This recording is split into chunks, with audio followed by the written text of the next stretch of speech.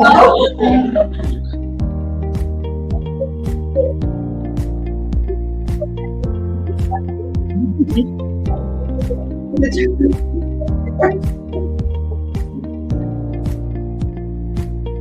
No.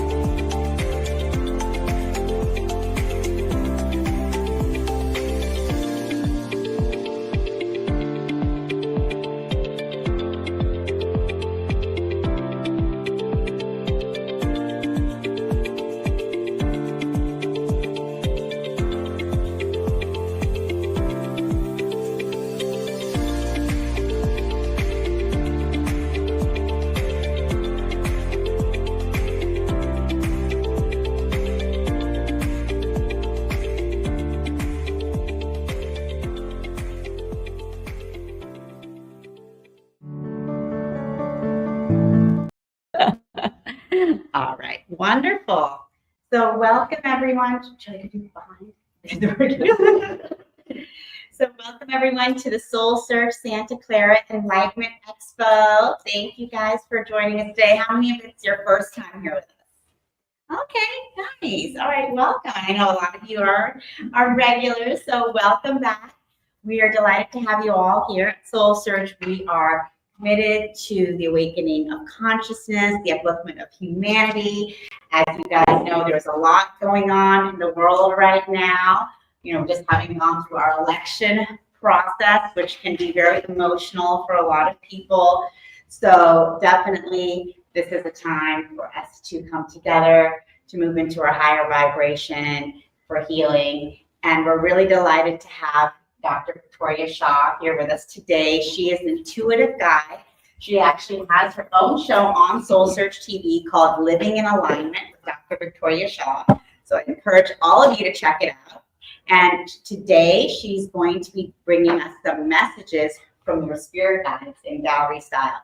And Dr. Victoria Shaw is actually a PhD clinical psychologist studying at Princeton, and she had a very academic career and life until just a few years ago. Yeah, about 15 years ago, but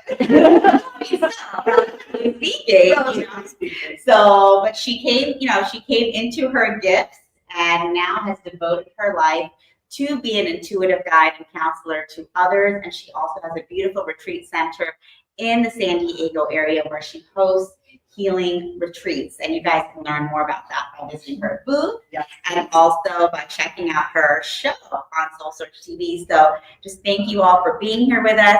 Stick around with us all day and all weekend. And thank you. So I'm Victoria Shaw. I'm going to say a little prayer to set the energy for all of us. And then I'm going to take a couple of seconds to share just a little bit about myself, but more about spirit guides and who they are. I'm also being called for such a beautiful, intimate group to give you all a little bit of a booster connection to your spirit guides energetically. And then I will answer your questions, okay? Or your guides will answer your questions through my lips. So I'm just going to ask the Ministry of Angels around myself and all the beautiful beings in this room and on the live stream too, because why not? The beautiful white light as I open my heart to divine unconditional love and ask to connect the whole space for you all, to my highest self, guides and angels, and those of all the beautiful beings in this room. And I'm just going to invite you all to make that connection. So I'm just going to ping each of you guys that are ready to receive what you guys are ready to receive, to really open you to connecting more strongly and freely with your own spiritual support team. All right, I'm going to ask to be a clear channel with which to receive and communicate their wisdom. I'm going to ask to let go of the expectations I may have towards the outcome of the work that we do together today. And very most importantly, I ask that the outcome of this work serve the highest and greatest good. Amen. So I've been giving that little spiel since I started doing this. It was given to me by my guides about 15 years ago, a little more, 16 years ago, when I started seeing clients, first not for pay, just like practicing, and then for money. I saw my first paying client in January of 2010. So it really has been 15 years. And and so that was given to me by my guides. It's funny because it always helps me kind of get in the zone and set the energy. It helps me remember what's really important. And there's aspects of that prayer that have helped me grow and develop over the time that I've been practicing. And one of the hardest ones is always that little bit about releasing expectations to attachments, right? Like, are they going to like me? Are they going to get the message clearly? Is something going to come through? Right? What are they going to do with that information? And years ago, I had a client say to me, Victoria, I hate when you say that because I think it means you don't care, right? You don't care about how this comes out. And, nothing could be further from the truth. I care about each and every one of you. And like Tangela, who she gives me tingles, that lady, what she's bringing to the world through doing all these expos. And she's such a heart-centered person. And it's just, not everyone in this business is. So she's the real deal, that one. But oh my God, I lost my train of thought in my love fest for Tangi. What was I saying? But anyway, releasing attachment to outcomes is so important because all of us that are in this space, what we're really doing is we're really the conduit or channel for you finding your truth. And you're going to find that in your own special way. And I really trust that everybody on this journey, on this human journey, every one of us, no matter how they're showing up, no matter how they look to me, no matter how easy or hard their life looks from the outside, no matter how I think that they're, my love fest for Tangela, or maybe there's some people in this world that I'm sometimes like, what the heck are you doing? I trust the integrity of every human journey, and all I think of as my role is to tune into the higher guidance, let go, and see what wants to come through out of a deep respect for each and every one of you, because I know that you have all the answers to everything you need within you. And my role is just to help you find that. Okay? So as information comes through today, and as we do the readings, and again, we are an intimate group, so I might get to most of you, which is pretty cool. What was I going to say? Oh my God. Usually I'm in the flow, but my brain and left brain are fighting with each other today. I really invite each and every one of you to tune in and take what resonates, right? We all have intuition. We all have this inner knowing. Now, I've spent 15 years honing my skill and my craft, and I think many other bodies as well. So this comes easy to me. It really does. And I feel like this is my mission and purpose, to be the voice box for other people so that they can awaken their own inner knowing, right? And I have mentors and teachers too, because sometimes when we are in our own lives, we put the blinders on and we need somebody else to go, wait, look over there, sweetie. And then we're like, oh yeah, now I know. But we all have that little GPS system within us that tells us what feels right, what fits and what doesn't. So I invite you, with all information that you get in the world, but especially this kind of information, like an intuitive reading, to remember my role and the role of really anyone doing this work, if you walk around and talk to other people today, is to reconnect you with your own deeper knowing. Okay? And you know what that is. right? You might get the chills, you might have a feeling in your body, you might have an aha moment. Tears might come to your eyes, but we all know what our own inner truth is. And it's just my job to point you that. Okay? And that's the same thing as your spirit guides too. And so my journey is like Tangela was sharing. I was an Ivy League trained psychologist. I was actually a research psychologist, not a clinical psychologist, but probably most of you don't know the difference. But I was really fascinated by these big questions in life. What is consciousness? And what's the relationship between our mind and our body, and how do people understand the world? And actually, my doctoral dissertation was on belief biases in reasoning. So the thing that we probably noticed a lot in our world today, people are much more apt to agree with things that they already believe. And much less able to see the flaws and argue. They're easy to see the flaws in your argument if they don't agree with you, but not the other way around. So that was actually my doctoral dissertation 30-some years ago, which is crazy when you see where the world is today. But I left all that behind because research wasn't my jam. And as I got to the end of my journey as a research psychologist, I just felt like something was missing. And I didn't know what it was, but my passion was gone. And I realized now it was that spiritual connection. But I wasn't brought up with spirituality. I wasn't brought up with any kind of that. So I didn't know that's what it was called.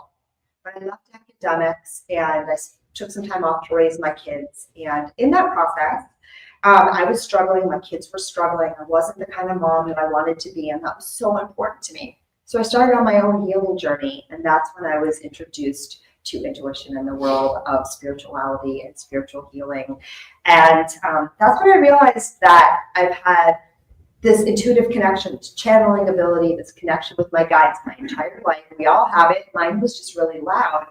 And I realized too that everything I'd ever been rewarded for in my life actually was my intuition, right? So I was considered to be very smart, but I don't actually have, I'm not very smart with my left brain. But I was really smart intuitively, and that's what I was rewarded for. And we all have intuitive gifts. We all have intuitive gifts. So if you look at anywhere in your life where things come easily, anything that people are like, wow, you're so good at that, any place that you're in the flow, anything that you really love, those are all signs that that's where your intuition is flowing for you. And a lot of times we don't even recognize it, right? Because it's just that thing that we do. So I invite you, if you're interested in following that journey a little bit more, to just reflect on, how do I hear my intuition? Where does it flow for me? And when and where am I in the flow? Because that's a little bit of a little hint. Some of you too already know how your intuition speaks to you. It can be body sensations. It can be a calm voice in your head. It can be a sign from outside of yourself, like something comes out of my lips, or a billboard, or pulling a divination, an oracle card. Sometimes we get body sensations like the chills. So even today, be aware of those things. But I do get the sense that most of you already know how your intuition speaks to you. So our spirit guides. Our spirit guides is something that everybody has. So it's not a special thing that a few people have. We all have them. And when I teach, I really like to use the term the guides, right? Or sometimes even your guides. There are many great teachers out there that channel entities and beings, and I've asked some of my guides, the guys I work with regularly, their names, and they gave me a sweet little name not so long ago, mostly for me. But it's not important.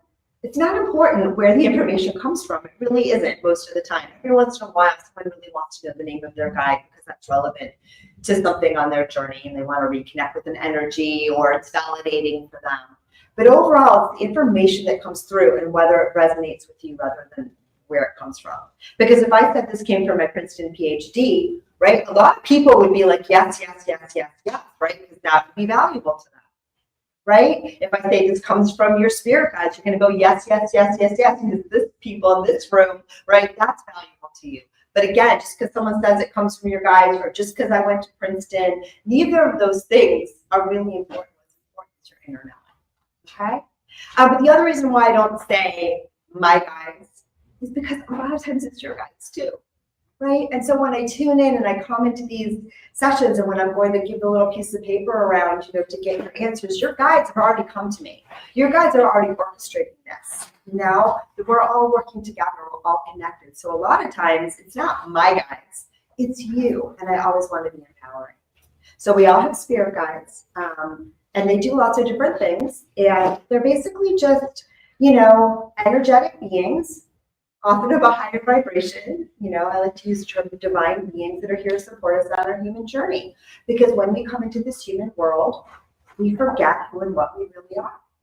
Right? It's part of the design. It's meant that way in those first 7 years of life. And again, developmental psychologist here, what happens is your brain develops really rapidly, and that development is losing synaptic connections. So basically, you start to lose the connectivity in your brain and winnow it down to what you're allowed to know, what you're allowed to understand based on the 3D conceptual reality, right?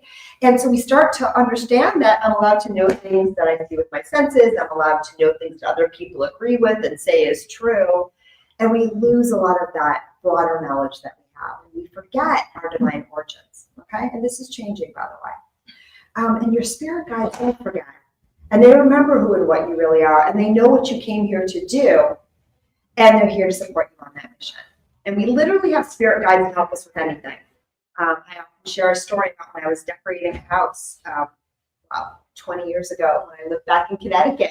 I asked my guides, I need a lamp for that area. I don't know what needs to go there. And, I immediately had a vision. And then the next day I found, the lighting fixture in a magazine, and boom, it was in my house and it was perfect.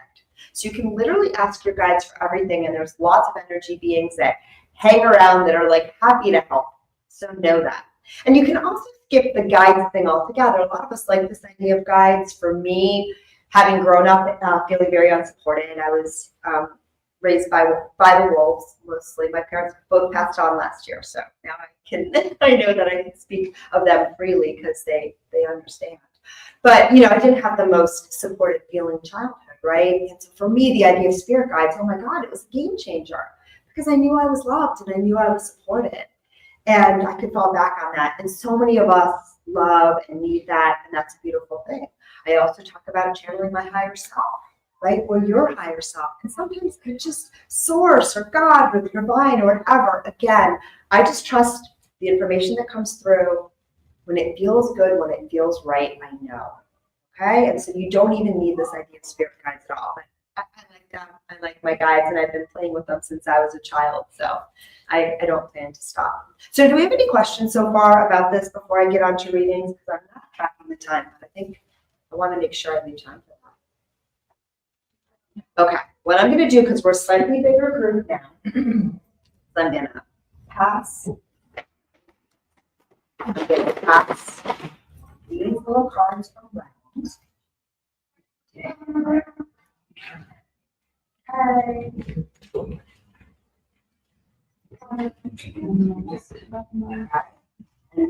And these I'll pass the cards too. Need more, let me know. And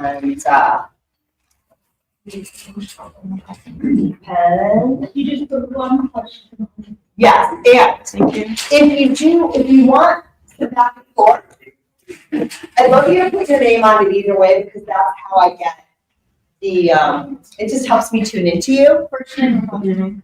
Full name would be helpful, but if you don't want me to say your name out loud, just like put a little, cross off around it, or okay, you got it. You can just pass them over, whatever you don't need. All right. There you go. All right. Well, anyone? Everyone's got something? This way, so I don't screw up the I'm just taking questions. Can I? Sorry, my pen doesn't work. Absolutely. I'm happy to share these pens. They're brand new, right? They're brand new. They're promotional pens. Does everyone have what they need? Just a name and a question. Just a name and your question. You can ask anything. It can be a personal question. It can be a general question. Whatever you like. Personal, general. Yeah. Yeah. Just if you want to be anonymous, just give me a really clear sign. But it's sometimes more fun if it's not, because then I can get the follow up. All right, and then let's see, what's the easiest way? I'll just pass them to the end, and then yeah, last time last time I was in Arizona. Thank you. I appreciate it. Last time I was in Arizona, I had like a pretty basket, but it wouldn't fit. So you get the Cactus Blossom.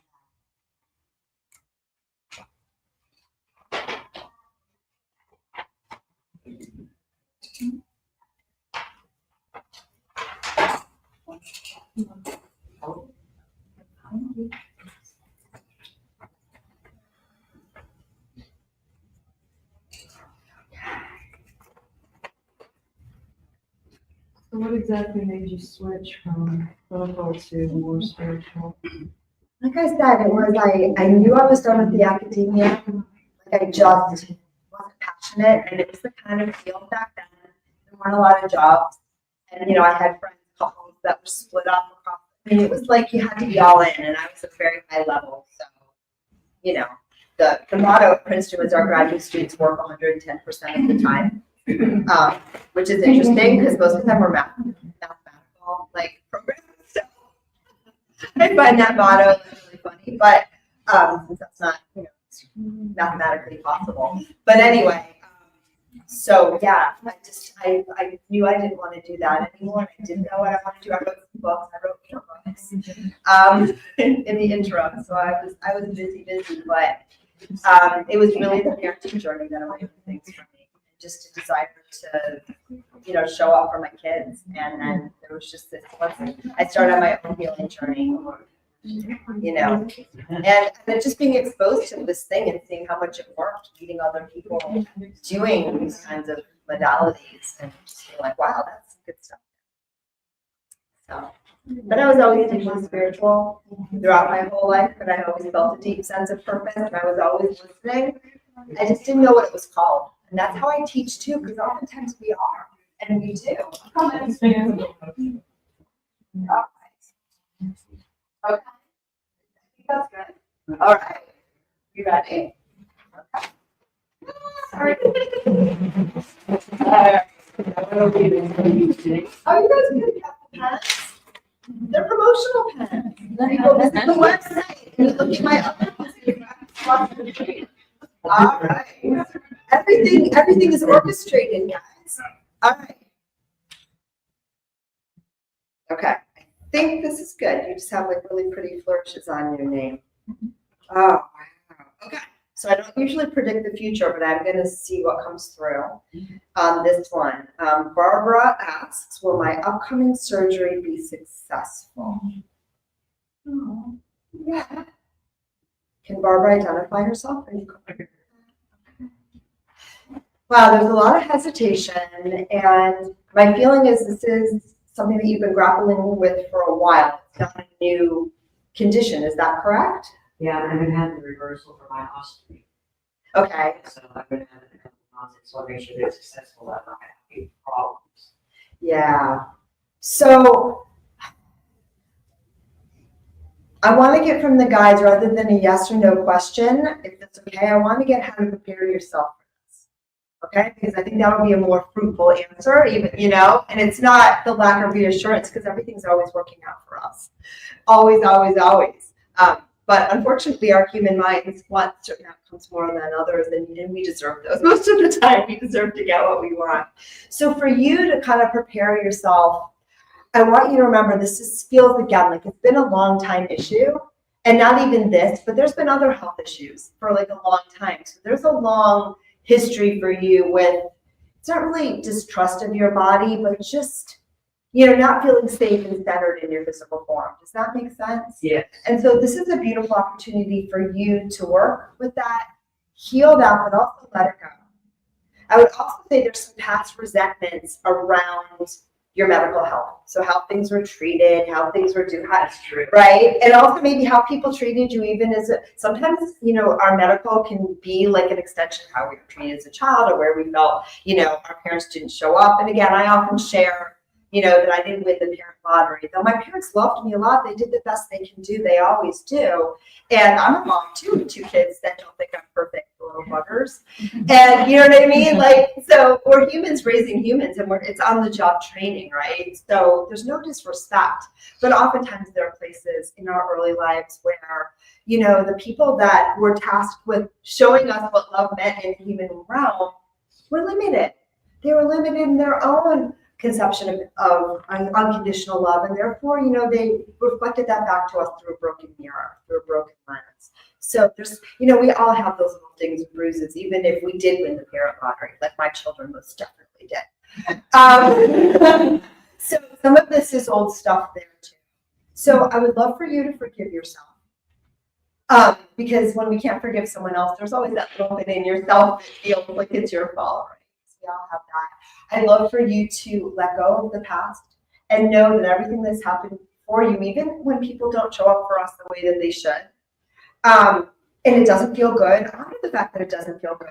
Honor the anger, honor the frustration, because it's never aligned when people don't show us the love, care, tenderness, or in your case, expertise that they deserve, that we expect in that.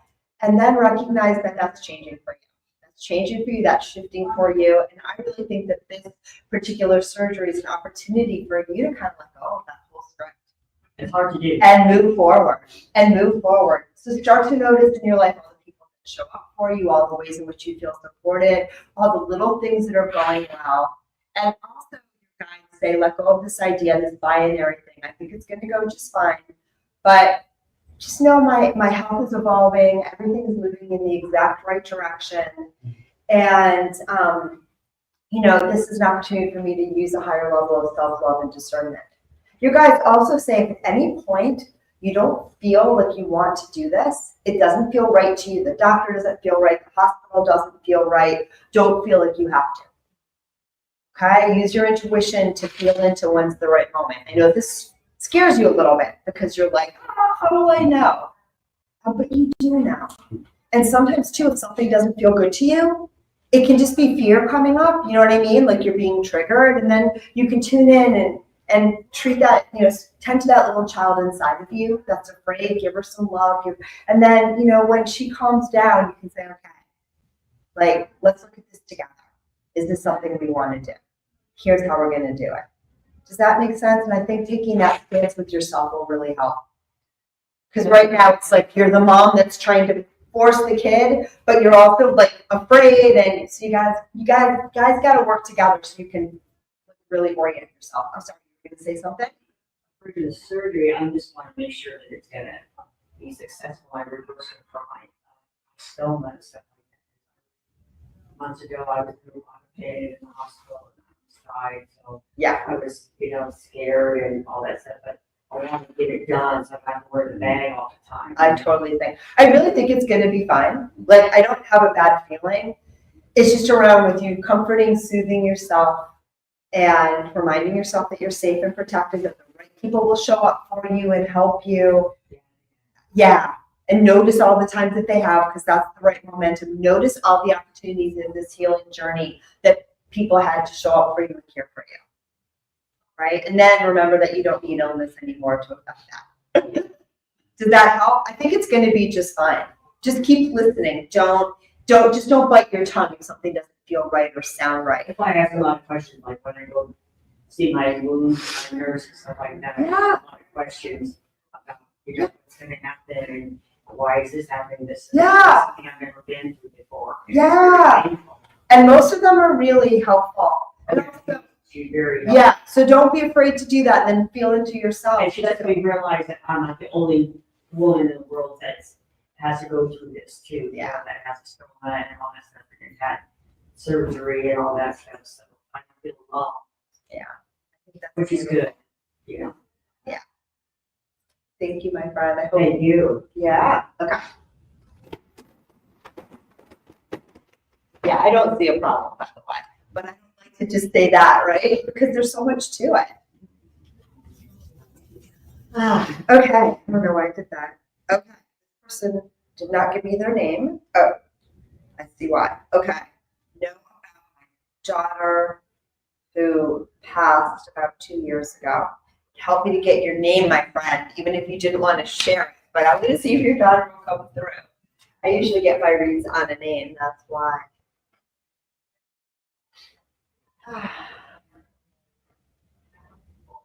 Ooh. Was there, I can't ask this question because I don't know who you are. It feels like there might have been a little bit of tension between the two of you before her passing, and a little bit of anger I see on her side. And right now, all I get is that she's very much at peace. She's very much at peace with that. She's still processing. She's not really wanting to, come forward, which doesn't happen very often. Normally, if I grab get her name again, sometimes that helps. Yeah, she's showing. Okay, now she is. I'm probably getting a read more on her personality than her spirit, but it doesn't matter. She tells me she was someone who was a little bit of a trickster. She had like a very potent energy. She was playful. She was fun. She was a little devious. She says she's sorry for any of the anger or harm that she caused you. She says that she lived her life exactly the way that she wanted to live it, but she recognizes now that it was not always beneficial or enjoyable for you, and she's sorry. She says, she's like winking. She says, if I ever seem mad at you, she was like, that was just my way. She was just someone who's going to naturally buck and stand up, and thwart authority. It's just how I was. But it came a lot of times with a deep sense in myself that I wasn't enough or I wasn't good enough because, the people in charge didn't see me the way I wanted to be seen. And she said that was sort of the condition and the feeling that caused her the most distress, and probably was related to the reasons or the passing. But she does want you to know that she loves you very much, that she's very much at peace, and that she'd like you to forgive yourself. Okay? That it really, and that she's sorry. She's sorry for the pain that she caused you. So I hope that one landed, and that person is invited to come see me individually too if you want more, because I know sometimes this is hard on the live stream. Okay, taking a sip of tea, letting that go.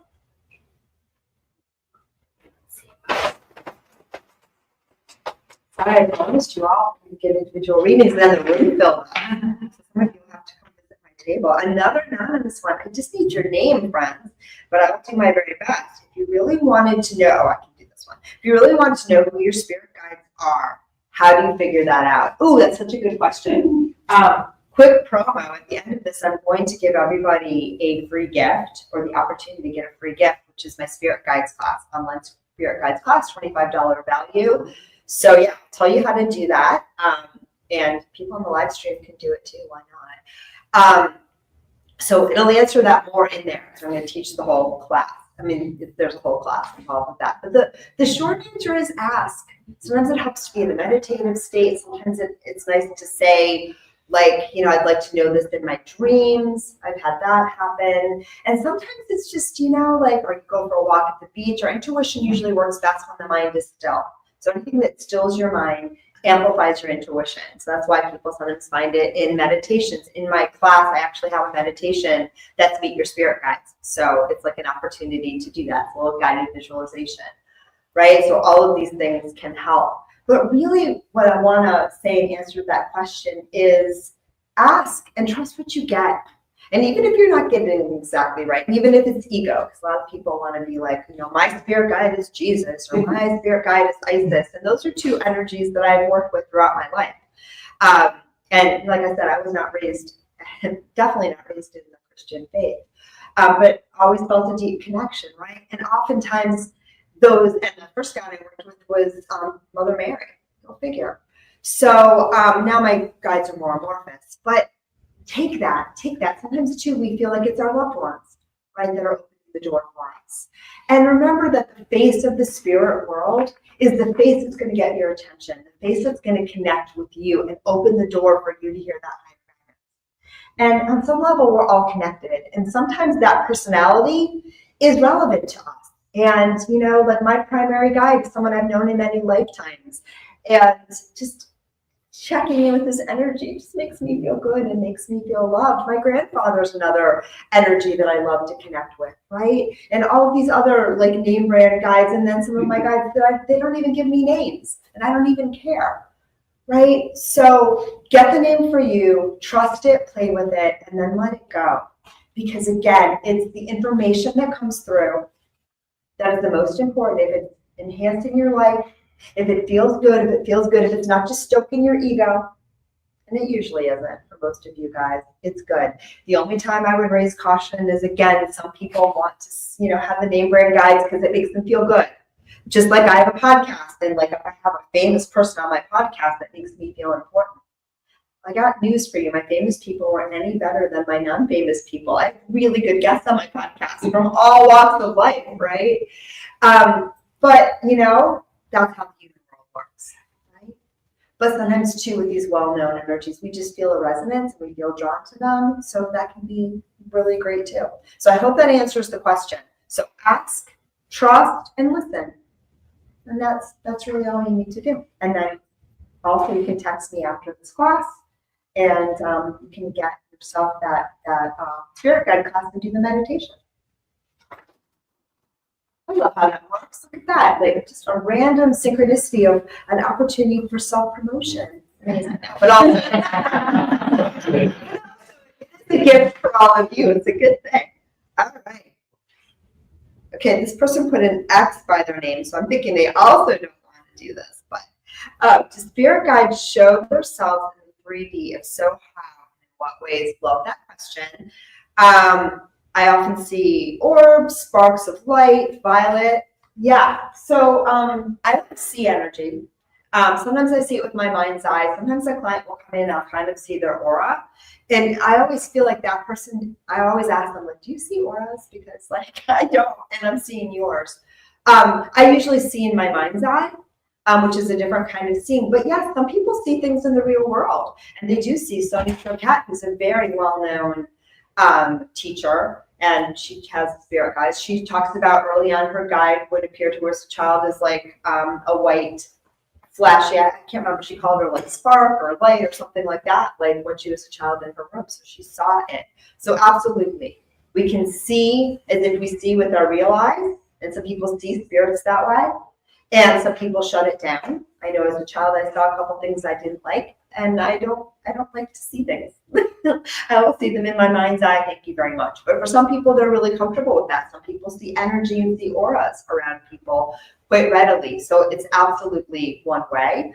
Personally, I can't tell you how to develop that because it's not something that I have, but I will say that the best way to develop your intuition is notice what's already happening for you. So if that's already happening for you, trust it more, be curious about it, right? Feel into it more, and it will grow. And for me, I started off not visual at all. And I was my first intuition development program. They were all about the third eye, clairvoyance, and visual. And I'm very kinesthetic, and I know things. Those are my two primary ways of getting information. And sometimes I hear it. And they kept saying, don't feel, don't be an empath. That's wrong. That's bad. And my feeling sense is one of my strongest senses. And Jared, the medium who's speaking, he's here now. He's speaking tomorrow. He was a guest on my podcast, which is going live on Tuesday. And he shared something that was so cool. He's like, I don't see. He's like, when I receive messages and I'm like, you know, I see someone wearing a cap, you know, a cowboy hat and boots and a belt buckle. He's like, I don't see that. I feel it.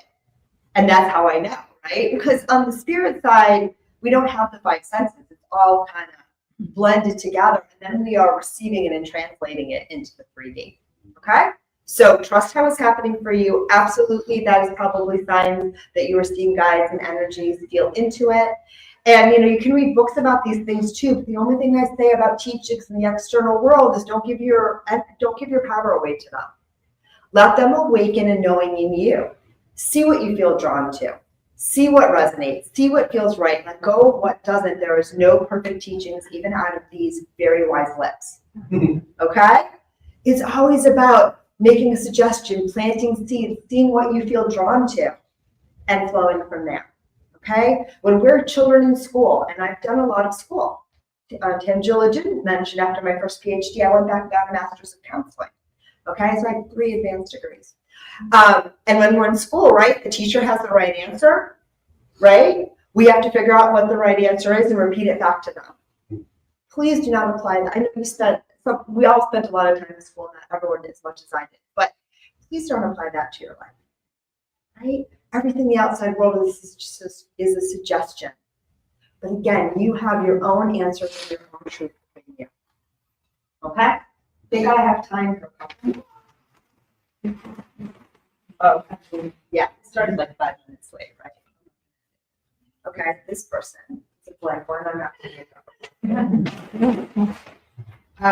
okay. You guys are all anonymous today. Is my dad happy with how our family is doing on Earth? So I'm assuming your dad has crossed over. He's easy to get, because normally I need a name. Your dad is a big personality. He is, he's really funny, fun-loving, like always, he's like always the butt of the joke and the joke maker at the same time. You know what I mean? Like, so he must have had like a very self-depreciating sense of humor. He says he could sometimes, he could also sometimes put somebody else in the butt of the joke, but he was like, it was all in good fun. Is he happy on how your family is doing? His biggest concern is that you are not kind enough to yourself. And that he says you're always trying to please me or please an external standard to prove that you're like a good enough father. I think this is a male. But if it's a female, sorry, it still works. And he just wants you to know that he loves you, that he believes in you, that you're doing way better than you think, but that, you know, what he thinks doesn't matter at all. What he thinks doesn't matter at all. And, you know, my father passed away. It's going to be almost 2 years in March. And I remember I was blessed to have an instant connection with him right after he passed. Like the moment I learned that he passed, I was able to connect to him, which made that experience so much easier for me. And I remember the week I was in town for his memorial, and he was, we started a little bit late, so yeah, I'd like to be able to finish. So he was, I remember like lying in the hotel room, and my dad came to me and he said, I want you to know I'm proud of you, but you don't need me to be proud of you. You know, and that's a message I want to give to you as well.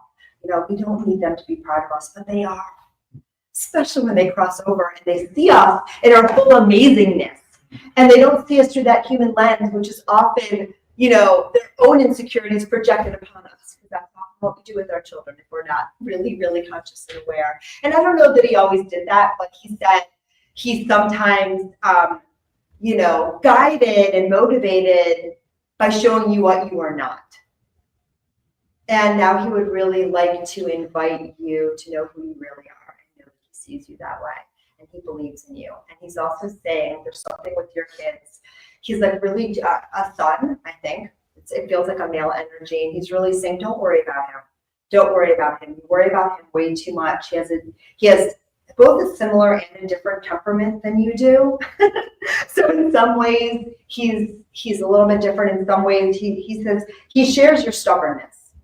But it's a good thing. He says it's a good thing, and he's really going to be okay. And let him be who he is. Let him be who he is in the way that I was not able to let you be who you are. Okay? Ooh, I got a tingle, so I hope that makes sense. That was a full body. I'm gonna do one more. We started like 4 or 5 minutes late, and I want you all to get your time. Okay, and then I will give my low closing spear. What is my spirit guide? And this is Philip. Who? Philip, you have a lot of. Who is my spirit guide? Yeah. No, I know the question is caught guard, so it's like. I like the question. I got an answer. You have a lot of spirit guides. You have a lot of spirit guides, and I feel like you're someone. Are you someone who likes to do things with your hands? I would say similar kinesthetic, anything with my hands. Yeah.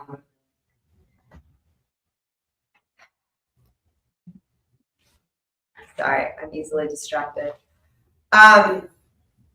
So I feel like, I don't know if you do woodworking or something like that, but it would be really good for you. I know you didn't ask me this question, but you're getting that answer. It'd be really good for you to build stuff, to create stuff, to make stuff. You move a lot of energy through your hands, and you have a guide that's like it's like a construction builder guide. Like, I don't know. So if you felt any call to do that, I would really, really do that. It's going to change your life.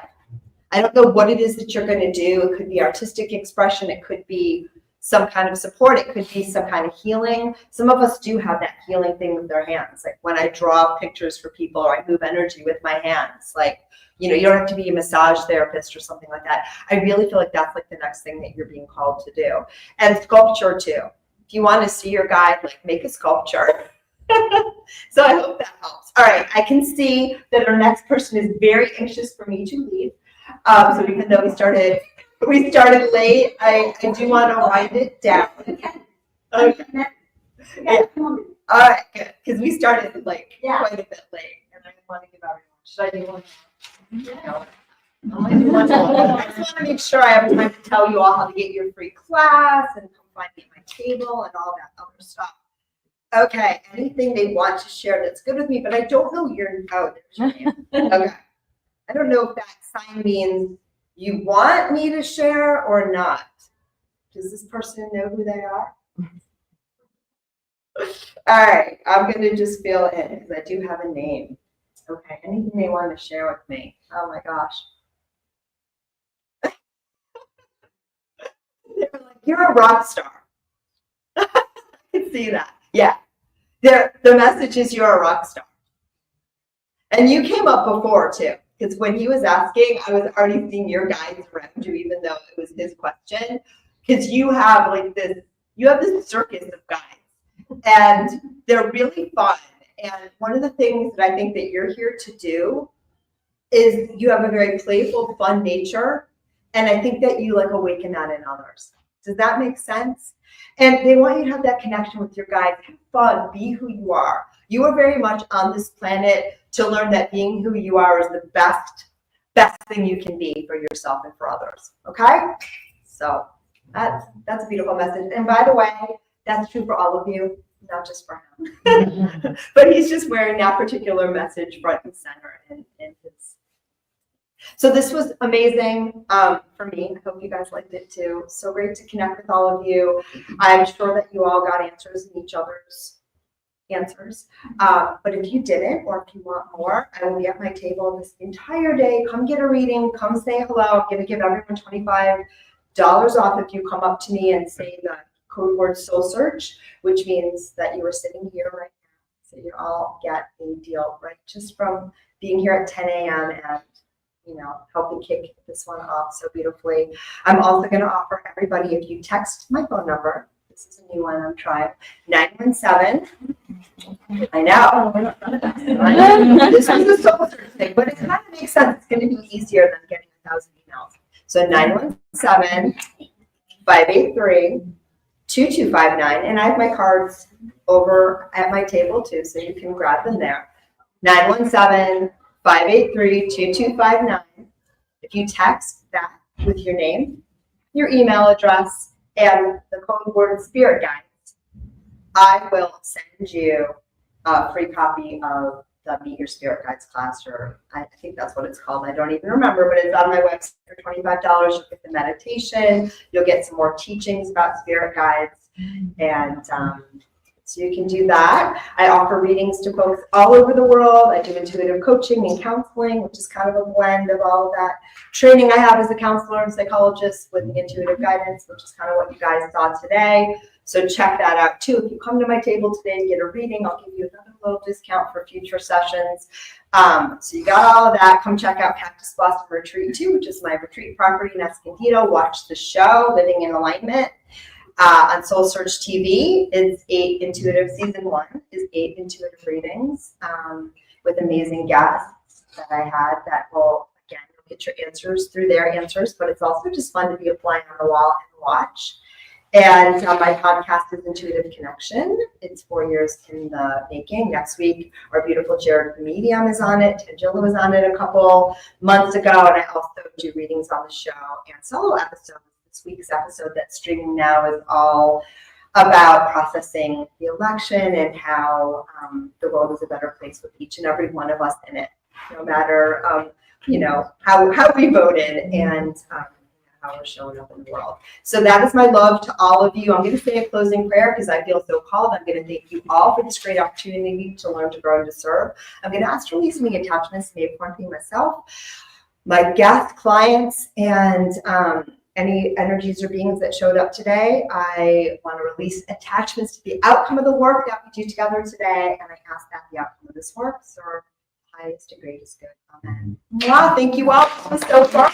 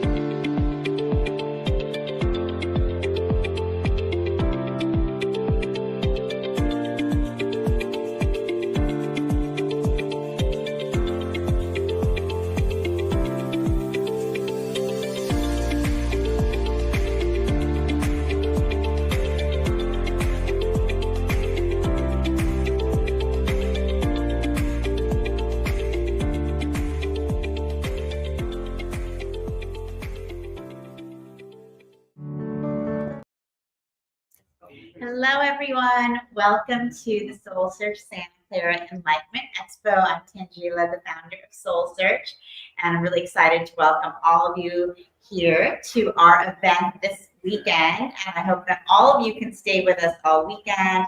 SoulSearch, we are committed to the upliftment of humanity, supporting one another in living in a higher vibration and a higher octave together. And we do that by creating community. We have our online community where you can find amazing practitioners like Tara on soulsearch.io. And you can also watch our practitioners on soulsearch.tv. And we love bringing everyone together here in person at our SoulSearch Enlightenment Expo. So whether it's your first time with us or many times before, thank you for coming. Thank you for being part of our SoulSearch family. We love you guys, and we love coming together as a family. So just am excited to be introducing our next speaker, Tara Tran, and she is committed to supporting the enlightenment of humanity. And she does this through Kundalini Kriya Yoga practice. And she came into the study of this work and it completely transformed her life. And now she's dedicated to sharing this with others because she really, as she will share with you, believes that this type of practice supports people on their own personal awakening journey in many different ways. So I'm so excited to be introducing Tara. Welcome. Thank you so much for being here today with us. Thank you, Tangela. And it's a blessing to be here. Good. Okay. My name is Tara. This name was given to me by my beloved master, Yogirat Sakunath Siddhanath. I don't know if anybody ever seen him? Okay. He is a living Kriya Yoga master. I don't know if you heard of Paramahamsa Yogananda. He was a Kriya Yoga master. And so my master is a living Kriya Yoga master. We teach the same Kundalini Kriya Yoga. It's just a different because of, a little bit different, but it's mainly the same lineage. Okay, passed down from Babaji, in our current time, Lahiri Messiah, Yuchiswa, and Paramahamsa Yogananda. And now Kriya Yoga was given to us by Babaji. And I don't know if anybody heard of Babaji. Babaji just stands for Revere Father. Okay. And he is the source of all Kriya Yoga knowledge. And what does Kriya Yoga mean? Kriya means to do. Yoga is actually yoga, but American people put A behind it. It's to unite, union. So Kriya Yoga is a practice to unite your individual consciousness with the universal consciousness. Okay, so anybody is for everybody, and we use the breath to do this. And it's a very advanced meditation technique practiced by many saints and prophets. And it's been around for thousands and thousands of years. And it's passed down from master to disciple. So you generally do not get the right Kundalini Kriya Yoga. If you learn it online, you get it from a master passing it down. So it's passing it down from generation to generation. And I just wanted to share with you today how I got started in Kundalini Kriya Yoga. And then I'm only going to talk for about 20 minutes, 25. And then after that, we are going to practice the baby Kriya, the meditation, to experience the power of meditation and uniting our consciousness with the universal consciousness. Okay. Welcome.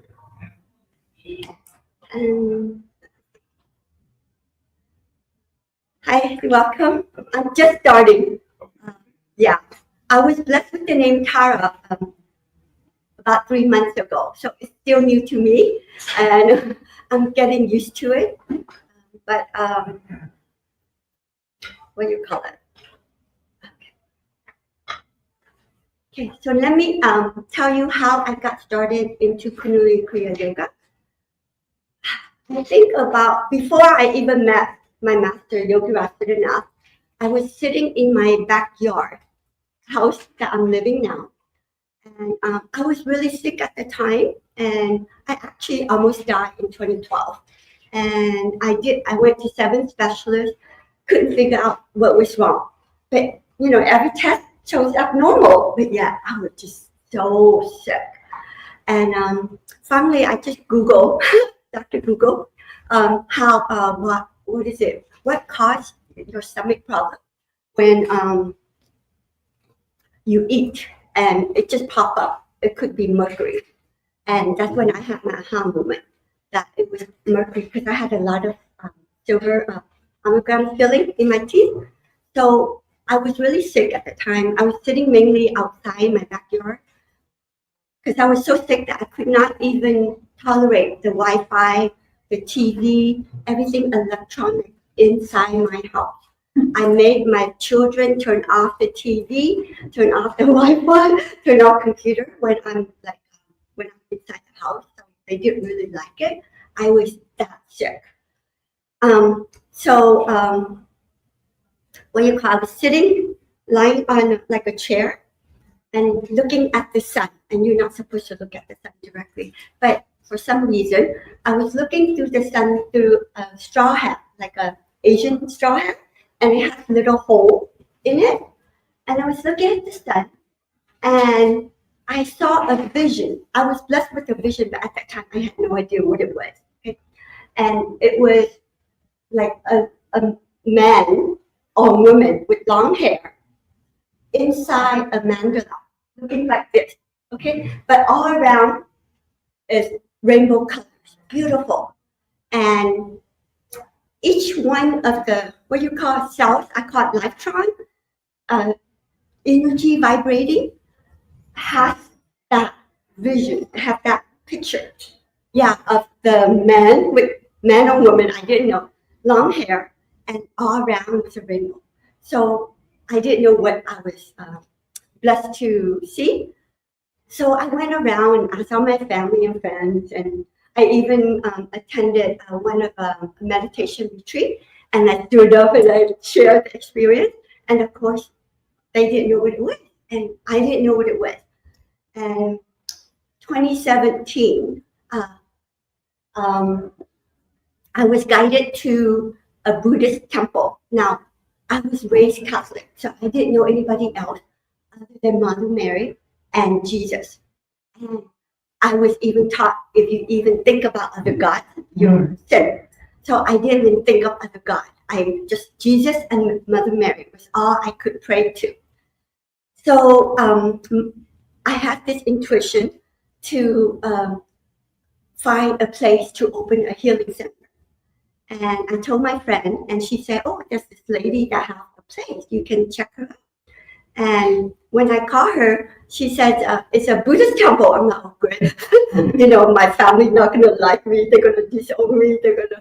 And I was so afraid to even go to that Buddhist temple.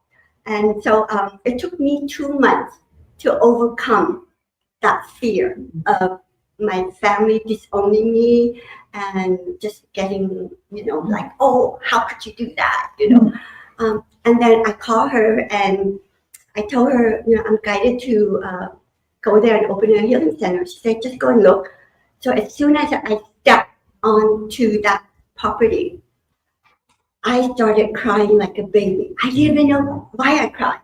But now I found out it's because I resonate with that energy around there.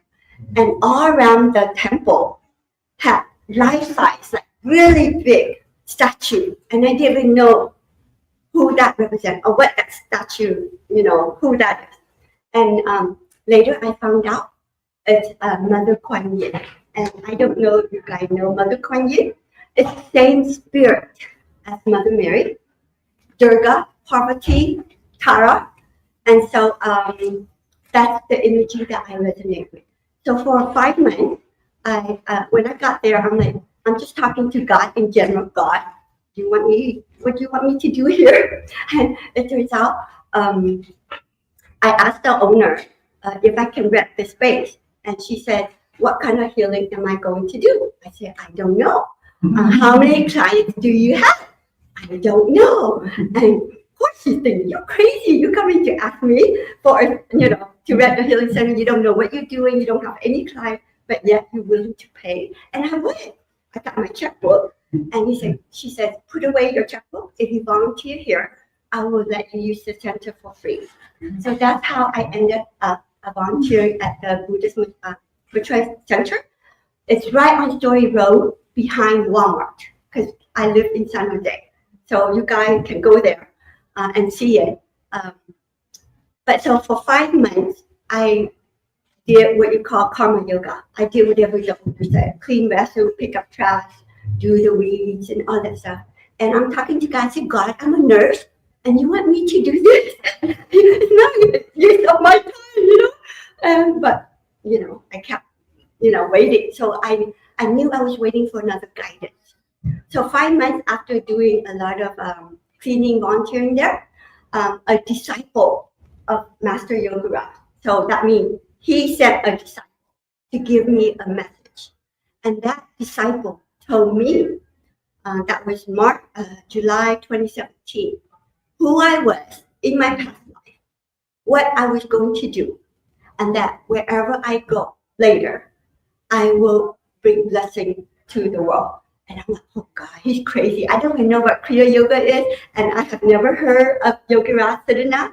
And I was just waiting for another guidance, So I had a choice whether to believe him or continue doing, picking up trash and doing whatever the owner said. So I chose to believe him.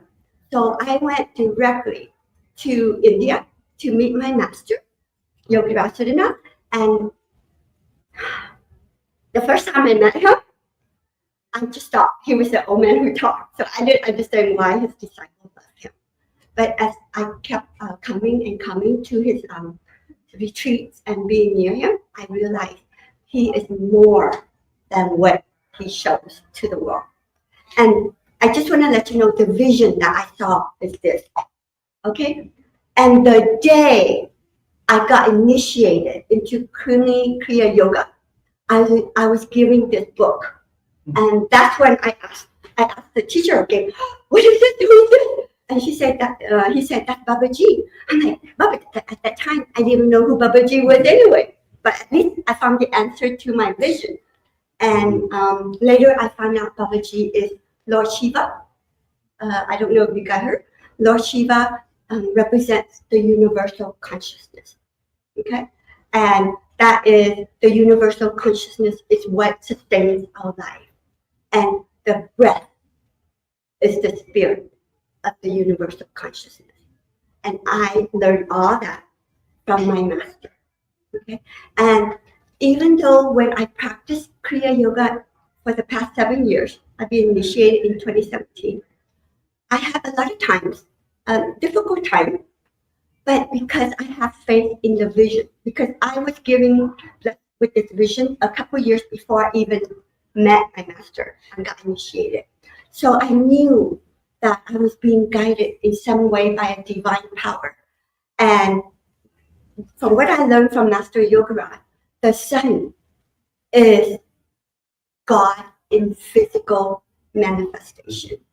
And the sun is the source of all our prana. Prana is the energy that sustains our life. Okay, so without prana, we do not exist. We die. Even the plants die. So I learned that the sun, we should call the sun God, honor the sun every day. And I'm so grateful for my master, Yogaraj, for teaching me this truth so that I can honor the sun and bring out awaken my divinity, my soul. Because what happened is we live in this world with all our programming, beliefs, pain, suffering, and karma, and it blocks our light, our soul.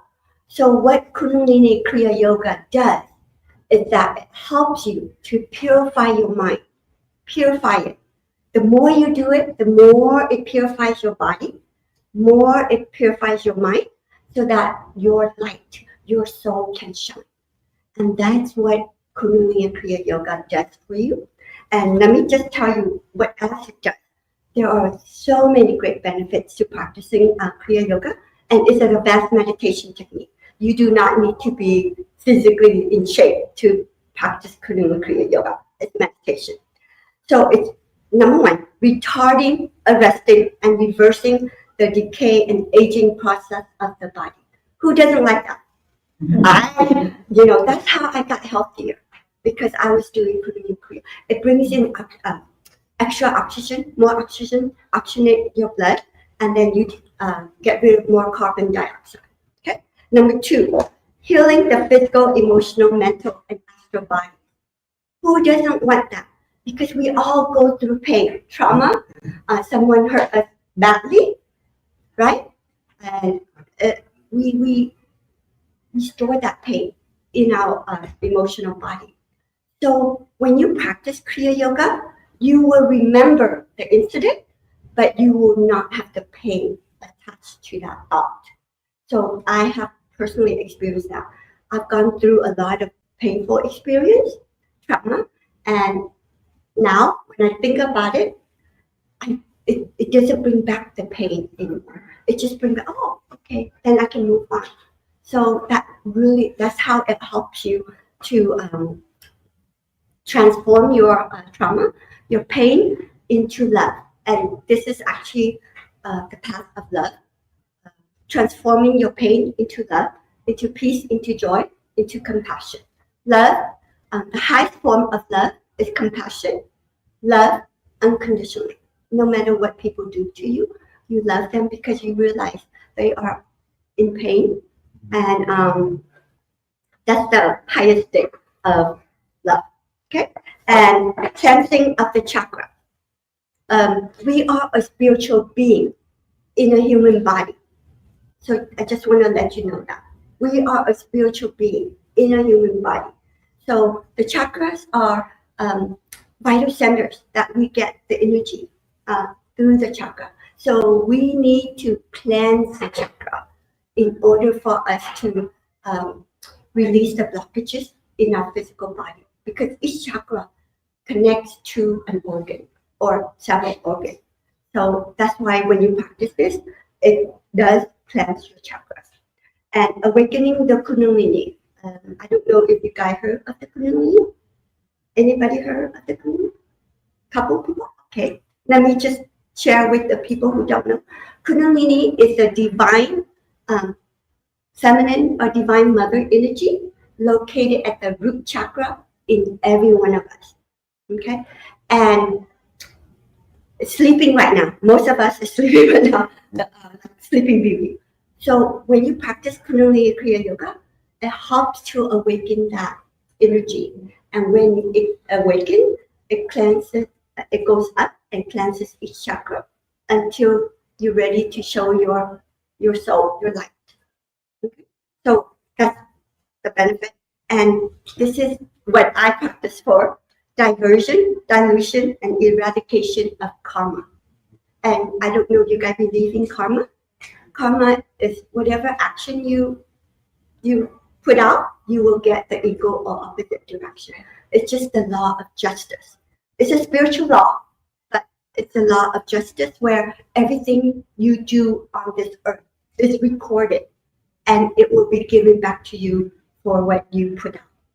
So let's say you did something really bad in this life or in the past life, and you were going to get into a big car accident. When you do Kriya Yoga, you might get a flat tire instead of getting into a big car accident. That's what Kriya Yoga can do for you. And this is a blessing from Maha Avatar Babaji, and he sends his prophet and saints to bring this sacred science to humanity so that we can bring more love, more peace, more joy into the world. Okay? Let's see, any questions? Sounds good, right? That's why. And the thing is, when I had a best friend who died 13 years ago. of leukemia. And when he was really sick, I felt so bad because for some reason I knew that there was going to, someday I was going to find a technique that can help people. And I just felt he died before I even found it. And I remember even pinky swear with my other friend saying that we both wanted to be healers. That has been my desire all my life, is to be a healer. And that's why I became a nurse, to help people. But then I keep getting injured on the job, so I knew it wasn't my purpose. So and now when I introduced to Kriya Yoga, it's actually a very, very, very powerful healing technique to heal yourself and then to send healing to others. But the best healing that my master has taught us is that you want to fill yourself up with love and the healing energy. Feel it, overfeel it. And then when your body is overfilled, whoever is close to you will benefit. And that's how you want to be a healer. By just being you. And when they're in your presence, they get healing. And that's what Master Yogaraj, he is one of the greatest healers that I know. And master teacher. So I'm just so grateful that he sent, a messenger to me to tell me about Kriya Yoga and go meet him in India. And that's what I did 7 years ago. I have not, I've been going back to India for the past 6 years. I only missed 1 year, and that was 2021 when COVID was really bad. I was there in 2020, 22, 23, and 24. So I'll be back in 25. What he does is we spend about 10 days at his ashram, and he usually takes us to the Himalaya sacred sites to help with your meditation, to bring out yourself, your divinity, and to connect with the universal consciousness. Okay, and so that's why I'm here. I'm one of his disciples, and he has many disciples who are helping spread Kundalini Kriya Yoga. So if you're interested in learning Kundalini Kriya Yoga, I run a nonprofit in San Jose where I can teach it to you, and it costs $144. And if you don't have the money, my nonprofit does provide scholarship. So there should be no reason why you're not able to practice Kundalini Kriya Yoga to better your life. Because I strongly believe this is the answer to our prayer for love, peace, joy, and prosperity. It will bring prosperity to you, because when you cleanse your karma and your vibrations high, you just bring more positive vibration in. So your life will be so much better. So I'm here to yes, go ahead. I was just going to ask, is it in person? Yeah, it is in person. Number one, it is in person when I teach, but my master, occasionally, he will do it online. So you go to Cinematic.org. I have a table right outside of Dr. Shah, the one who just talked, right across her. And I can give you his website, so you can go and check out when he would do his event online. But he mostly go throughout India and teach. And occasionally, maybe every few months, he'll do an online session. And I really strongly recommend that you get initiated by him. I can only teach you the technique, he initiates. So during the teaching, I play a video where he will do the initiation. And then afterward, I will teach. Okay? And did you know a difference between a master and a teacher? Anybody know? Okay. A master transforms. A teacher informs. We only teach you the technique, but it will not transform you. You have to practice it, but sitting in his presence can transform you, because when he talks, his Shaktipat, the healing energy, is sent out to everyone who sits in front of him. And depending on how receptive and open and faith you have in him, he can heal anything like back pain, migraine, can walk. And since I attended his retreat, there have been many testimonials that I was able to witness. And one of them was a guy who stood up and said that Kriya Yoga is antivirus, anti-bacteria, anti-yeast, just anti-everything. I was like, so really, if you have illness that cannot be figured out by the medical doctor, it doesn't hurt for you to practice Kriya Yoga. Cleanse your chakra, cleanse your mind, because the mind actually is the source of a lot of our illness. It's like majority of our illness and a mental illness. Okay, so it's a great way to cleanse your mind. And like we cleanse the body when we take a shower, take a bath, you need to cleanse the mind. Otherwise, you will develop mental illness like anxiety, stress, and stuff. Okay. So, any questions? We're gonna practice the baby kriya. Okay. So at the teaching, there will be 4 techniques that we will teach you. Number one is first one is called the Omkar, where we are going to cleanse the chakras, because you need to cleanse all your chakra. And then the second one is we're going to teach you the Shiva Shakti, and that is the breath. You breathe from your root chakra up to your third eye, and then from the third eye to the root chakra. And you keep doing that, and when you keep doing that, you're gonna generate a lot of prana. So this is a great way to increase your vitality, to increase your energy, to increase your life, your energy for your life, more energy to enjoy your life. And then the third one is we're going to teach you the Maha Mudra, the Great Seal. Because you're generating a lot of energy, you need to send it to the right source, right organ to cleanse, and also to ground yourself. So the Maha Mudra will help you to ground yourself and also distribute the energy that you generate into all the nadis. There's like 72,000 nadis, our like veins and arteries. Yeah, spiritual. Okay. And then the fourth is you just sit and you enjoy what you have just practiced, called Paravasta. So it's very simple. And the teaching is about 2 hours. And I do have a place in San Jose that can do that. So if you're interested, meet me at the table and I can give you more information. But right now, if you don't have any other questions, we are going to practice the baby kriya. Okay? The baby kriya is very easy. You just visualize. Oh, I just want to mention one more thing. Wings to Freedom. And this is the book that will help what you call liberate your soul from the suffering of this earth. And it's also what you call, he explained a lot of the process that we're going through and different kind of soul initiation for the soul.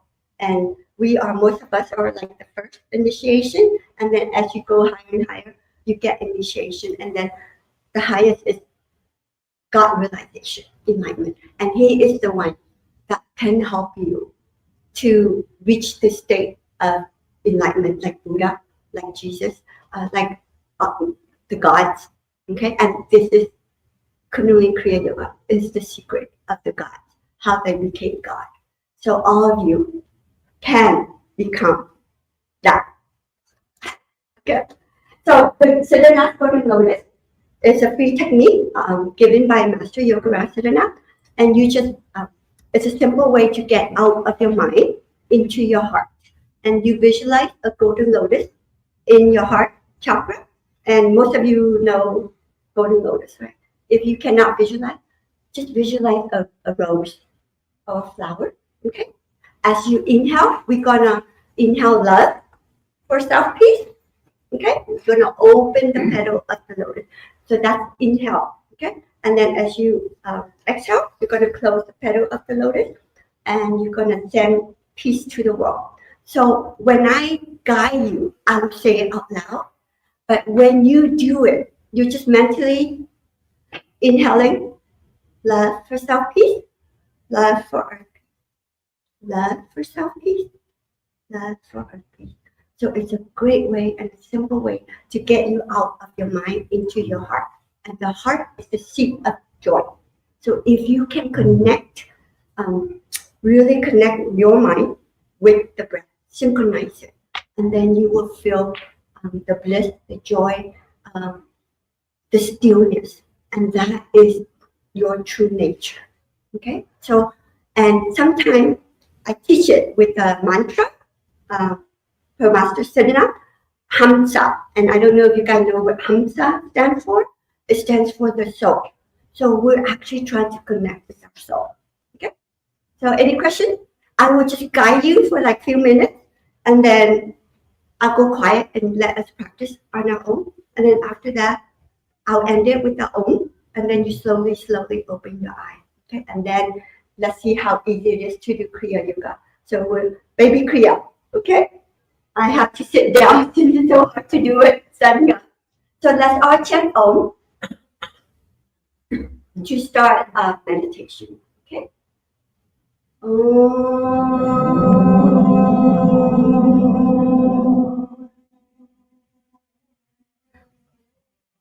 You guys are so good. Okay, let's take a deep breath. Now, just put your hands in a comfortable position on your lap, any way you like, okay? Let's inhale, take a deep breath, turn to our left, and blow out all the stress for today.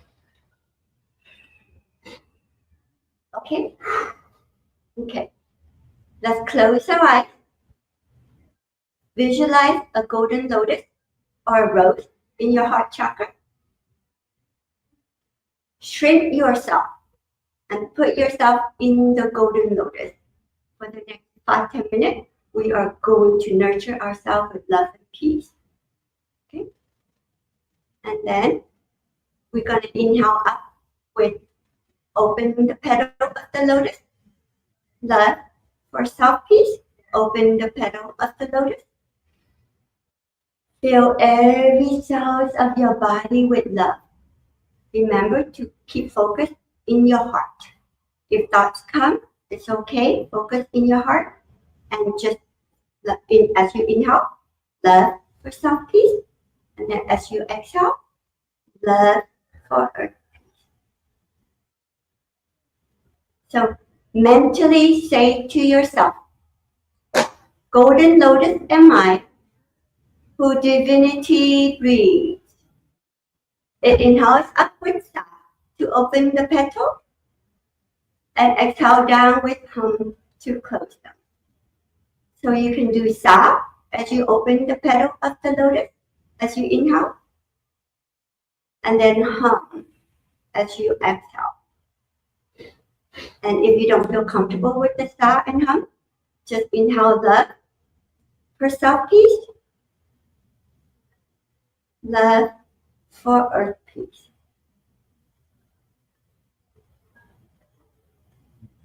So inhale up with sa to open the petal.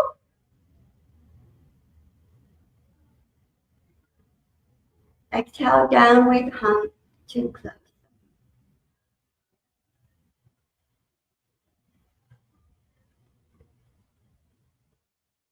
So inhale up for self-peace.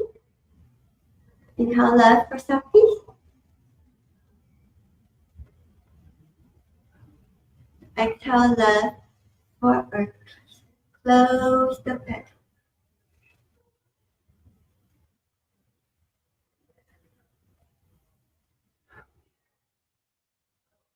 Inhale up with sa to open the petal for self-peace.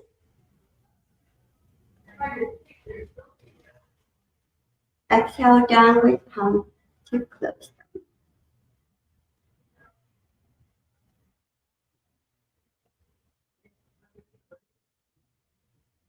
So inhale love for self-peace. Open the petal of the lotus.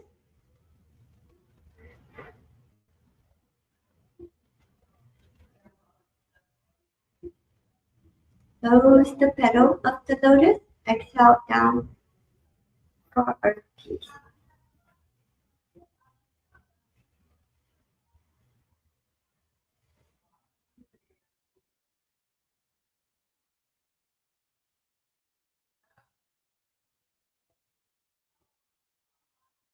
Inhale up with sigh to open the petal. Inhale as much love as you can for yourself.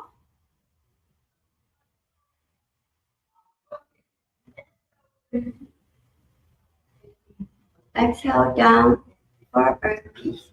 Close the petal.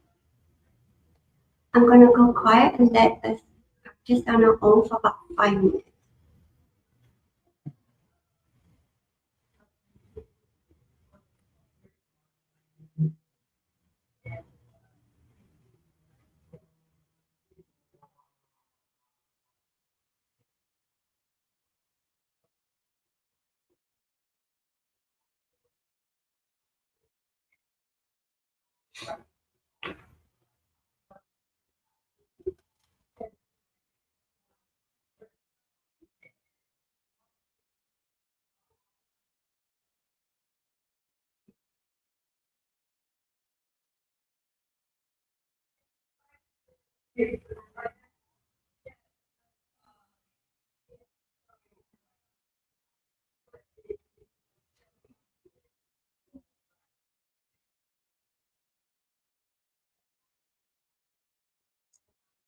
If you notice a lot of thoughts, just go back to the mantra.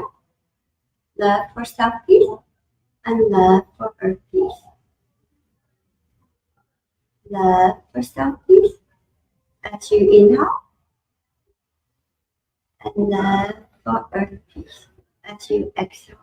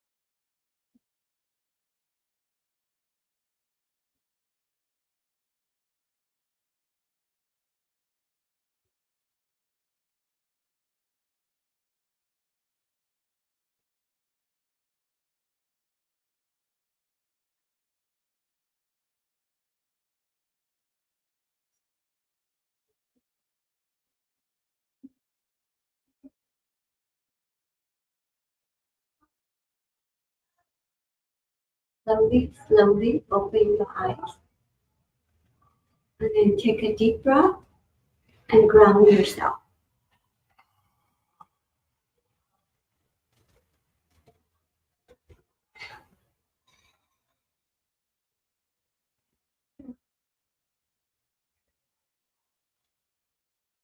Good? You feel good? It's a very simple technique.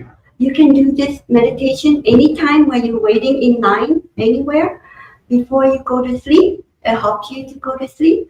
Anytime you feel anxious, anxiety, instead of turning to drugs or things that are harmful, do the golden lotus. feed your true self with love and peace as you center in your awareness, in the heart. Okay? Good. And that's very simple. 5 minutes, 10 minutes. One time I didn't know. I actually did 2 hours just this way. And my body was just spinning. So you are putting a lot of prana energy. So the baby lotus, it's golden lotus. You do it from the root chakra to your heart and down. But the Shiva Shakti, you're doing it from your root chakra to the third eye to the root chakra. Because each of our chakras is connected to a planet, and we need to use the breath to cleanse our karma all the way. And we need to do that. And so I hope, and I really encourage you all to please practice Kriya Yoga, not only to bring peace to yourself, but peace to the world. Master Siddhanath has a video where he says, be a hero for humanity, practice Kriya Yoga. So, this is your self-service, your volunteer work, but you're doing it in the sacred place of your home and your body. So you are, you can bring tremendous peace and love and joy to the world with Kriya Yoga. And let's say if I wasn't blessed with the vision, I would not have such a strong faith in my practice, because there will be obstacles in your way and also tests for you to overcome, because we are on this earth. And because I was blessed with the vision, and I was blessed with the friend who came and told me about it, and friends who really believe in Kriya Yoga, and they say, keep on practicing it, keep on practicing it. And here I am, 2 years after I practiced. Actually, I quit my nursing job 2 months after I started practicing Kriya Yoga. And then about 2.5 years, I started the nonprofit called Enlightenment University. Enlightenment means bringing in the light, love, peace, the awakening process. And we are working for self-realization and God realization. So God realization is the ultimate healing that we can all do for our soul. This is our soul work, okay? But it will benefit your body and your family and the community. So I strongly recommend and encourage you to at least try it out for 6 months. And then if it doesn't do you any good, then quit. But at least do some volunteer work to help bring peace to the world, because we really need it now. And if you, let's say, experience a lot of pain from the result of the election, please practice Kriya Yoga. It will help lessen the pain. And who knows, sometimes we don't know why, but later you'll find out it's probably a blessing in disguise. You just never know. But please do it to transform your pain and suffering into love and compassion and peace. And that is what we are here to do. Okay? Thank you so much. Any questions? No? Okay, I'll meet you at the table if you are interested in learning Kriya Yoga, because I'm one of the authorized teachers. Thank you. I still have 5 more minutes. I'm not going to do it.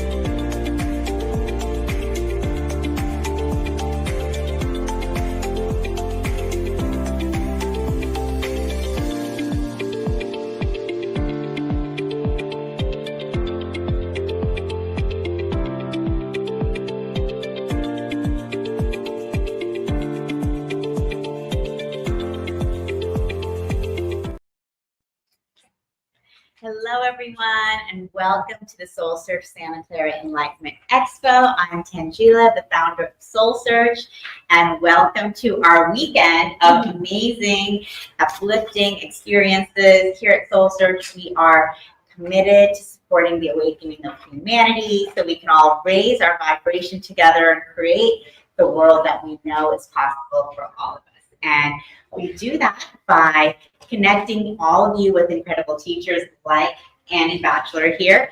You can connect with her on our soulsearch.io directory. We also have our soulsearch.tv platform where you can go online and watch shows from our many practitioners. And we host these live events, our Enlightenment Expos, all over California, Arizona, Nevada. We have almost one per month here in the Bay Area.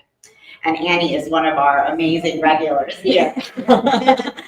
And so, just without further ado, I'd like you guys to meet Reverend Annie Batchelor, and she is a gifted channel, psychic, medium, and healer.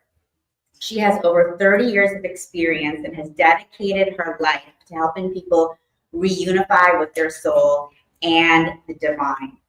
Annie's natural psychic ability has been enhanced by teaching Awakening Your Light Body, Channeling 101, and how to read the Akashic Records.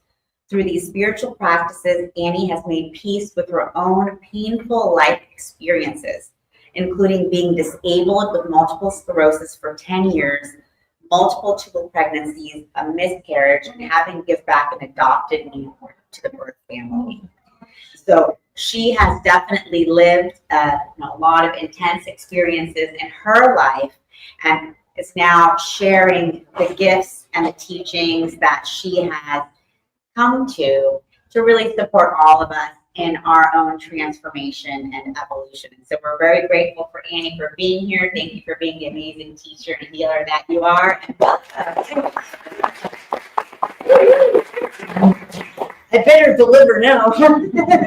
My name's Annie Batchelder, Reverend Annie Batchelder, and I've been channeling since 1988. I started because I was working with Sanea Roman and Dwayne Packer. I'm doing classes with them, and I had readings with Sanea Roman, and I was just amazed at what happened when she did a reading for me. It was so energetically profound. It turned me from like heading in one direction, like selling semiconductors in San Jose, to like, we're going this way.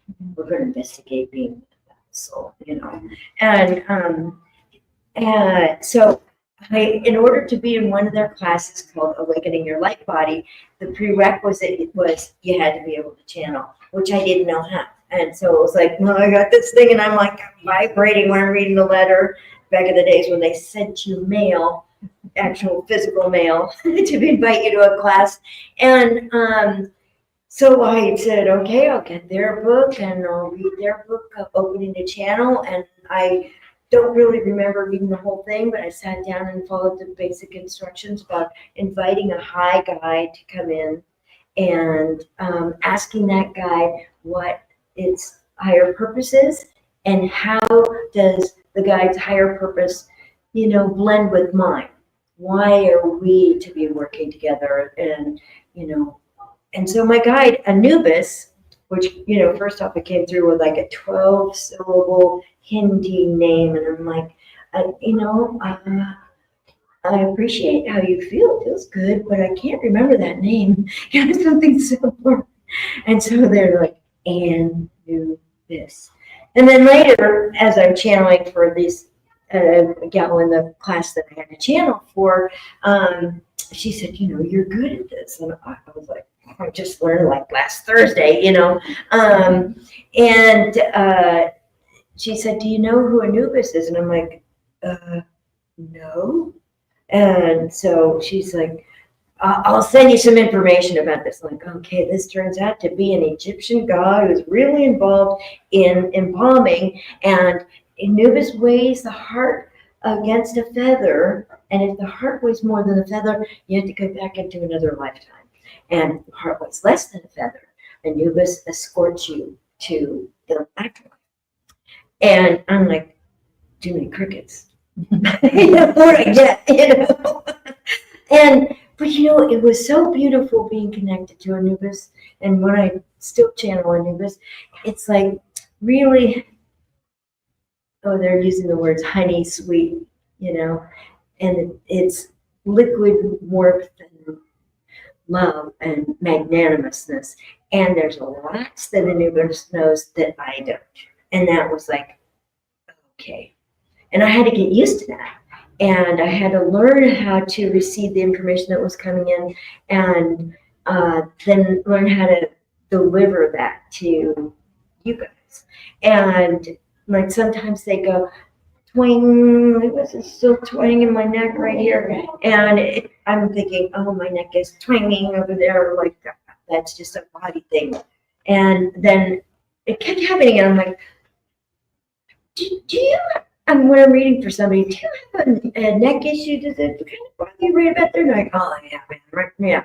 And then I started noticing how the information would come through my body and they would speak to my body and my body would represent it for a moment and I was supposed to speak up about it. And that was just one of the symbols. I get a lot of visuals, one of the classic thing is I was doing a reading for this fellow and all I'm getting is this woman's lips with red lipstick, nothing else besides the lips. And it's like a Hollywood black faded, behind her. And I said, the guy, there's a woman with red lipstick. Does this mean anything to you? He goes, oh, my mother. She'd get up in the morning, put on her lipstick, then put on her bathrobe. Like that was the order of business for her. And I'm like, okay, we're talking about your mother. All right. Then it was like, boom, we're off and running. But, it also taught me when I would tell somebody that I'm getting this picture and ask them what it means to them, it would let them know I'm on the right track.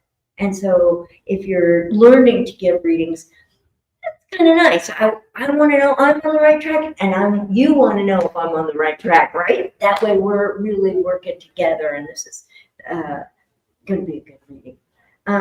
So anyway, the Awakening Your Light Body course taught me a lot about energy sensing and also about really expanded consciousness, which I'm like, I just as soon surf the starry skies than do anything ever, And so this was like a constructive way to do it and a way to organize my physical energies and the centers that they use. It's not exactly the chakras. And in such a way that there's just a lot of lift and like that, but also being able to receive different energies and identify them. And that has helped in being a good channel and that. And so in April of 2019, I thought I'd take a course on writing. And I thought, I'm going to learn how to write coding, marketing, copy, and you're all going to come and have readings with me that my business will be really, really successful and make a lot of money. It didn't work like that. I went to this writing class, and the first day we're writing, the Akashic beings of light, who are my guides in the Akashic records, started channeling, bringing forth soul consciousness and Akashic records guide to living a fulfilled life. And I'm like, book? Nobody said we're writing a book. No, nobody had even presaged it or wisp of an idea, writing it. No clue. But every time I sat down to write, another chapter would come out, or the rest of the previous chapter. And I would just say, all right, what are we talking about today?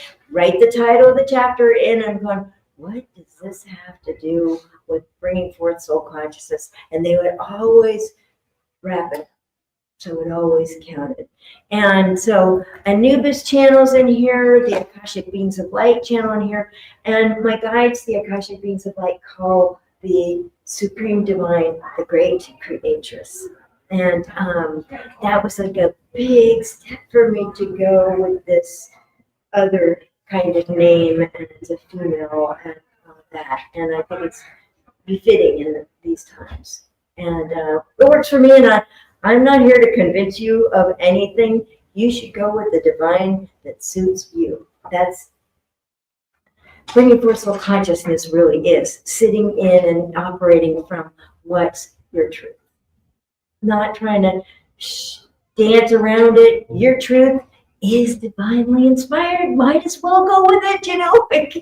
Even if it seems a little odd, sometimes you have to do that stuff. So this book teaches you how to open your Akashic records. And what I like about working in the Akashic records, and my teachers taught me this, is you start with a prayer and you open the records with a prayer.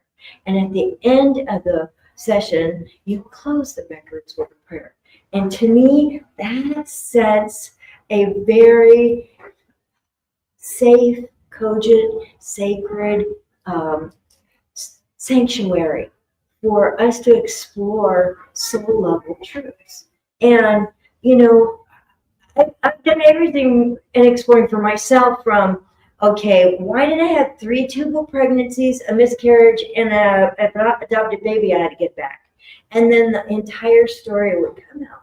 Like, well, the adopted baby, you made an agreement with the birth mother, who was 15 at the time, a very young birth mother, and the birth father was only about 18.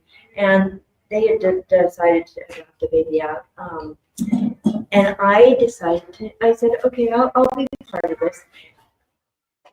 When I gave the baby back, it turns out her mother, who was not quite able to commit to raising her at the time, she had her birth mother, and so her grandmother raised her. And all of a sudden it was, oh, I get it. In this family, the family racket is the grandmother raises the child because the birth mother can't pay attention for some reason or other. And so it was the birth mother's mother wanted like a do-over, and she wanted the baby back. Not the birth mother. The birth mother was 15. She didn't care. She did not want this baby.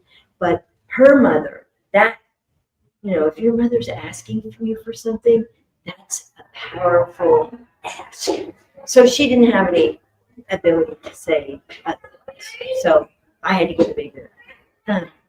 And that was really painful, really painful. And I was married then to my first husband. I love women who say, my first husband. Well, how many were there, you know? Okay. Part of the story. Anyway, I had agreed to play that part in her family drama. Somebody had to. I said, yes, okay, I'll do it. And I would choose differently from this perspective, not to set myself up for something that's that painful. But I didn't know. Who knew? I thought I was going to have the baby, and that was like the last baby on earth for me, the way my mind worked. You know, I've noticed that my mind was set situations like that's the last love on earth for me, and that's the last baby on earth. That's, you know, the world isn't short of any of those things. You know? I come to understand that there's no shortage of love. There is no last love on earth for us. There's just more of it and different and immense quantities and immense beauty in the love that we have the ability to receive.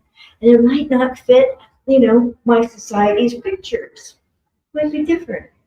And also, it's kind of a good idea that I didn't have children, because I turned out to be an alcoholic and an addict, and I had to go through getting sober. And on the 18th of this month, I will have 24 years. Yeah, so, but that is a spiritual thing. That is the only reason I don't smoke, drink, or take drugs anymore is because I asked for divine help because I couldn't stop. I didn't have the strength, but the divine did. And every time I go to the divine for the strength to do something, I, as a human and a personality and a limited being, don't have what I need to do that. The divine can come in and do that for me. if it's for my highest and best good, it happens. If it's not, if I'm still messing around with it a little bit, I've got to be a little more. Anyway, that's okay. We're gonna mess with that some more. Anyway, so meanwhile, the Akashic Records, Chapter 2, which teaches you how to read the Akashic Records, also talks about the nature of the Akashic Records. This is a vast soul level plane of consciousness in which every soul's thought, action, words is recorded. It's like a very, very sensitive plane of consciousness that records everything, especially those thoughts like, that's the last love on earth for me, or I gotta get sober. I can't do this alone. I gotta get sober, whatever. And that creates a record. And that record holds everything that every soul who's ever been here has thought, said, or done in their lifetimes. And so it's a wonderful place to go for information about past lives, ancestral influences. I do a lot of readings for people who say, I don't know why, I just feel like I'm being held back. And I said, you mean like almost like there's a bit in your mouth and the brains are being pulled back like horses? And people are like, yeah, that's ancestral. That's the ancestors going, you can't do that, or we're going to die if you do that, or you're going to die if you do that. And very often it comes through people who are feeling like, I'm really trying to be the front runner and the trailblazer here for myself. And it turns out they're also the front runner and the trailblazer for their families and their ancestors. And so what we do from here affects them as well, because we're all one. We're all one. We're all part of the warp and weft of everything. So of course it's going to affect everybody, to a greater or lesser degree. But also, if you are feeling like you're the one who's the one who breaks the rules, and the family law book is like, get out of here, I don't want everything to do with you, and I'm going to do it differently, then fabulous. That's your role, and even though your ancestors may be going, whoa, pull back, it's like, look, y'all voted me into this position. You agreed that I had the character and the strength and for some reason, the soul blueprint that would be a good front runner and trailblazer for the ancestors or for the whole family line or for the community or whomever you're with. Come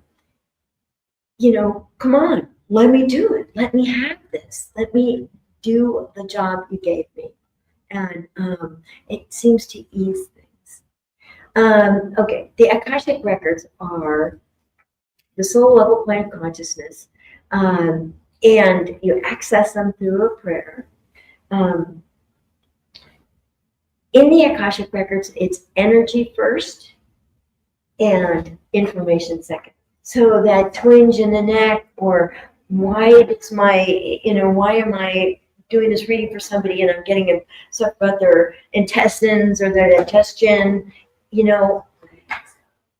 that's energy. And that has to be spoken, that has to be shared in the reading. Like, okay, there's something going on with your digestion. And we'll probably go down that avenue for a while.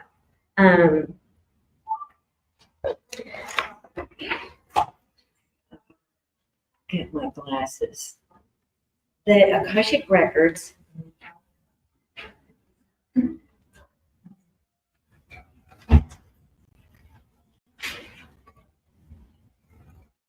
the three principles that govern the Akashic Records, and this is really, to me, wonderful, are fear not, resist not, and judge not.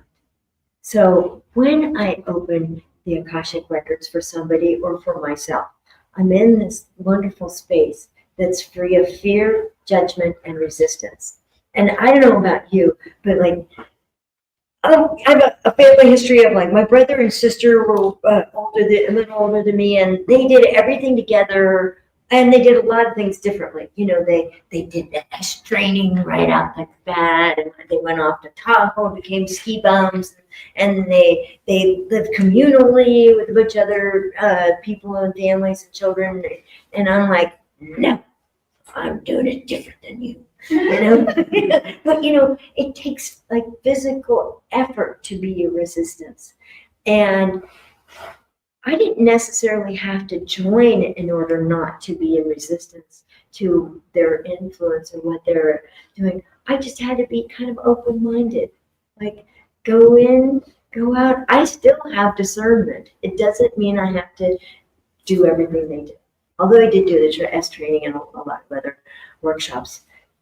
Standard school really wasn't my bailiwick, but that wasn't where I succeeded.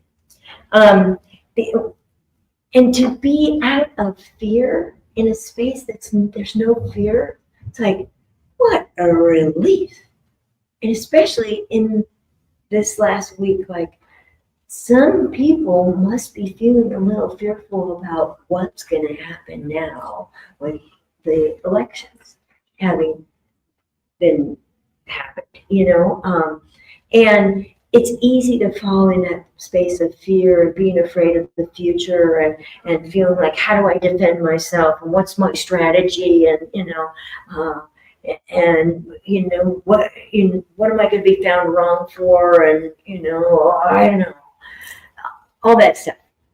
But in the Akashic records, you don't have to be afraid of that.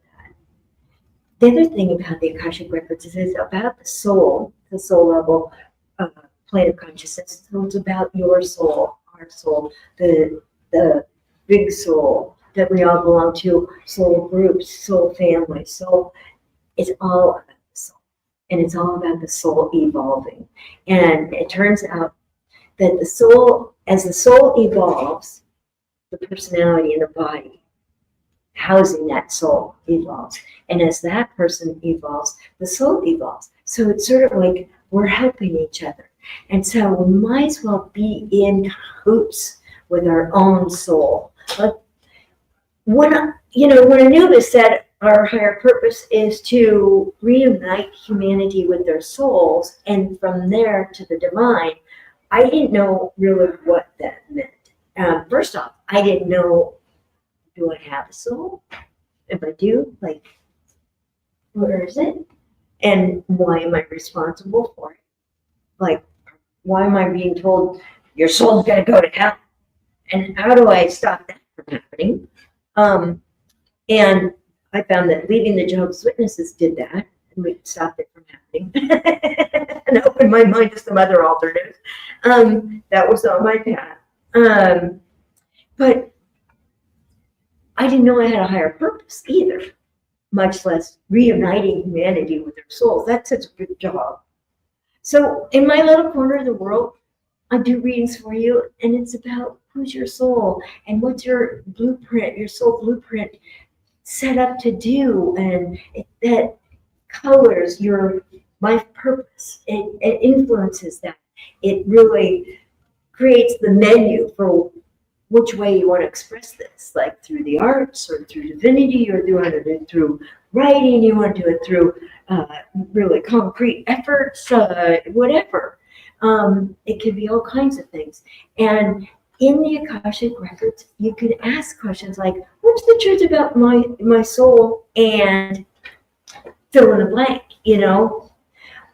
In my case, I asked that about butter because, like I said, I like butter. And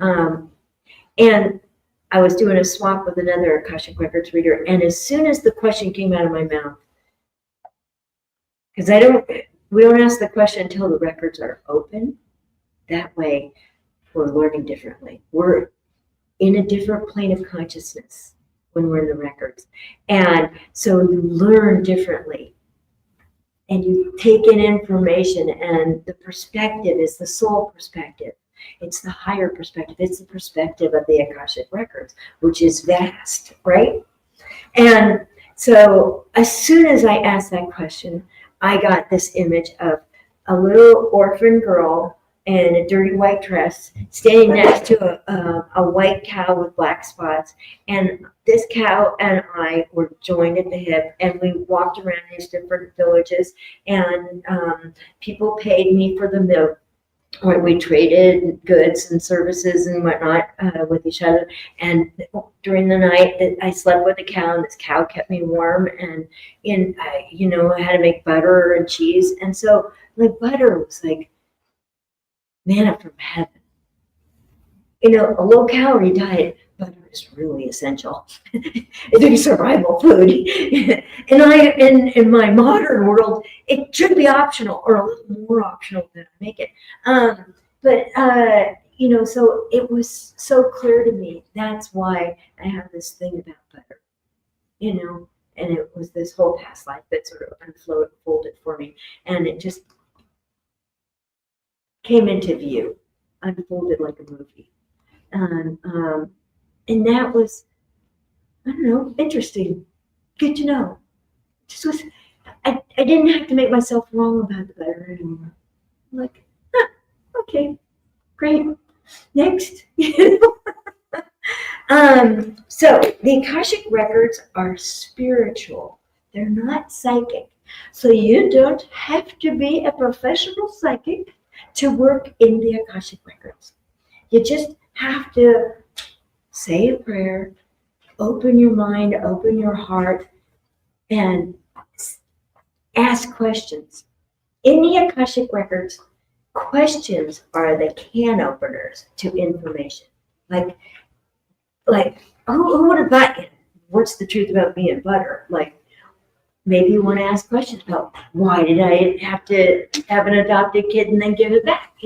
Maybe you want to ask other questions. What did becoming a sober person have to do with my spiritual growth, my soul development, my soul evolution? Well, a lot, because for me, not following a spiritual path meant I had to cover my feelings or medicate my feelings, or I became dependent on these physical options, and I had stopped going to the divine for help. I had stopped going to the divine for spiritual sustenance, for connection, and that made me feel more and more isolated, more fearful, less in control. And, what bugs people the most? Fear and anger, right? And you can go in the record and say, why am I angry about this? Why am I angry about that? And get information. Anyway, probably in the Bible, when they talk about the tree of life or the book of life, that's the Akashic Records. And it's quite possible that when Moses got the 10 Commandments, that came from the Akashic Records. Anyway, so, and the whole thing about working in the Akashic Records and the way my book is set up is you open your records, read a chapter, and then at the end, you write your responses to some interactive questions. And this week, I should receive my first box of the companion journal to this book. This is 360 pages. It's a teaching manual. There's 40 chapters in here of actually pretty helpful information. And so you write your answers to these questions with your records open so that you can see what you've learned. And then you come back in a couple of weeks and read that information. And, it might come through as kind of like, this doesn't seem really like breakthrough, or, there's not a lot of neon or fireworks involved. But you know what? It might just be the key that unlocks that door, because the records are practical. They're you get information that's applicable, that's useful. It's not like put your elbow in your ear, get your third chakra matching up with the 11th dimension, and you could figure it out. Well, that doesn't work for me. I don't know how to apply that. I don't know how to make that happen. I need a name I can remember. But there's lots of chapters in here that are really practical, like your spiritual heart. This is a really good one. Like the spiritual heart is so big and so powerful and so connected to the divine. And there's this whole process of embodying your soul's light that this book in chapter 3 teaches you how to do, that puts you automatically in connection with the divine. Because it turns out the soul is the link. The soul is the link to the divine. You know, like all those things, like, you know, I'm looking for a closer walk with thee, you know, that spiritual desire to be closer to the divine, to be, you know, I like imagining I'm sitting in the divine's lap. I'm really safe. Like, there's really no safer place. And I don't have to be all grown up. I don't have to have all the answers. I don't have to make it on right. And, you know, I don't have to be perfect. I still get to sit in the lap of divine. And it just feels so good. So, other chapters, how the soul was constructed. Okay, I'm sitting there typing, and they said that the title of the chapter is How the Soul is Constructed. I'm like, oh, I think you need somebody else to write this one. That's above my pay grade, you know. Like, I don't know anything about this. And the guides are like, oh, don't worry, just keep typing. And it was just like, it's just like channeling. Okay, you get a word, and you put that down, and you get another word, you put that down, you get another word, you get that down, and pretty soon you got, you know, 3 or 4 pages of text of very interesting information, and it just keeps going. And it's flipping trust what I want to tell you. You know, like, you know, it's the more I just surrender and go with it, the better things are. You know, that's when the whole thing rocks. All my gifts, talents, and abilities get used.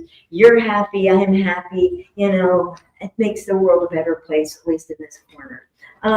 There are other chapters in this book called like Masterful Manifesting, Feeling Your Soul's Light in Your Body, Living as Your Soul. That's chapter 15.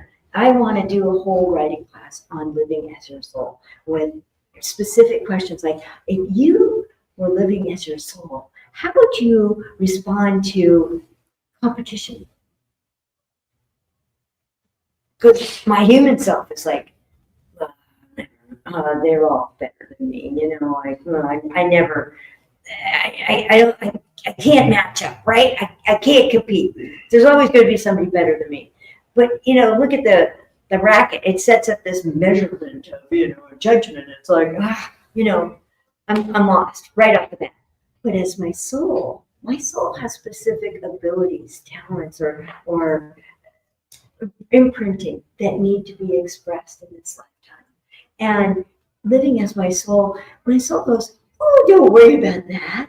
You just take divine information and go with it, right? And it's like, okay, hope this works out, you know. But it's a really worthy inquiry, because it really shows me that my soul already has ways of dealing with things that bother me. Comparison, judgment, competition, worry, all these things. And I did a writing class on them. There's 23 questions in chapter 15, whereas the other chapters only have 3, 4, 5, maybe 6 questions for you to write about after reading that chapter. But 15 is a little more in depth on that. There's chapter 18, healing the separation, like separation, all this feeling of like, I'm not with God, I'm not with the divine, I'm not made of holy stuff, right? And that's what I need to know information like that. Usually on Tuesday morning at 9 o'clock, right? Like, on a very ordinary day, I need to know that sort of stuff. Alternatives to worry. Worry in my world. It's like right in there with addiction, right? It's like obsessive thinking. Nothing new, no new thoughts coming in here. You know, it's not going to work out, right? So anyway, how much time do I have? Can you tell me? 2:36. Oh, great, I'm getting there. Okay, we have a few more minutes. I want to see if you have questions, but before I do, I want you to know this book, I have a limited number of them here at the show for sale, is $24. I'm doing Akashic Records readings here. My normal rate for an hour-long Akashic Records readings is $204. You can get at this show half-hour Akashic Records reading and this book for $99. So if you want a reading, get to my booth, sign up, because after this it's going to be busy.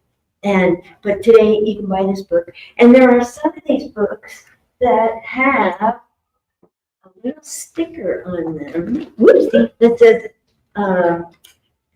autographed copy, and they're there. I signed them on the inside, and they have special little channel notes, and you can have one like this. And if it's not written in, bring it to me, and I will autograph it for you and put a sticker on it for you. And that way you'll get more for it at the Antiques Roadshow later on. Only people in the know understand that show. Anyway, so did you have questions about the Akashic Records or soul consciousness? Like, it's a big topic to cover in 40 minutes. Like, the questions are so vast, sometimes people they don't even know what to ask. Where do you start? Yes. I remember questions. Well, two. So one of the questions is, do we need to connect first with our guide to be able to enter the Akashic Records? No. Like I said, the Akashic Records are spiritual, not psychic. So you don't have to have any unique abilities. And I discovered the Akashic Records completely by accident and had no intention. I just went to a bookstore to get some Christmas presents for my sweetheart, and I did the shorthand. Okay, I'm in the spiritual section. I'm going to hold my hand out, and this book is supposed to come home with me to give to Peter. Heat up. I got 3 books, wrote inside of them, Happy Christmas, 2013, wrapped it up, gave it to my sweetheart, and he says, he starts reading it, he says, I think you'd like it. This is right up your alley. Like, no, you don't have to be able to be psychic, you don't have to be a channel. And the other would be, are there any precautions that you for sure need to take to not mess up with this? There's pretty much, I've done about 200 Akashic Records readings a year since about 2015. And there are very few times that things have felt like they messed up. And I think it had to do with, like, it wasn't the right reading for that person. Or I wasn't the right person to read for them, which happens. But I've never, like, had the bad man from the boogeyman never came out of the closet and somehow got me. Now, there are rules. You can't open the records of dead people because they're not here to give their permission. So I can't just open the records of so-and-so's girlfriend to find out what she's thinking without her permission. I can open his records and see what the information about him and his soul and his connection to this person is about, and find out information that way. But even when I look in the wrong place, like kind of, I'll get this toothy, growly, like, okay, that's a no. All right, I get the message. Next question, and bring it back. bring it back to me and this person I'm doing the needful. Yeah, Can you read your own Akashic records? yes. And And how do you approach it? you open records just like you would anytime. And the whole book here, this is about opening your records. It's not about doing readings for others. You say the prayer, you use your legal name. And I don't mean if you prefer to be called Sunflower Wheatberry, and everybody you know calls you Sunflower Wheatberry, but your driver's license says Sue Jones, then you have to use the name that's on your driver's license. You use the current legal name. Not your birth certificate. You may have changed your name since then and might have gotten married and taken on a different one or whatever. But you use your legal name. And so you open the records with your legal name and you get your information. And that's when you want to be really clear about what your questions are. Because they're kind of fishing there like, okay, I'm just window shopping for maybe a past life, television or something. That's not really good behavior. You want to go in the records, spend a certain amount of time, maybe have an objective, or a question that you want to ask, like, what's the truth about this? Why is this useful in my spiritual growth? How is this teaching me to evolve? What, why, and how are great ways to frame your questions in the Akashic Records, because that gives you more information. If you want to ask yes and no questions, you can be in and out in a minute. Can you ask future questions? Questions for the future? Yeah, well, there's no time in the records, so should I do this in 6 months? It's like, it can come across like kind of, sure, it'll feel a little frivolous, and because there's no time in that soul level consciousness. And the question, I maybe would shift the question to say, why is it better to do this in 6 months than next week? That would elicit some information. Because the records have a record of everything that has happened, is currently happening at this moment, and has a possibility or probability of happening. It does have some information about the future, although they're not the best for defining the future. Now, as an experienced psychic, the question on most people's minds about the future is, what's coming my way that I really don't want, and I want to step around it? How do I get out of that? And it's fear of the future. And my acronym for fear is future events already ruined. Because that's basically what we think. Whatever's coming in the future is probably not as good as what I've got now. So I'm just to stick with the same thing. At least I know, the devil you know, not the one you don't know, whatever. So understand, like, what's your motive? Why am I feeling X, Y, Z about this future thing? That's a good question. That would give you some information. Or how can I come to peace with the, having to get a divorce? Should I take this job? Should I? Well, I would ask, you can open records of an address that you're either going to rent, buy, or lease. As long as it's on the open. And this is something I have a knack in. I do a lot of real estate readings. And you look at what's the record of this, what's the Akashic record say about this location? And why is it good for me? What's not good for me? Does it have the energy that brings out the best in me? Does it support my higher purpose? If I'm an artist, is it going to give me a lot of artistic, yummy, right?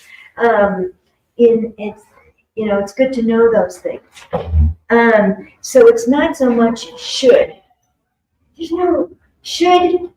That's as my brother says, it's the least empowering word in the English language. Don't you think? Doesn't it look a little like a baseball bat coming down a wacky one? Like, it's not very friendly. So does this location support my purpose? Does this location support my health? Is this location a healthy place for me to bring my family? Those are good questions. And why? Why? This is where you're like a child. Well, why? Well, why that? Well, why that? You can keep asking questions until you kind of run out. And yes. So when you access records, how does the information come through? Is it through just thoughts or is it through dream? I mean, how do you know that you're getting the right information? Well, those are really good questions. I'm really glad you brought them up. The Akashic, people get information from their records in a number of ways. Some people are visual and they get visions. Other people are auditory and they get words or sentences. Other people just have a sense of knowing, that's the thing. That makes sense to me. The cow, the little girl was an orphan, it just, the whole package just, it landed, you know what I mean? It landed like truth in my belly. Now, the way to know whether you're getting information from the records is rather than your personality or what you want the answer to be. The prayer puts you in a different state of consciousness. It really does change your consciousness. And is the information you're receiving practical, applicable, useful? You're not going to get something, go out and shoot them, right? You're not. This, from a place that is free of judgment, resistance, and fear, that's not going to come through. And so, truly, if you wanted to come from what's the highest and best good for everybody involved, you ask a question from that place. What's the highest and best good for everybody involved about me moving to XYZ location, or me taking a job in this particular company, or me letting go of this friend who I seem to be at loggerheads with? If that feels like truth, then you go with it. I was opening my records one day. This is about 6 years ago. 7 years ago. We were meditating in the morning. My sweetheart and I meditate together. And I open my records almost all the time. And my guide said, get a hold of your ex-husband before he dies. And this is husband number 2. And he was the one I did drugs with. And I maxed out on my drinking and whatever. And so he was really in a lot of pain and like that. So, before he dies, I'm thinking, he's been trying to kill himself basically for years. So it could be anything, not because there was a specific diagnosis or something. But, and and it comes across like, get a hold of your husband before he dies. Put this on the grocery list. Be sure to get oranges. It's kind of that same tone. So I did hear it. And I kind of thought, okay, how am I going to go back to this? I'll try a phone number, try an email address, okay, those don't work. Oh, call his daughter. Okay. No, call his daughter and say, okay, I was meditating the other day and I was told to get a hold of Fred before he dies. And she's like, before he dies? Oops. I don't talk that way. She doesn't necessarily talk that way, And the good news is she and I are really close, despite that little blip in my communication skills. And I had to go out, try to, it didn't work through her, tried a cousin, Anyway, I never did actually get to talk to him, but he knew I was trying. He heard it from other people. And so there's some level of completion there. But, you know, when your guides say get a hold of somebody before they die, I didn't take action on that in my experience. You know that. But it may come across as really like very practical. Put oranges on your grocery list. You know, be sure to meditate. You know, send that person love. Whatever. You know, it may sound. I rarely get messages of, do this, you know, very rare, you know, so, because it's so gentle and so loving. The guides really do love you. The Akashic beings of light are just yummy. The prayer evokes the great creatress. The prayer evokes your soul. The prayer evokes your masters, teachers, and loved ones. How's my time? 12:52. 12:52. Okay, we have a couple more minutes. Masters, teachers, and loved ones in the Akashic records. These are major players, by the way. Masters are beings of light. They come to your side when the divine makes you into a point of consciousness from her light. And from there, she makes you into a soul. And these beings of light come to your side and they're with you for your entire journey.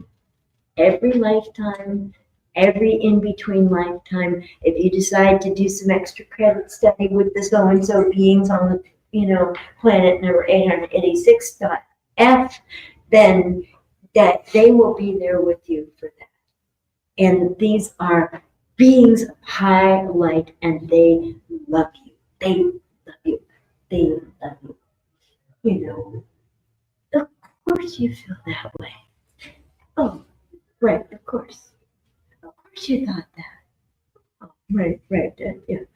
You know, they're just, they never, ever go, well, you should have known better. It was a Tuesday and you had a headache and you didn't know it, you know, and what. They never talk to you like that. They're like, it's okay. You're in this moment now. Start again. They're also teachers, and these can be very high beings of light, or some of the biggies, you know, Buddha, Jesus, Mary, Mother Mary, you know, Kuan Yin, you name it.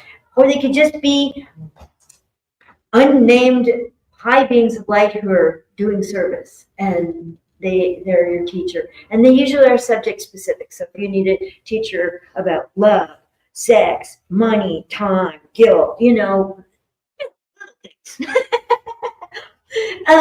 Then you'll have a teacher about that. And then loved ones are people you've known in this life who are now dead. And some loved ones like keep an eye on your progress. Oh, how is she doing? I just loved her. I fell in love with her when she, you know, whatever. And they usually provide loving support from the sidelines.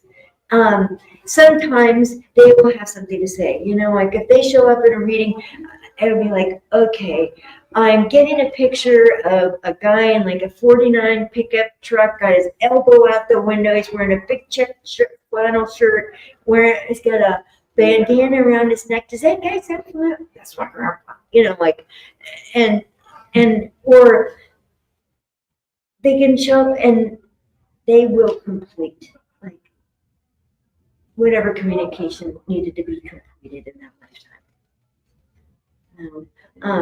And so in the records, that's how you talk to dead people. Not just open the records of dead people, but if they are the loved ones of a client that I'm doing a reading for, then we can talk to the dead people. And they choose you. Yep. Yeah. They choose that person. And in your case, well, I guess this is specific. In your case, yes, your loved ones would love to chat with you. Yeah. What Yes. if they don't? Oh, excuse me, I'll be right back. Yes. Regulations. I know, isn't it wild, huh? I studied mostly with Dr. Linda Howe. She wrote the book, How to Read the Akashic Records this soul's entire, the archive of the soul's entire journey. And most information I got was from her, and it made the most sense. Other people have written a lot of other books. I've written a lot of Edgar Cayce as on certain topics assembled by Tedeschi, what's his first name? Kevin Tedeschi, I think. He's part of the ARE Foundation, and they preserved all of Edgar Cayce's thousands and thousands of handwritten records of readings.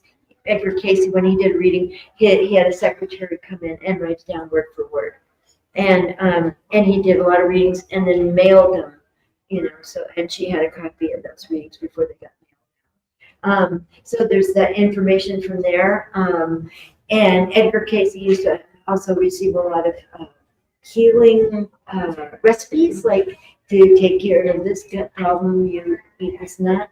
I've read other people work on their Akashic records, and it was like, this is more. It just was not.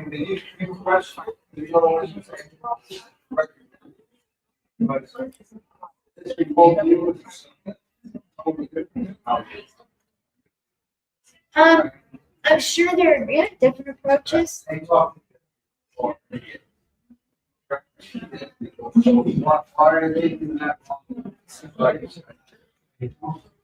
Who's to say they're wrong? Maybe it's just not what I'm supposed to be doing.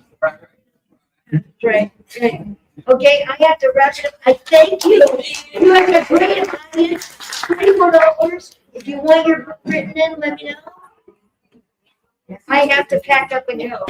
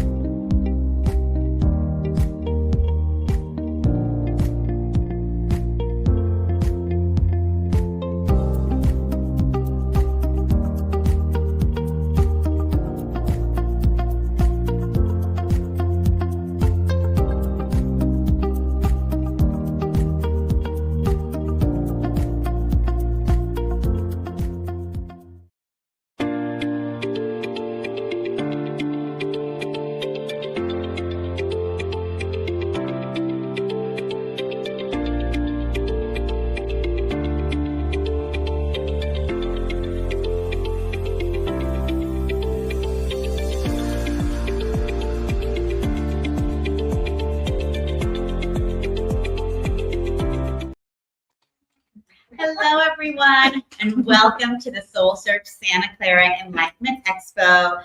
I'm Tangela, the founder of SoulSearch, and welcome to our weekend of enlightening experiences. And so at SoulSearch, we are committed to the upliftment and the awakening of humanity, bring together our soul family so we can all step into a higher octave and higher vibration together. And we do that by supporting you guys and connecting to amazing teachers and skillers like Anthony and Renee here. And you can do that by visiting soulsearch.io, our directory. You can check out our shows on soulsearch.tv and attend our live events. We do one of these almost every month in the Bay Area, so you can stay connected with us and also stay connected with our incredible teachers. And so I'm excited to be introducing Anthony and Renee of Blue Soul Earth. They channel higher dimensional beings, including ascended masters, archangels, Yeshua, Mary Magdalene, Melchizedek, Metatron, galactic energies, and more. Through their teachings, channelings, energy healing sessions, and transmissions and courses, they aim to help one soul at a time open up to their full potential. In sessions, you can expect past and present soul retrieval, Akashic records readings, going deeper into your soul's purpose, past lives, and future ones. And they are really amazing. I've actually taken several courses with Blue Soul Earth, with Anthony and Renee, and I really credit them for helping me open me up to my dimensionality, because maybe I wouldn't be doing this if I hadn't met you guys. Who knows? All happened in our living room. So you guys are really in for an amazing experience. You're going to feel the powerful energies that they bring through and get ready for a transformation. So thank you guys so much. So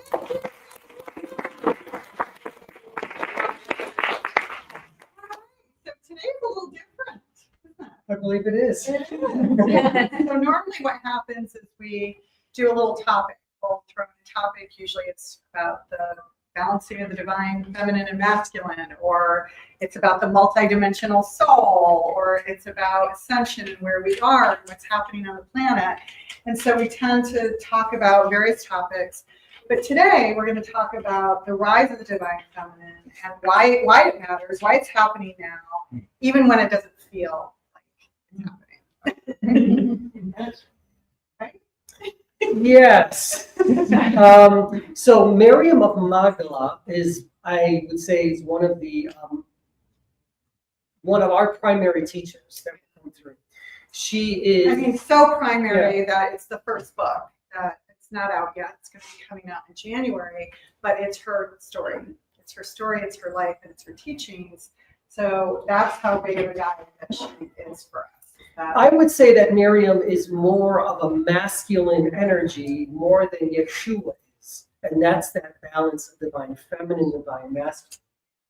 And she slowly is coming through more and more and more. And we're actually making jewelry as a result. I know. We're laughing because a few people in here are actually wearing her jewelry. And this is so exciting for us. But she came through, a month and a half ago, 2 months ago, and said, "You're going to start making jewelry in my name, with my energy." Yeah. And so anyway, that's the energy she is. She's just excuses.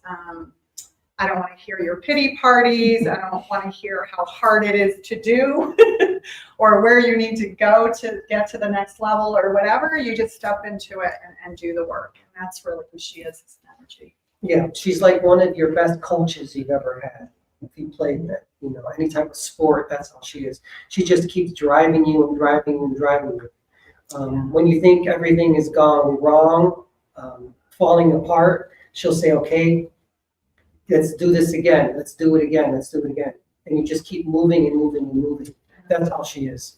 So interesting. I love the word octave because someone else that we really resonate with his channeling is Paul Selig, and a lot of people who do his work end up doing our work and vice versa. And Paul's guides, he channels the Melchizedek energy. We also channel that energy, actually. They do refer to it as an octave. And I love that because I'm a musician and it resonates with me. Actually, the word resonates with me because I'm a musician. But that octave is really, with everything that's happening in the world right now, we're regardless, we're not going to go into politics here today. Interesting that we're on the heels of an election. So we're not going to go there, but regardless of how you voted, it's not about that. It does feel too much of us, right? It just feels like, what's going on, right? There's just a lot of waves happening, whether you're getting on social media or whatever. And I think the one thing that I love that Magdalene and Yeshua do when they come through is really remind us to stay at that octave, the octave of pure love. And so no matter what's hitting us, right, that is the power of the divine feminine. Divine feminine isn't about hate or blame or, it's about flow. It's about allowing things just to flow through us. And I think that's really the octave that we're all being asked to step up into, is to stay in that place of pure love and grace as we go through these waters. I want you also to know that any of you that do any of this work, any type of channeling, or any type of light work, whatever it may be, what's ever coming through you is really connected to your higher self. Yeah. It's really your soul or your higher self that's coming through you, connected with the divine. And that's really what it is.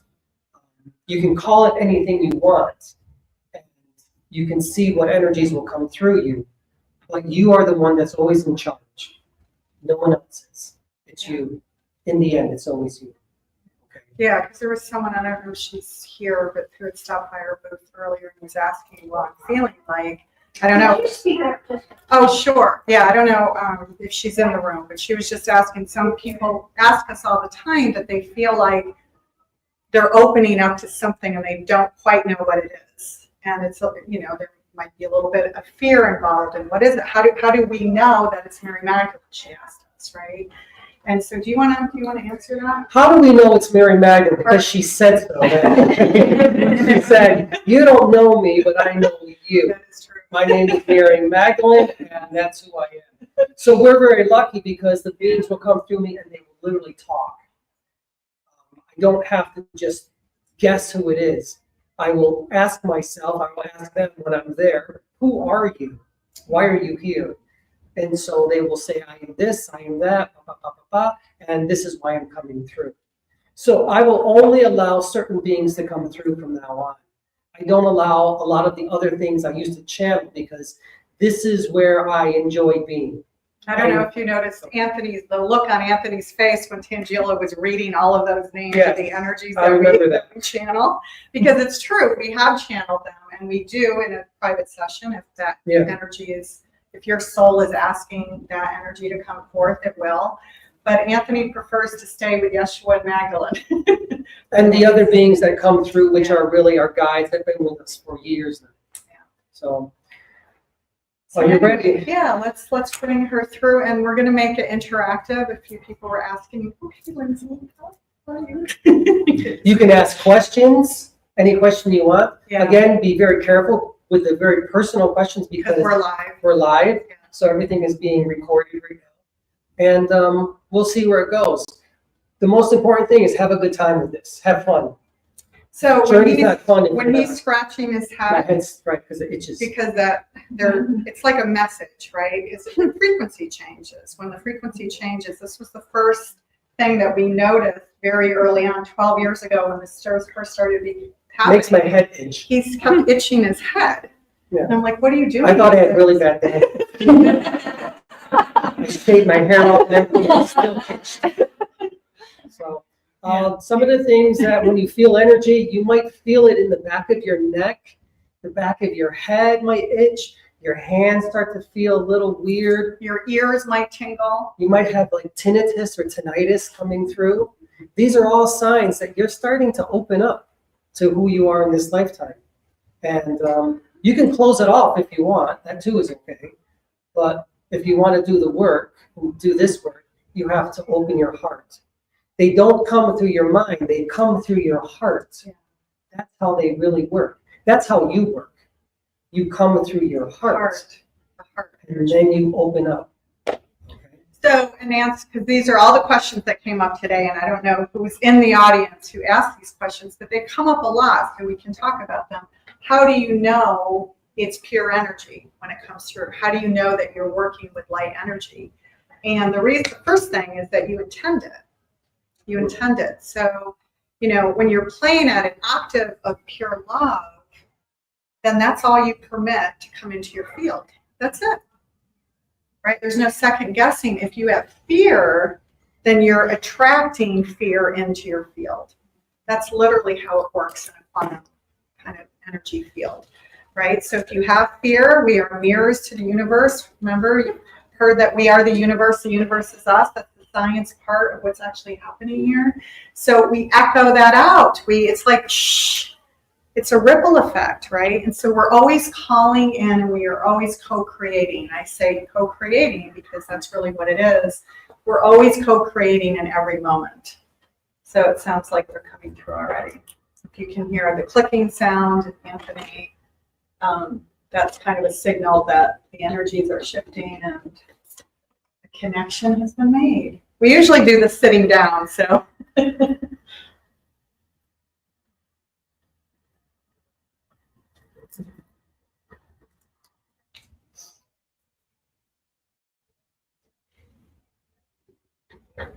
I'm sure she's eager to speak.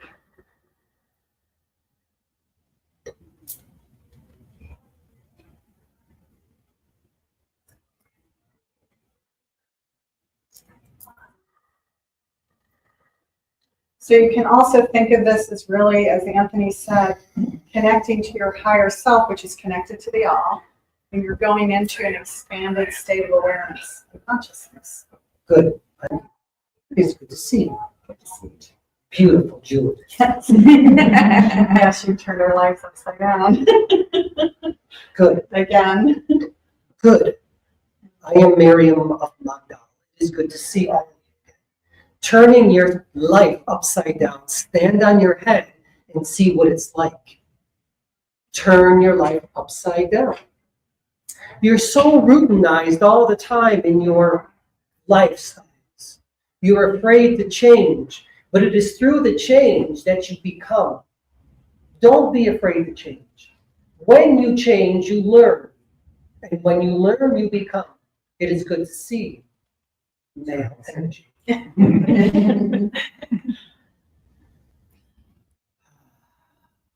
Breathe, ladies.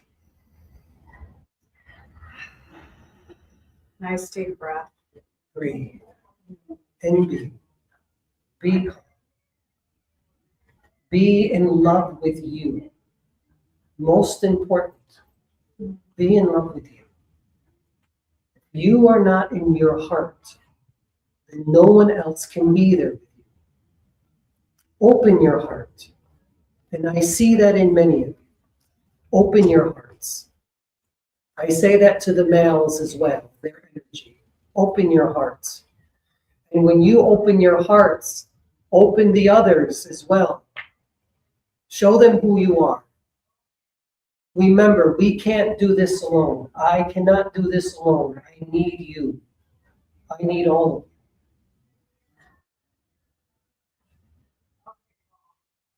1 second, please.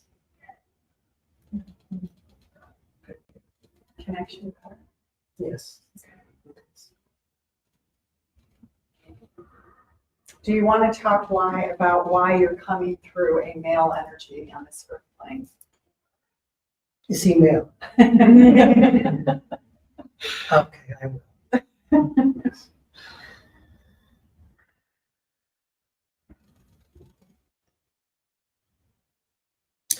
In truth, if there is truth, truth is often relative to the individual having the experience. But I will say this to you, male and female, is it real? It's only as real as you create it.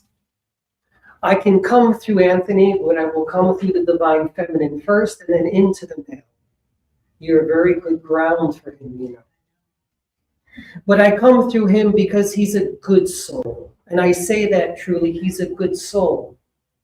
He understands women. You might not say that. but I do. That's a good one. I won't make sense when I say this. Okay. You understand? Everything that he's been through, his job, his position, working with women and children, has all prepared him for what he does now. To work with women, and to work with men as well. And to demonstrate, I think, to men that the divine feminine can come through a male. Yes. I think, in the beginning, it was because she works for me too. She works for me with the jewelry. She works with me with the book and in other ways. But as full embodied, she comes through Anthony. And that was very confusing for us in the beginning.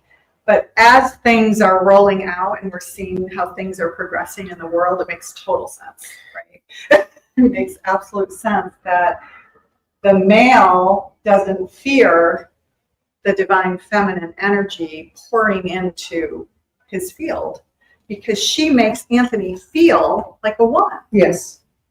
He kind of He likes wears scarves when he channels her. He flicks his hair. It's very interesting to watch this, as someone who has a male partner that channels the feminine energy.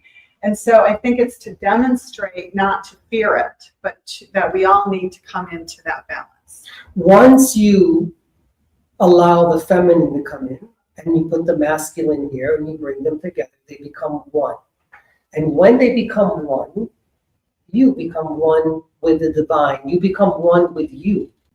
Because the true authentic the self. balance, right? The Kundalini, right? The Kundalini awakening, if you like. That's really the energies coming together as one. As one. That's who we are. There is really now on the spirit side, you tell us all the time, there is no feminine, there is no masculine. There is no feminine, but I do love you. It's just energy. You see, I'm really not a woman. I am an energy that can manifest itself as a woman, as you do. Thank you. And you're a beautiful woman. I like your energy. I like your energy as well. And I like your energy as well. I like all of your energies. I enjoy who you are. I enjoy being here with you now, in the present moment, to be able to manifest myself in this way. Again. Again. Again. And again. As divine feminine. As the perception of divine feminine. Because that's really what it is. It's the perception of divine feminine. It is a perception. This is a perception. Make it the best you can have in this experience. The best perception that you can have. Don't be sad. Yeah. Be happy. Enjoy your lives. Enjoy the experience that you give to you. No one else gives it to you except you. Whatever you give to you, take it. And make something beautiful of it. And expand. Do you understand? So good. I knew you would. You're here to do the work, then do it. That's how I am. Does anyone have any questions? Because that's what really makes this fun and interactive, is to know what's on your mind. Sometimes I become Go too ahead. serious. Go ahead. She already answered Oh, before I asked, oh, she did. Okay. because my question was, is the creator a female energy or a male energy? I will say it's female. Who else can create as women do? She calls it the creatrix energy. And you know if you have that creatrix. If there is a time to call the creator woman or man, then I say it's now. Call it woman. This is the time. Create tricks instead of creator. You're all creatrices in your own way. But this is the time now to call it woman energy. Creatrix. Domina instead of a dominus. You have a question?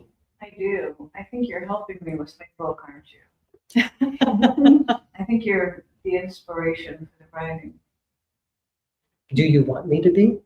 Yeah, Good. it's what we call in, right? You know, when I let you in, when I let you let me in, and you come into me and you, There's no turning back. when I put my foot in the door, you can't close it anymore. For example, we have a jewelry line. We didn't plan. Yeah, things just start happening and unfolding, and the way they happen is in that creatrix way. It's not from the mind. It's not, like I used to be in boardrooms where it was mostly men, and you'd sit around boardrooms and you brainstorm, and there's whiteboards up, and you're surrounded by tech people, and you're in your minds, right? Can I move around a bit? You can move around. Man, Yes. I won't be. But anyway, it's about surrendering. And when we surrender into that It's good divine to see feminine you. energy, then things just flow. Where are you from?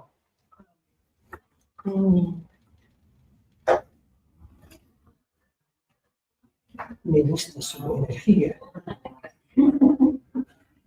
Bien fuerte, como una mujer.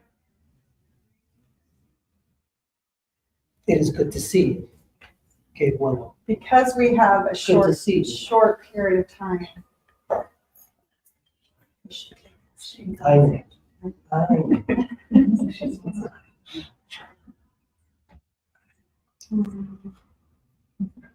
He's wearing a piece of your jewelry. It's time felt. The all that is. Yeah, wait till you get up.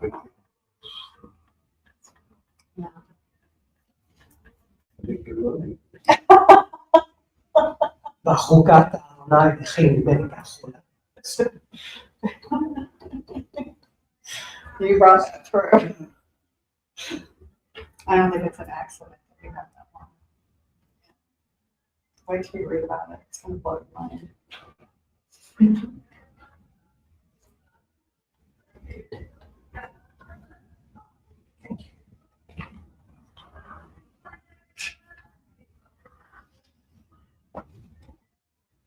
To touch. Again. To feel and to see. To touch. To love and to hold each other is a miracle. It is what makes you human. I say that to all of you. Don't forget. You forget so quickly who you are.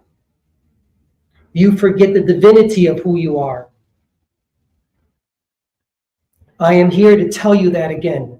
Do not forget who you are, the divinity of who you are, the feminine energy who you are. Don't forget that. You, the women, are the creators of life. You are what make this world go around. And now we need to step into our hearts even more than ever. And More men, than ever. help. You're a good being, my friend. You're right. It's the higher self. Connected to the all. Yeah. Are there any questions for me? And by the way, related to that, the higher self connected to the all. So the all is myriad frequencies, like millions and millions of different frequencies. The frequency that makes up Miriam of Magdala is what he's connecting to now from the all. Does that make sense? Anthony does not channel me. I channel him. He allows me to channel Anthony. That's how it works. Everything is in reverse. Yeah. Stand on your heads and see the world in a different way. Oftentimes you think that you are the channelers, but you're not. It is the opposite. We're all portals. We are the portals. We're not creating portals. We're the portals, and they're simply connecting to us and our frequencies. So in the beginning, when the connection was first made, and she kind of said, just a moment, please, she was making the connection to spirit. to his frequency. Do you have a question? Are we moving into 5D? Are we moving into 5D? Where my energy. So when you say 5D, what does that mean for you? Sanction? So how our guides explain it, because in a quantum universe, there is no tiers. There's not like 1, 2, 3, 4, 5. Everything is circular. So in a circular quantum world, you can think of 5D as a state of being. That's really the best way to think about it. It's an expanded state of consciousness that you already have. You just need to invite it in. That's what 5D is, 7D, whatever you want to call it. That's what it is. And you're not plugging into a lower frequency. I don't even like to use the word lower, but a lower field of energy, because you get tired when you go there, right? Because it's draining all of your energy. So if you stay at a higher octave, you can call it 5D, you can call it whatever you want. It's really a state of consciousness, a state of awareness. And when you're there, you're no longer plugging into this negative draining energy that's, dragging you down here to go into polarity and hate. It's not even part of your octave anymore. So that's what it is. So you're there already. It's just a choice of staying there, staying in the heart. 5D, 6D, 7, 8, 9, 10, 11, 12, 13, 14, 15. Which number do you want? It's up to you. Do you go high or do you go low? Do you go to the left or to the right? Where do you go? Which door do you walk through? I tell you this, you walk through your own door. You are the portal. And it's practice to stay there. You do not occupy time and space. You are time and space. You are the portal. The universe is in us as much as we are in the universe. You understand? But it's okay to layer it if you want. You can go high if you want. It's really exciting though. I don't know if you know who Peter Diamond is. He's someone from my old tech world. And I was astonished to get a newsletter that said, linear thinking is broken, it's dead. It's not useful anymore. And so that's the language we're using in the spiritual circles, and to have someone who's working with the likes of Ray Kurzweil and others, and sadly, Elon Musk, sorry. But really good visionary. Every energy is necessary. Yes, every energy. It has a purpose. We will find that purpose together. Are there any more questions? Yes. I'm a light worker like many others. What can I do to help me grow even more? What can you do to grow? Learn more, share. You can come to conferences like SoulSearch. Isn't that right? Goddess. What lights your heart up? What lights your fire? Like what makes your heart sing? Because that when you're doing that, it literally just comes through you. And when it comes through you, then it just manifests in that creatrix way that we know, right? It's the divine feminine. Do you do the work? I do. Then keep doing it. Yeah. And keep learning and expanding. And then be open to, it's like the layers of an onion, right? As another layer comes off, it's like, what lights you up? Like today when we were talking, right? And whatever it is, pay attention to those signals. Maybe the signals take a trip to Egypt. I don't know. But if a signal like that comes in, it's giving you information from the unified field of what to do next. So it's up to us to pay attention to it. You're good, aren't you? Well, it's true. We need to pay attention to the cues. Yes, you do. You need to pay attention to you. What book showed up on your doorstep that you didn't expect? Yeah. These things are happening to us all the time, and we just have to pay attention to the clues and how they show up. 20 years ago, Conversations with God landed on my doorstep before Amazon. I don't know who sent it. I have no clue who sent this book to me. And then the second one came, the third one came. So when you're open to that universal energy, things like that start to happen all the time as a way to help us grow and expand. There was another question, I think, back here. No? I would love to connect with each of you as I'm doing now. Look in the eyes. Look into the eyes of those you are working with. Look through them. Look through them. See them. Connect with the soul. That is what Yeshua did. He was a master. With my help, of course. He was a master because I was a master. Do you understand? Yeah. I don't want to toot my horn too much, but I guess I can. You certainly do in the book. That is the change that's occurring now. The feminine is rising. It's going to go higher than the masculine, and then they will equal themselves out again. It's getting there, little by little.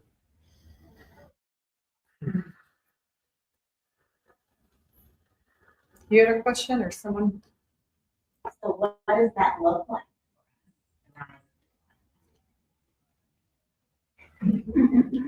It looks beautiful. What does it look like? Well, let's see.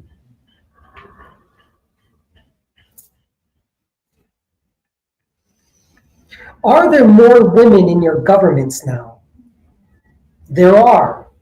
There really are.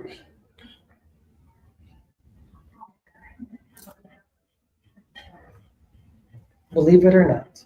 More than 4 years. More than before. We have a long way to go. We're not just acknowledging that. In your sporting events, do you see more women now than ever before? Do you see more announcers? Yes, you do. Do you see more Can a women woman- running conferences? Yes. Can a woman, Speakers. can she say. breastfeed without being made fun of? No. Can she be a woman now without being called a witch? Can she practice her arts now without being afraid of being burned, drowned, quartered, hung? Yes, Stoned. she can. Stoning was very, very popular during your time. Can you wear magical jewelry? Yes, you can. Can you put on beautiful makeup and say, I am beautiful, and that's who I am? Yes, you can. Do you need to be fearful of men? No, you don't. You don't anymore. You are a woman. That is who you are. Don't be afraid anymore. This is all, That's what it looks like. and this is also a state, by the way. This is also a state of consciousness in which you accept that it is so. Are there more business women in this world? Creating? Yes. Say yes. Yes. That's what it looks like, my dear. That's what it is. It's beauty like her, like the goddess, in all different forms. You understand? But I also think, right, because this comes up a lot, what does it look like to lead as a woman, right? Because a lot of women still don't feel they can go to their heart to lead. And I would say it won't work until we do it. We just have to push through it, do it from the heart, and see what happens. We have to trust. Yeshua comes. Okay. So that's going to be the risk taking that we're going to have to take, is to lead differently from our hearts. and allow whatever happens to happen. We're going to be the way showers. We will be the way showers.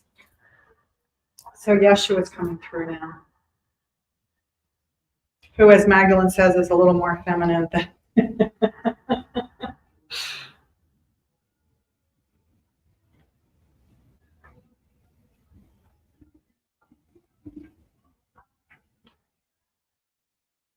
Peace, Gaia.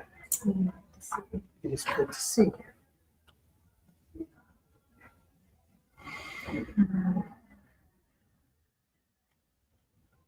Peace. It is always my peace I give to you, so that you find your peace within. It is always within you. It is never left. I am taking a back seat these days, so that the feminine may rise. And that is okay. But it is good to see all of you again, to be here amongst you. Don't be afraid.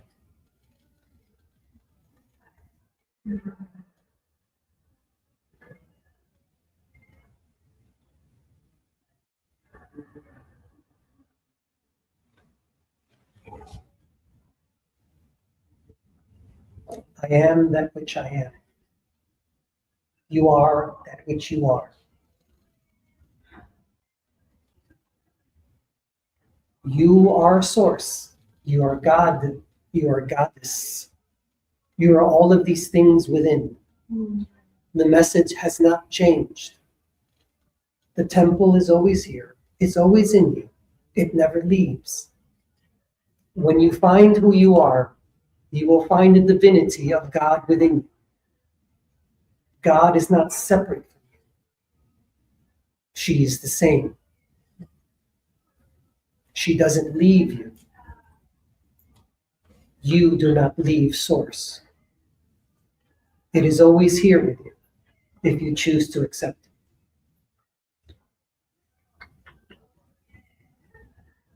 Does anyone have questions?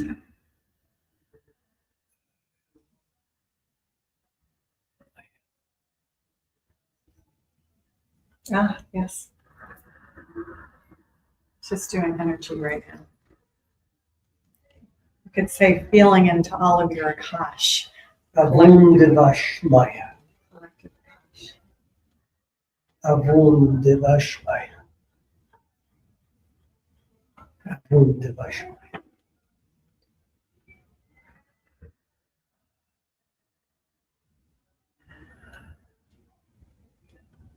Okay, that is good.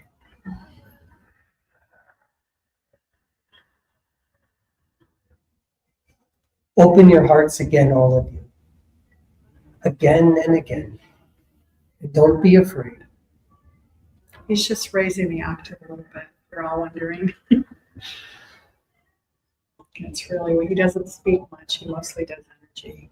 Be of love always. Yeah. Be of love always. No matter what comes your way. Good. I will step back. Miriam comes. Well, just maybe questions before. Oh, yeah. The question has to do with the feminine coming into, and I talk more, or hear more about the energy that comes with that, with the feminine. I feel the feminine do have more power, but it needs to be directed in a way. Or masculine versus masculine, feminine. Which is what I was just talking about. What comes with the feminine? Love, compassion, sympathy, less ego. Connection. Because there's a lot of women who are rising, but not all of them are in that. That is That's true. right. I'm saying, I feel that is powerful. I understand. And what's happening now, we need a whole afternoon for this. What's happening now is the collective consciousness is rising up to be healed. So a lot of that toxicity, right, that imbalance or whatever you want to call it, is showing up to be healed right now. The feminine can look in many different ways. It can be through the male as well, Right. if you allow it to. So now is the time for us to be the rock and the pillars of love as we go through this. And to demonstrate that, and then the women who have done it another way will see that that's not the way. And they'll just relax. They'll be like, wow, right? Because that's what they really want. They want that surrender, but they haven't been trained or conditioned that way. Surrender into surrender into your hearts and allow yourself to come through. Allow the true self, the divinity of who you are. And I know it sounds cliche, but it is not. It is just as relevant now as it was when I was here over 2,000 years ago. The message is the same, and it's very simple. It's always here. You've just forgotten again. The reason you're here is to remember. I am only here to help you to remember. Remember who you are. You are love pure, love eternal, love divine. Just practice it. Yeah, that's it. Just practice. And the divine masculine can practice that divine love energy too. And that's where the balance, we're going to start seeing the balance. But we need to be the role models because they haven't been here for us.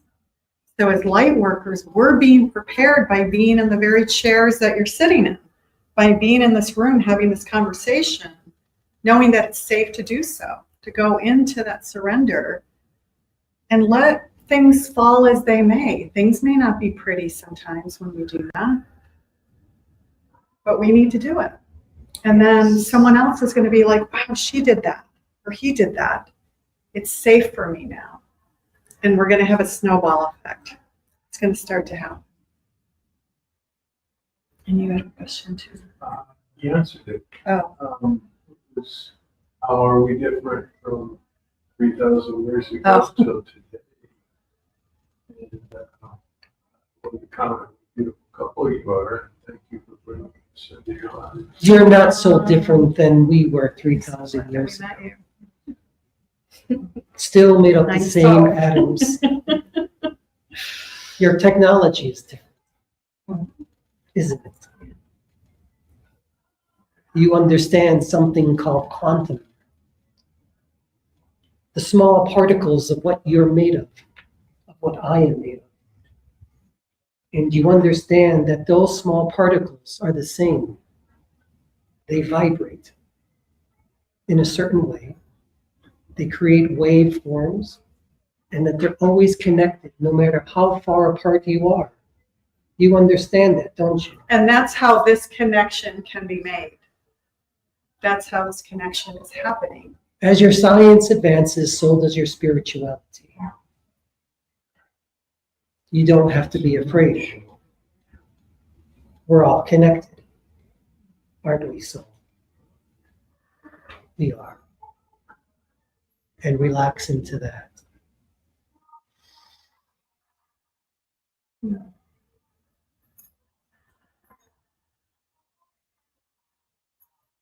breathe. We have a question from Yeah. Diane on Yeah. Instagram. I'm wondering in what dimension is Mary Magdalene in? It's a great question. It's a great question. There are no dimensions in truth. Can you speak a little louder? There are no dimensions, I say to you. In truth and in reality, everything is already connected. I've told you before, we are made of the same particles, subatomic particles. and they're always connected. I am not here and I am not there. I am here. I am always here with you. If you can see me, if you can feel me. That's 5D. So when Yes. we're in an expanded state of awareness, we can call it in any time. How Yeshua and Magdalene have always explained it, they're just like walking into another room. That's it. It's literally just they're in our field, and when they step out, they're just stepping back and letting Anthony's soul shine a little bit brighter. But they're always in the auric field. They're always here. We're always here because you're always here. We don't go anywhere because you don't go anywhere. You think when you pass away or you die that you go somewhere. You don't. You just change your perceptions of who you are. That is all. You just change energy forms. You can create a heaven and you can create hell if you want. You choose. You can be a ghost and be somewhere in between if you want to have that experience. But we are multidimensional beings, aren't we? Having multidimensional experiences in a multidimensional universe. All at the same time. Good.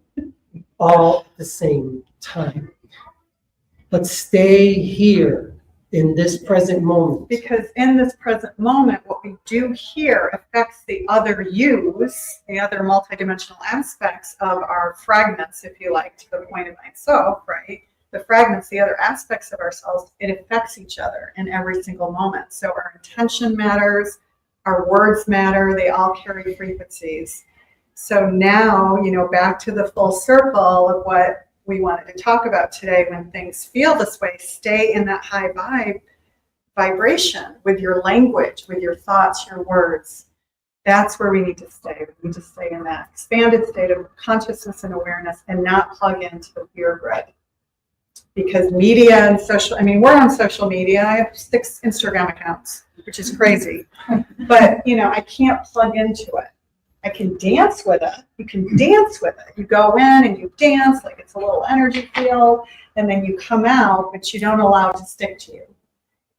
And you don't allow it to influence you. That means time. Fear. Time out. Time is finished. At least here. Good. It is always an honor and privilege to be in the presence of such high light souls, but in truth you all are. But it is always a privilege and presence, the presence of who you are, to be here with you all. And we will be doing channel readings at our booth. It's small enough, I don't even think we have numbers here, right? Anyway, you'll find us, Blue Soul Earth. Peace be with you. We'll be doing channel readings. Joy be with you. Grace and gratitude be with you. And above all, love be with you. And then share those qualities of who you are and teach others the same. I am Yeshua. These are my words. Miriam is also here. The all is here. I will let Anthony be Anthony. 1 second, please. Okay.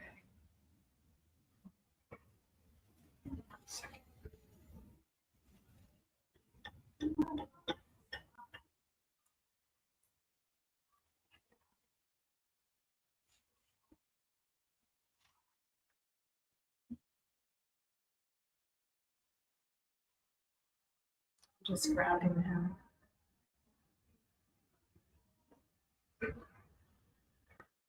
So just think of it as a frequency change. That's all it is a frequency change. You're pulling back and allowing Anthony's light to be brighter. It's really all it is.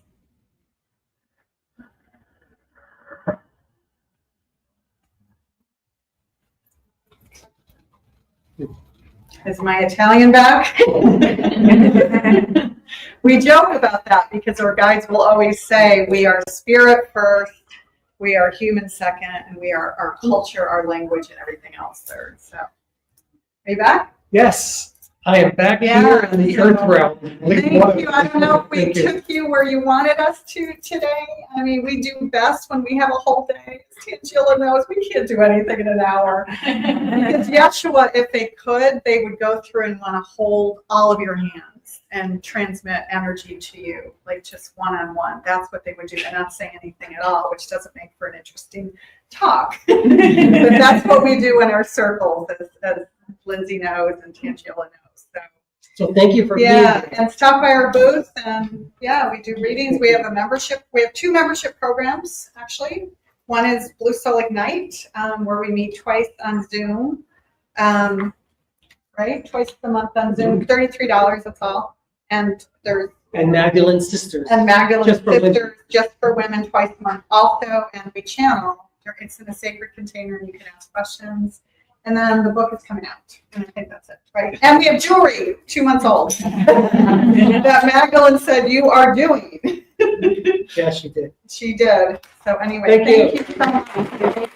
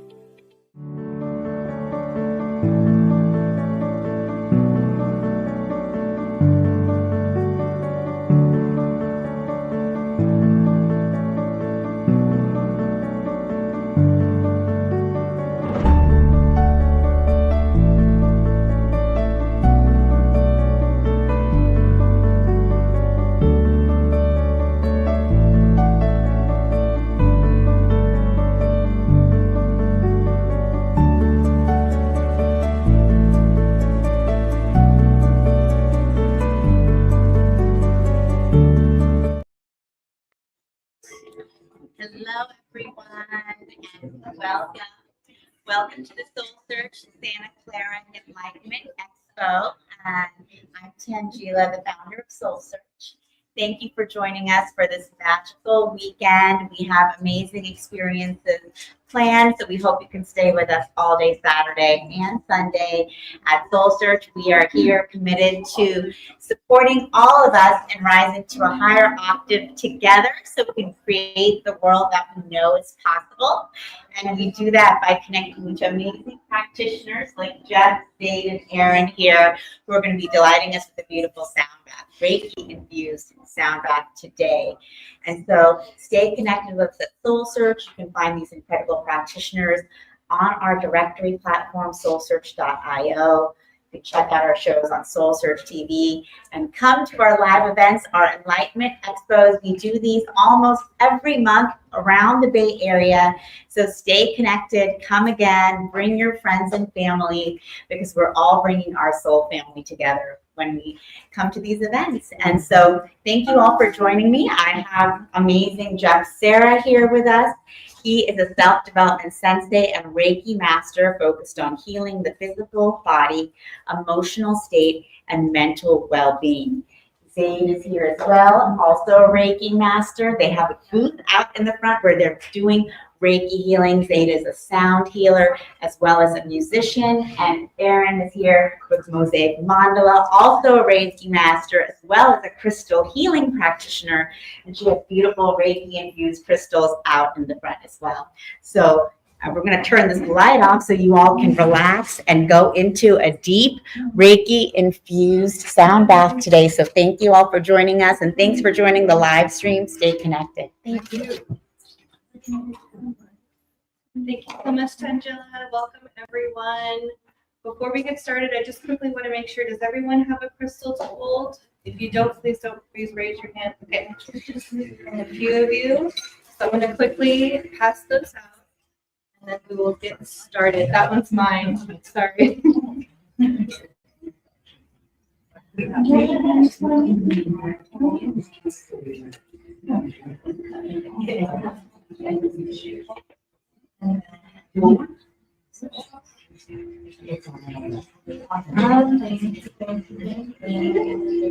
So before we start, if you're standing, feel free to sit on the floor. We will be here for about 15 minutes, and you probably don't want to stand the whole time.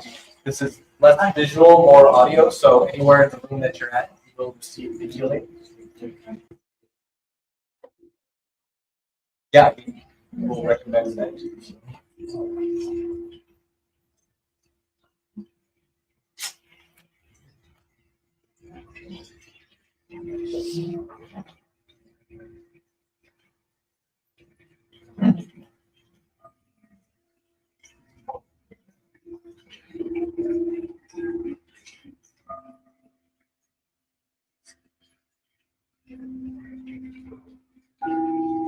Okay, welcome everyone. Thank you so much for being here. I just want to quickly comment on the crystal that you're holding. So today we're offering a crystal and Reiki-infused sound bath. The reason that you're holding a crystal, if you're open to it, these crystals are Reiki-infused and will offer you an enhanced level of Reiki healing during the sound bath. I wish I could give you the way, but if you don't mind, at the end of the sound bath, if you could just leave your crystal on the chair or on the floor or hand it to me on your way out. If you're interested in purchasing them, they are just $5 each. And let's get started. Thank you for being here. All right. Invite you all to take a deep breath in. Let it go. Gently closing your eyes. Putting down the worries of the day. Anything you were doing before this, you may need to do afterwards. Just allow yourself to be present. Taking another deep breath in. Letting it go. Bring to mind anything you're celebrating. Anything that's going well. Anything you're grateful for.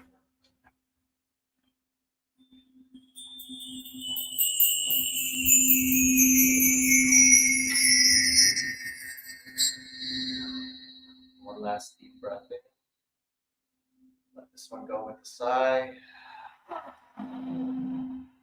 Bringing your awareness down to your hips, connecting to your root chakra, the base of your spine, envisioning the energetic red cord extending from your tailbone, setting it deep to the earth beneath you, anchoring it to the core, wrapping yourself into your physical body, present moment, the here and now.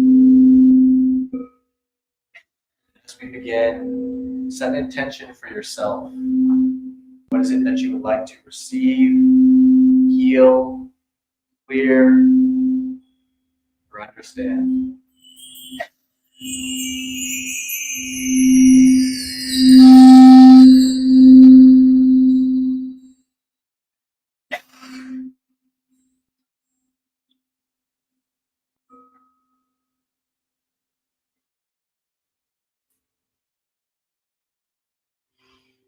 I am ready to take the next step in my evolution.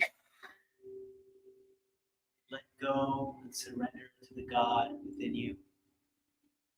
There, you will find clarity in your gift of infinite possibilities.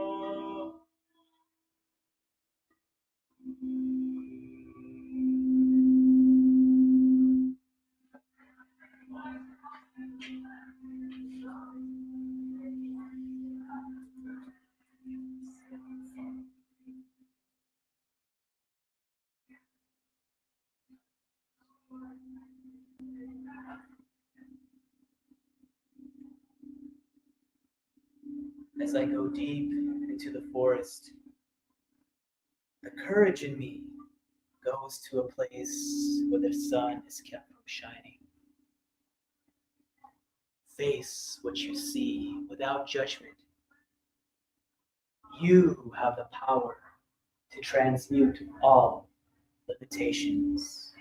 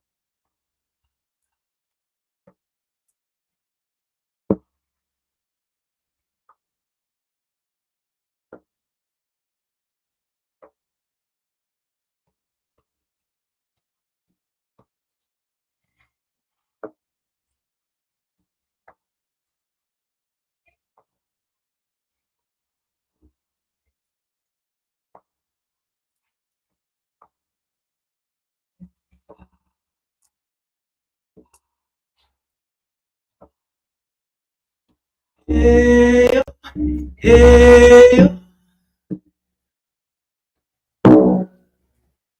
hey, hey, hey, yo, hey, no, hey, no, hey, no, hey, no, hey, no, hey, hey, hey, hey, hey, hey, yo, hey, no, hey, no, hey, no, hey, no, hey, yeah, look into your heart, you'll see, you'll see. Look into your heart and you'll see. Your heart is tied, your reality. Look into your heart and be free. Yeah, look into your heart, see, you'll see. Look into your heart and you'll see. Your heart is tied. Look into your heart and you'll see. Yeah, look into your heart, you'll see, and you'll see. Look into your heart and you'll see. Your heart is tied with your reality. Look into your heart. Yeah, say look into your heart and you'll see. See. Look into your heart and you'll see. Your heart is tied with your reality. Oh, look into your heart and be free. And be free. And be free. Yeah. Hey, hey, hey, hey, hey, oh, hey, no, hey, no, hey, no, hey, no, hey, yeah, hey, hey, yeah, hey, hey, hey, oh, hey, no, hey, no, hey, no, hey, no, hey. Hey, yeah, look into your heart, be free. Yeah, look into your heart. We are free. We are free.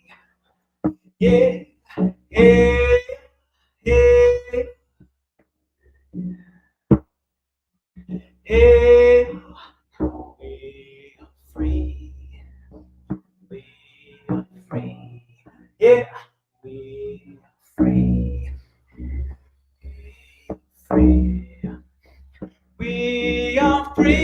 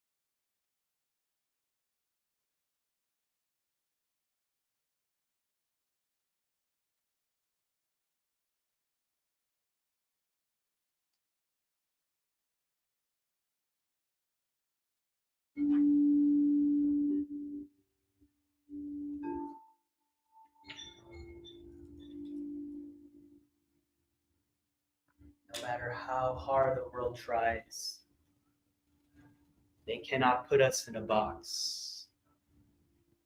Remember that you are the light that shines in all directions. You are love and will always be love.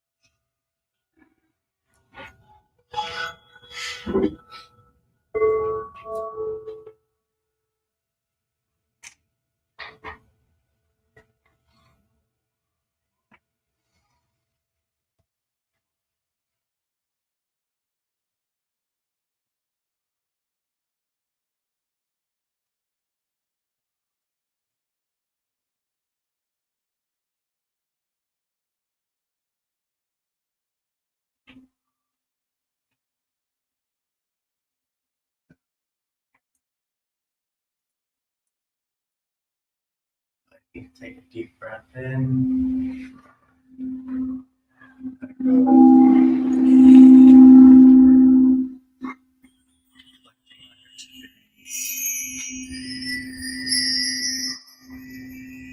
Taking stock of what came up, what emotions you felt, sensations you felt, anything you released. Becoming aware of your physical body.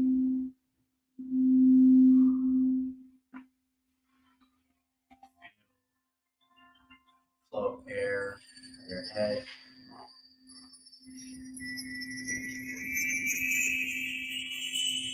Feel the tension in your jaw, your shoulders. Bringing your shoulders up to your ears, letting them melt away.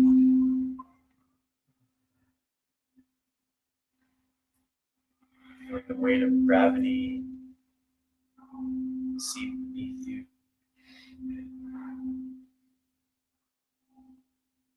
The sensation, your clothes against your skin.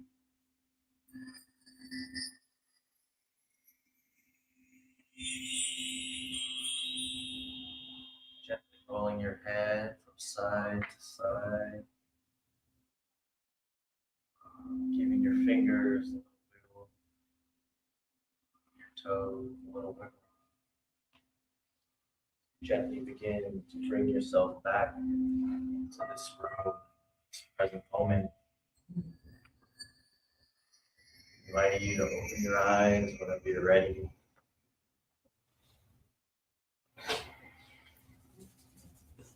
you all for joining us. Please be sure to return the crystals to Erin and stop by the Mosaic Mandala booth. She is a Reiki master and infuses all of her crystals with the Reiki energy. She has the best feeling crystals.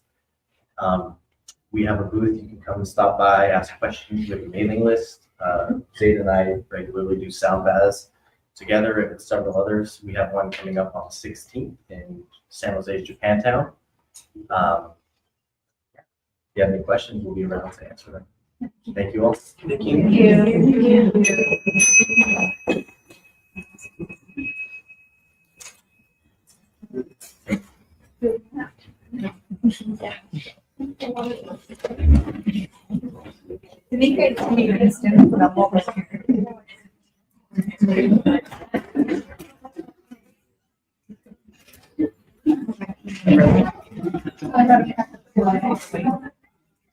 I'm sure.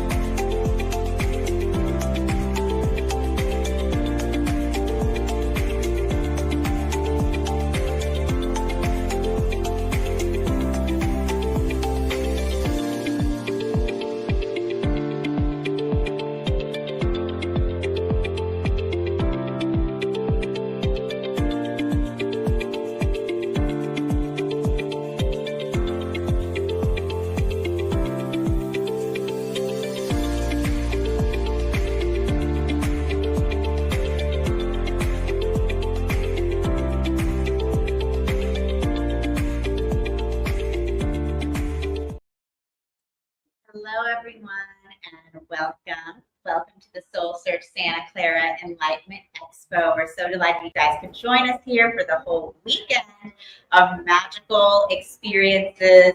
At SoulSearch, we're here to support the awakening of humanity, the upliftment, working together to really bring ourselves to a higher vibration so we can create the world that we know is possible on this planet. So sometimes we may feel a little bit frustrated and concerned about what's going on around us. And of course, we just had, a big election and a lot of emotions around all of that. And we can all come to a place like this where we can connect as soul family, connect to our own peace, our power, and our harmony within, so we can begin to reverberate that out and really create a new earth together. So thank you for joining us. We host these events every month around the Bay Area, so you can stay connected and bring friends and family. And you can connect to our practitioners like Charlie here through soulsearch.io, our directory. You can also watch our shows on soulsearch.tv, which is our conscious content streaming channel on Roku, Amazon, Apple TV, and Android TV. We have a lot of great shows from practitioners. And we also have a giveaway starting soon, so definitely join our Facebook group. And one lucky winner is going to win over $1,700 worth of readings and healings. So you can just join our Facebook group up at the front desk and stay tuned for how to win that prize. And so I'm very excited to be introducing our next speaker, Charlie Lamson. He is a spiritual teacher, mastery coach, angelic healer, ascended master, channel, and guide. And through painful and mystical experiences during this lifetime, Charlie has remembered and mastered the ancient sacred fire alchemy of old. He has successfully used this alchemy with great help from the angelics and the ascended host to transform his entire life and heal ancestral karma. As we're all preparing for our individual and collective resurrection and ascension, it is time to bring this mastery back into the awareness of all humanity. And that's what Charlie is really here to do, support us all in remembering our divinity and our power of who we truly are, so we can transform ourselves and the planet. And I'm also really happy because Charlie is my dear husband, and he supports me in creating everything here at SoulSearch, all of our events, and he's an amazing example of divine masculine. So thank you, Charlie. And so thank you all for joining, and welcome. Thank you, guys. So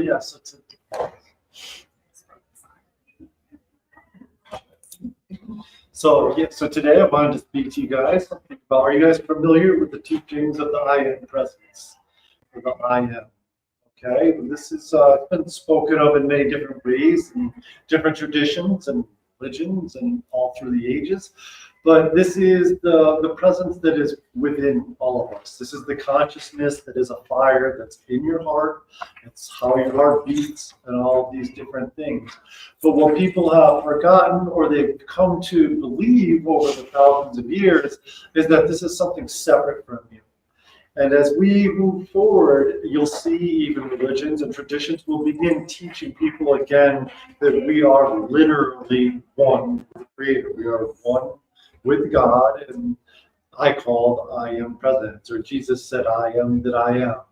These different teachings is what was being brought to us, and to begin speaking as if, not with a human ego or a human consciousness, but to begin when you do your prayer as if it is God giving a decree through you to make things happen in life. Okay, we hear, and we've been spending the last couple decades of bringing back the universal laws of manifestation and these kind of things back into the consciousness of ourselves and all of humanity, but working with one level deeper of actually embodying your true presence, while then acting on the manifestation laws and the things that interest us, becomes much more powerful.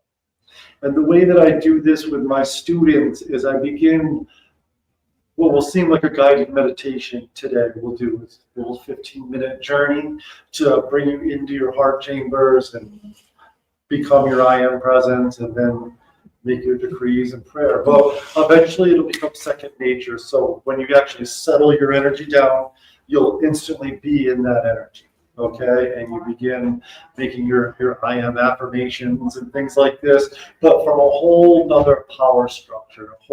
It's no longer the human you speaking, it's actually the God you decreeing it into existence. Okay, and it's very powerful for your own healing, for the benefit of the earth, humanity, also for your deeper levels of awakening and remembering that you are truly one with everything.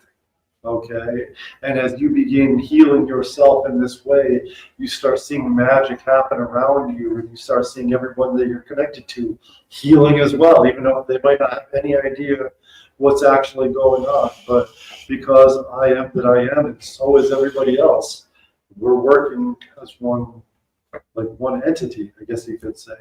And we're all these separate sparks or separate drops in the water of one big ocean.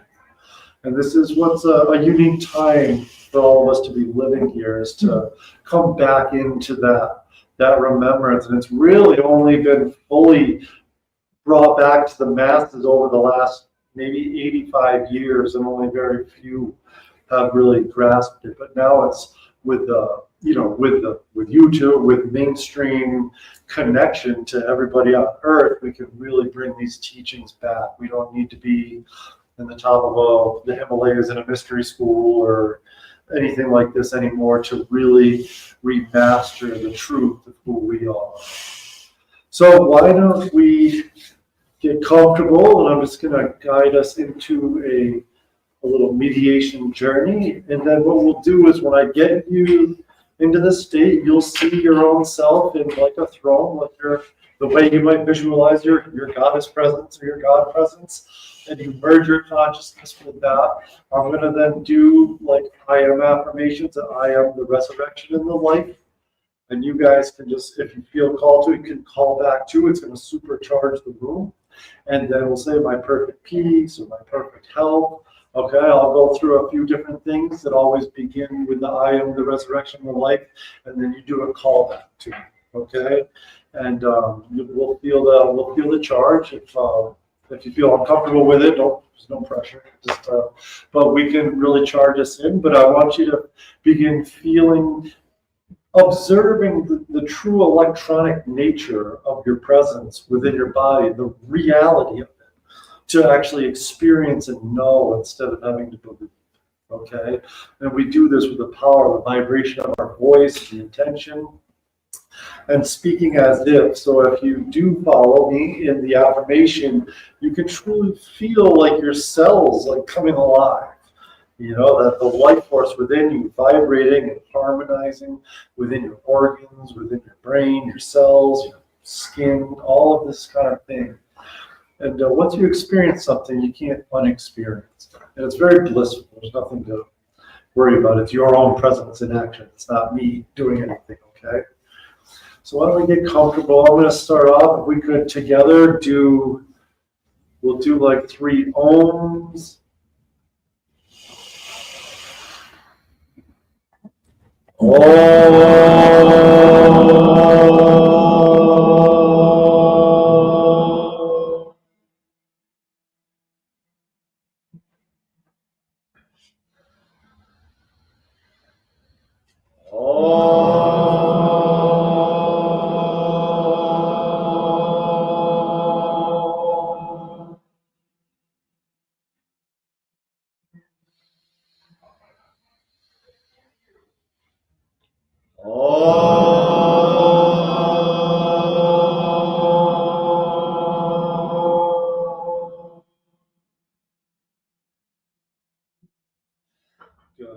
Now, why don't we just close your eyes, relax as we go through this journey. Just follow my voice. We will begin calling forth our own beautiful ethereal technology that has always been with us, but it is time to be brought back into our awareness. We've heard many things of the Merkaba field, diamond white field of light, things like this. And let us just relax. There's nothing for you to do except just breathe.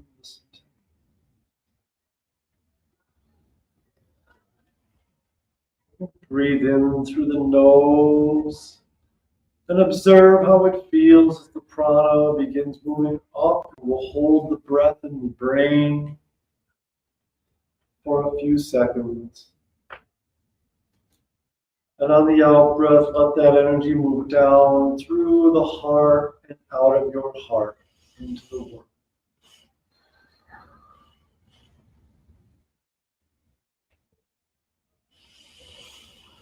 As I'm settling my energy, I like to hold the breath for about equal to the amount of seconds I breathe in, hold for the same amount of seconds, and breathe out for about the same amount of seconds.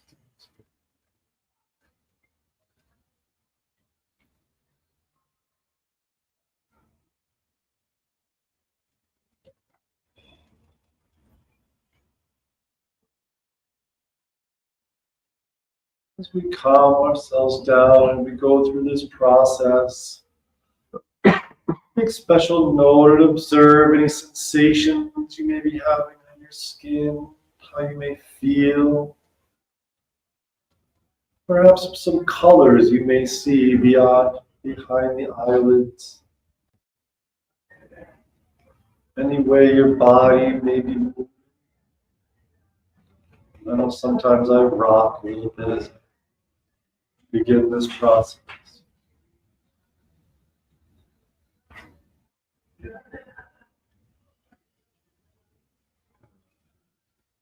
Now I would like you to take your focus into the heart and find yourself sitting in this glorious golden orb. A beautiful throne in the middle of this orb. And notice that on every out breath, this orb begins to expand until to those that are standing outside the body would appear to be the size of perhaps a grapefruit or a kettle.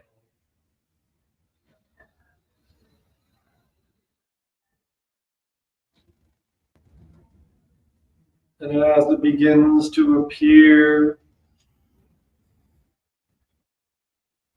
it begins irradiating more of a white diamond light for the atomic frequency of this sphere, this orb, great and brilliant in nature.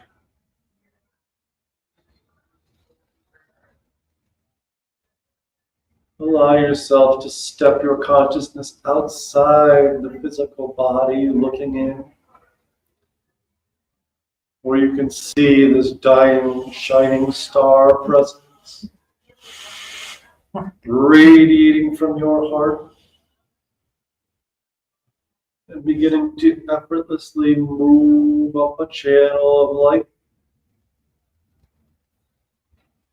Effortlessly moving up out of the crown of your head. And continuing on and on and on. Until it rests, perhaps 11 feet above your head.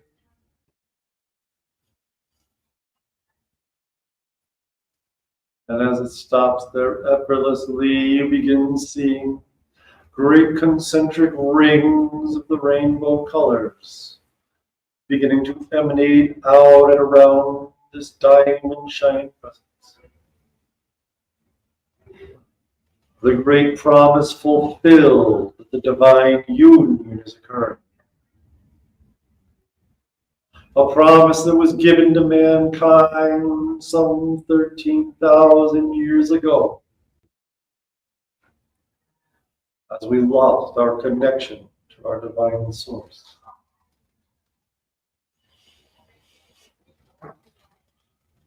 Just gaze upon this beautiful diamond shining presence like a star with the concentric rings of the rainbow surrounding this beautiful presence.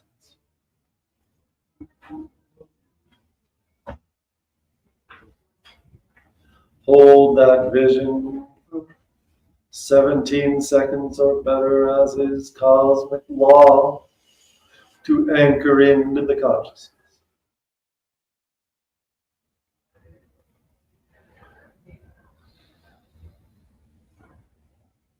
And now you begin seeing and witnessing a beautiful and brilliant diamond shining white tube of light beginning to emanate down upon and around your physical body.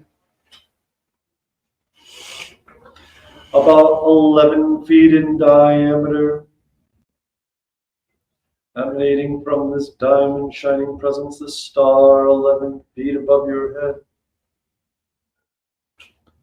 Take notice of this electronic tube of light, spinning clockwise in nature, nice and slowly. It's ethereal, you can have no problem seeing through it. If anything, it may make your vision much more clear. But know that you are in this beautiful, indestructible, diamond white ethereal tube of light. As it spins clockwise around you, maybe you see numbers or pictures or symbols moving past you. Whatever pops into your mind to allow you to hold the vision like a child counting sheep. Anchoring this beautiful electronic tube of light, 17 seconds. This time, the 17 seconds, is something brought to us by the great Elohim, ones that have held the focus for all creation and manifestation. One day you will use these universal laws to precipitate your own food rather than manifest money to go buy food.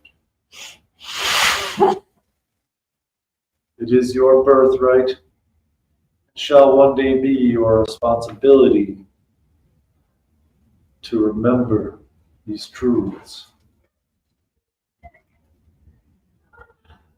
And now with this tube of light is anchored in fully, you notice that it begins spinning faster and faster until it is spinning clockwise around you at the speed of light, and everything becomes one.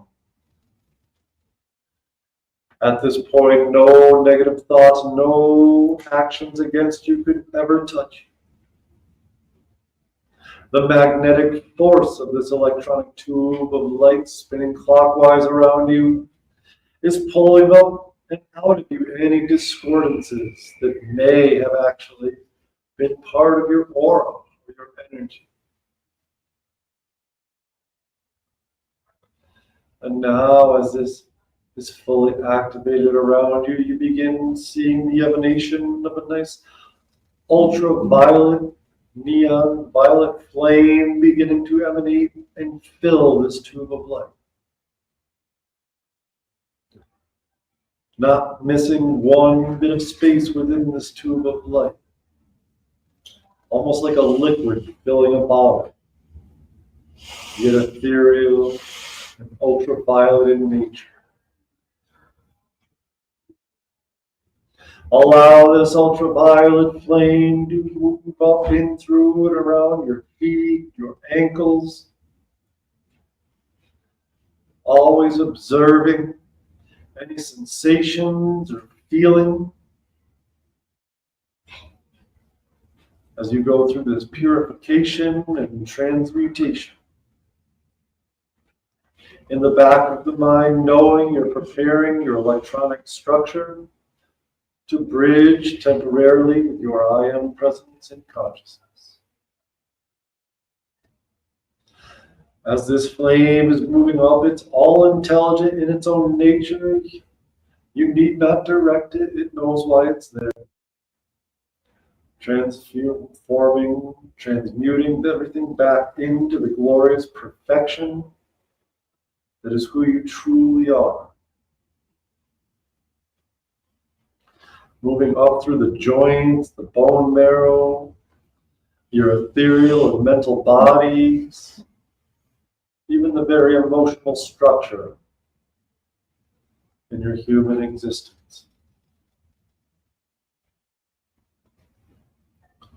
Allow this beautiful violet flame to move up now through the hips, through all the sexual organs, the lower spine, transmuting and transforming any traumas that may have occurred in this lifetime or any lifetime. Balancing and neutralizing any karma that stuck to you. It is time to let this transmute and transform. You have balanced the energies effectively.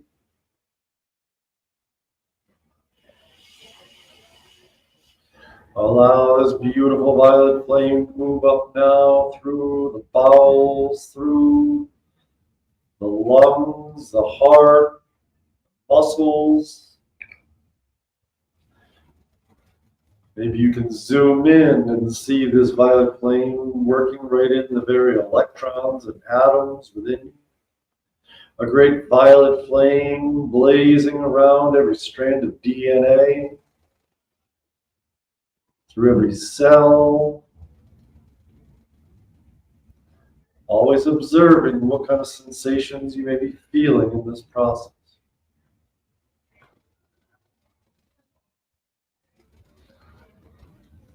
Allow this violet flame now to move up through the neck, through the voice cords, up in through the jaw, the mouth, the teeth, moving down your throat, down, in and around all of you.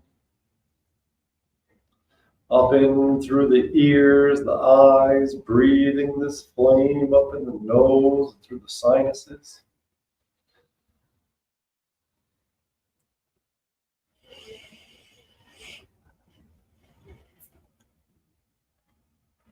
Moving that violet flaming energy up in through and around the brain, through your head and your hair,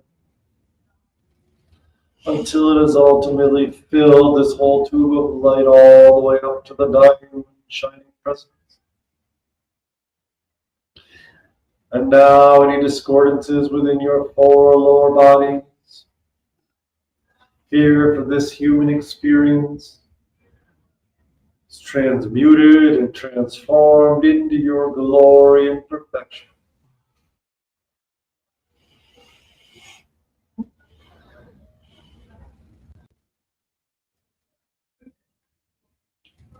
And now, as you're observing and relaxing, you begin feeling a sensation from above you.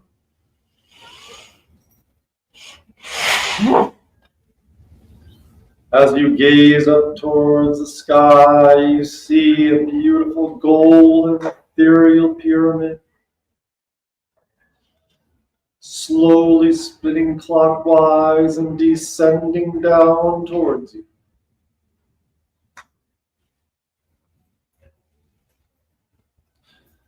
Allow this to keep descending, spinning beautifully, effortlessly, and slowly.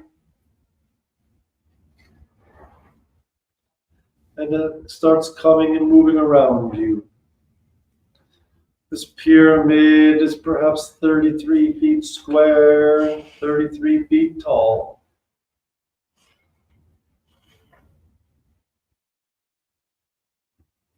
And in 3, 2, 1, anchors into place, with you sitting directly in the center, as if you are in a throne in this king's chamber. Take note of this pyramid spinning around you. It is ethereal in nature. Just seeing through the mind's eye where the floor is does not matter. You sit in the center of it, you have full vision of the clockwise rotation. Just take note of any numbers, symbols that might come into your imagination as we hold this vision for 17 seconds.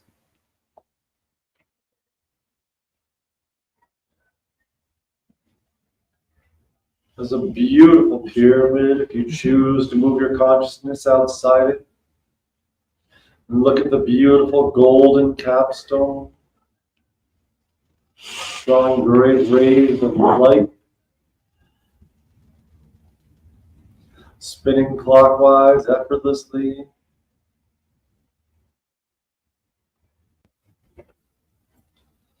Good. Now let us bring the consciousness back in to within this pyramid. And now you begin feeling a radiance coming from below you. As you look down below your feet, you see coming from what seems like miles away a beautiful inverted pyramid, the same color, except moving counterclockwise and ascending towards you. A beautiful gift from the earth, sending her love and energy into this creation of the Merkaba field, connecting heaven and earth. Allow this to ascend into place, spinning counterclockwise as it moves towards you. Identical shape and size. The same exact speed.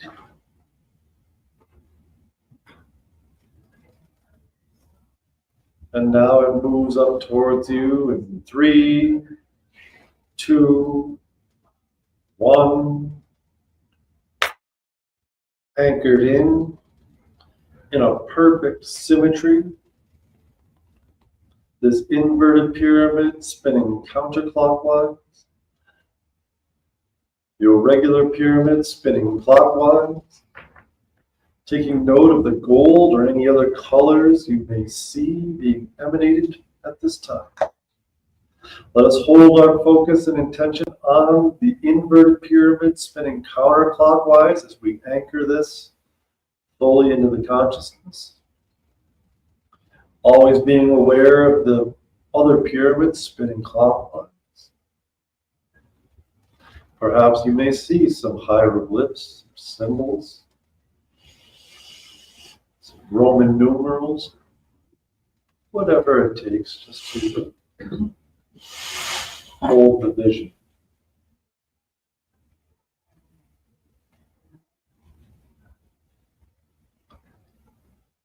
And now you begin hearing that inner voice come out in a thunderous voice to announce Merkaba on.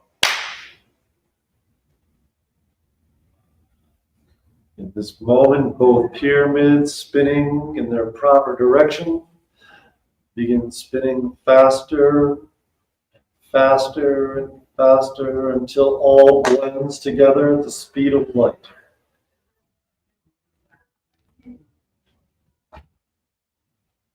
All ethereal in nature and full ability to see through this. Observe any sensations you're having in your body.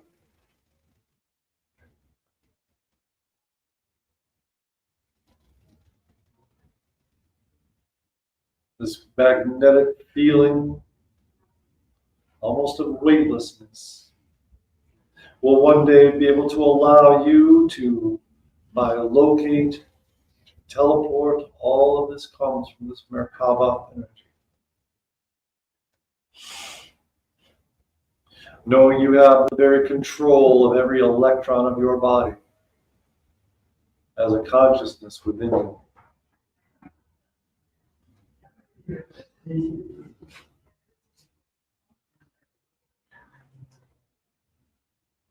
And now as we are settled into this Merkaba field, this Merkaba state, allow yourself to settle back into the heart.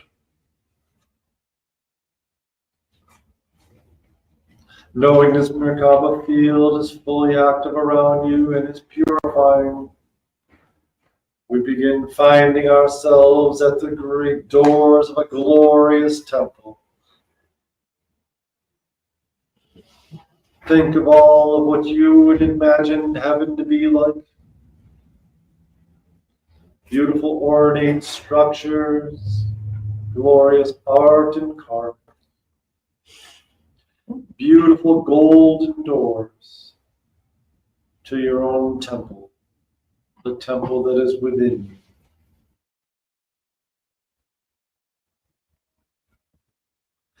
As you move towards these doors, they open, for they are alive, and they welcome you. Allow yourself to move down the aisle and see a glorious pink flame beginning to emanate from the very floor in the center of the aisle. And let us stand on this flame for a while.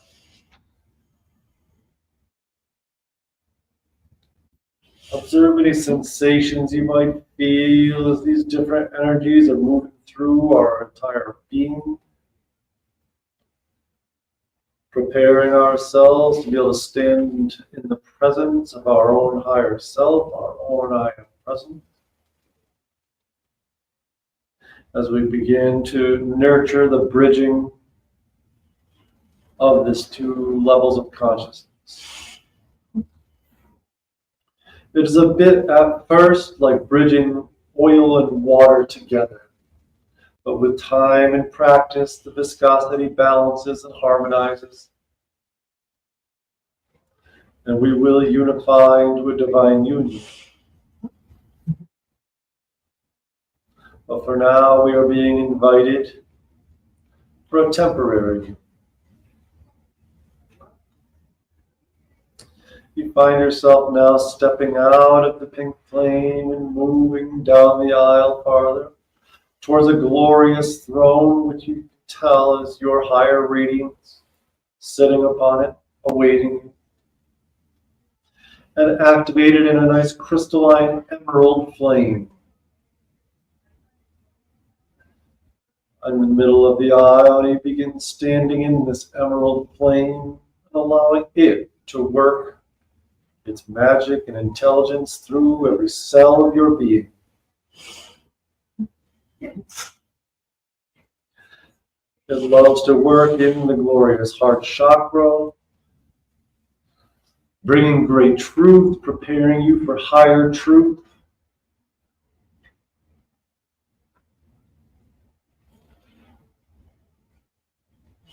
Good.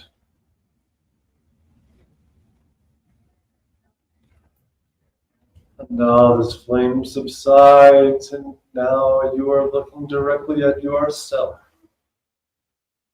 Your God or Goddess presence in full opulence and glory.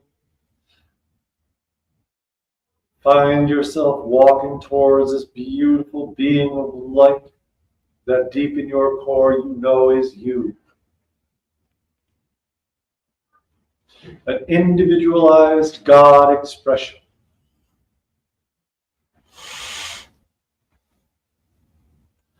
Take note of any details you may see around the throne. Beautiful crystalline, metallic gold.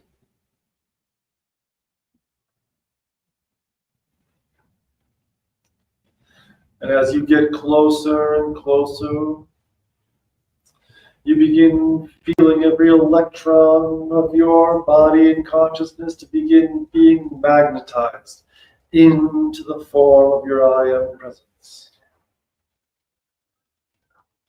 Almost like you are dematerializing and rejoining into the consciousness of this glorious crystalline light being.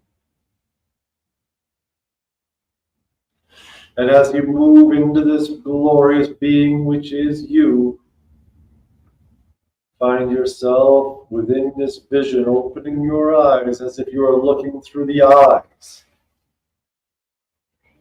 of your God or Goddess presence. Feel the crystalline throne beneath you. Observe any sensations as you move into this perfected version of you.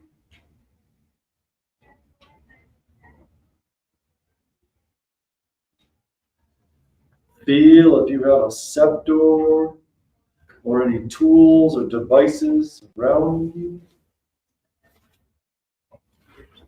There is no wrong way to do this. Just giving your attention to your I am presence 3 times a day or more will make this easier, easier, and easier.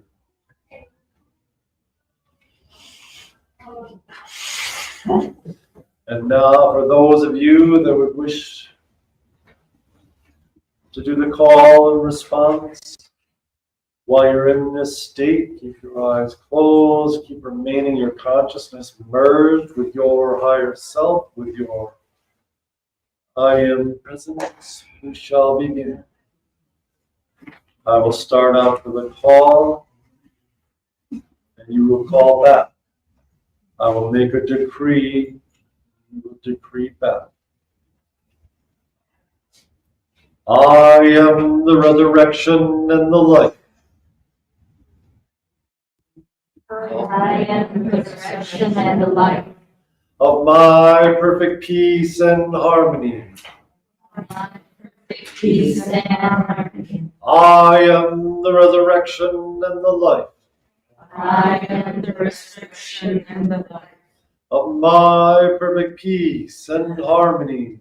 of my perfect peace and harmony. I am the resurrection and the life. I am the resurrection and the life of my perfect peace and harmony. of my perfect peace and harmony. I am the resurrection and the life. I am the resurrection and the life of my eternal youth and perfect health. of my eternal youth and perfect health. I am the resurrection and the life. I am the resurrection and the life of my eternal youth and perfect health. of my eternal youth and perfect health. I am the resurrection and the life. I am the resurrection and the life of my divine union and communion. of my divine union and communion. I am the resurrection and the life. I am the resurrection and the life of my divine union and communion. of my divine union and communion. I am the resurrection and the life. I am the resurrection and the life of my financial freedom. of my financial freedom. I am the resurrection and the life. I am the resurrection and the life of my financial freedom. of my financial freedom. So allow yourself to relax, feeling what it feels like to feel neutral in your decrees and your prayers. Understanding the true power when we are in this state and we are not calling from a state of need, but we call from a state of neutrality, calling as if you are the presence in action. You shall see how fast the things that you require are provided to you. Giving your attention and contemplating on that brilliant diamond shining presence above your head that I tell you is always there. Will bring forth new ideas, higher comprehension, and higher magnetism to the things that will help you elevate your consciousness and move forward in this ascension process. This is a group collective ascension that we were all part of in this lifetime. It is a bit different than we have gone through these processes in the past. Very individual.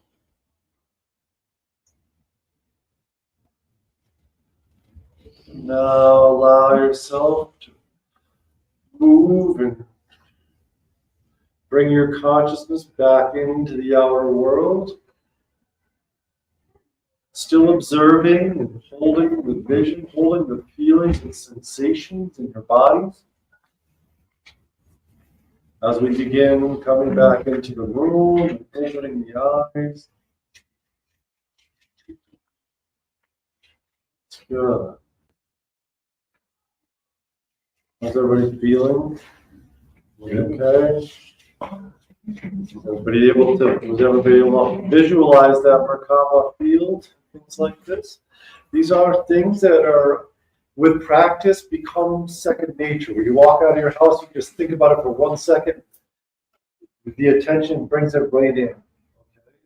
It's not a big, long, drawn-out thing. I know for myself, I didn't want to sit around and meditate all morning before I could leave the house.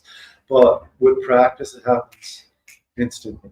Okay, sometimes I record my own self-meditation and things like this to not even to ever listen to it again, but it's like almost because I'm saying it out loud, it like starts generating the fields of energy. Remembering the power of our voices and our intentions is key through this whole process.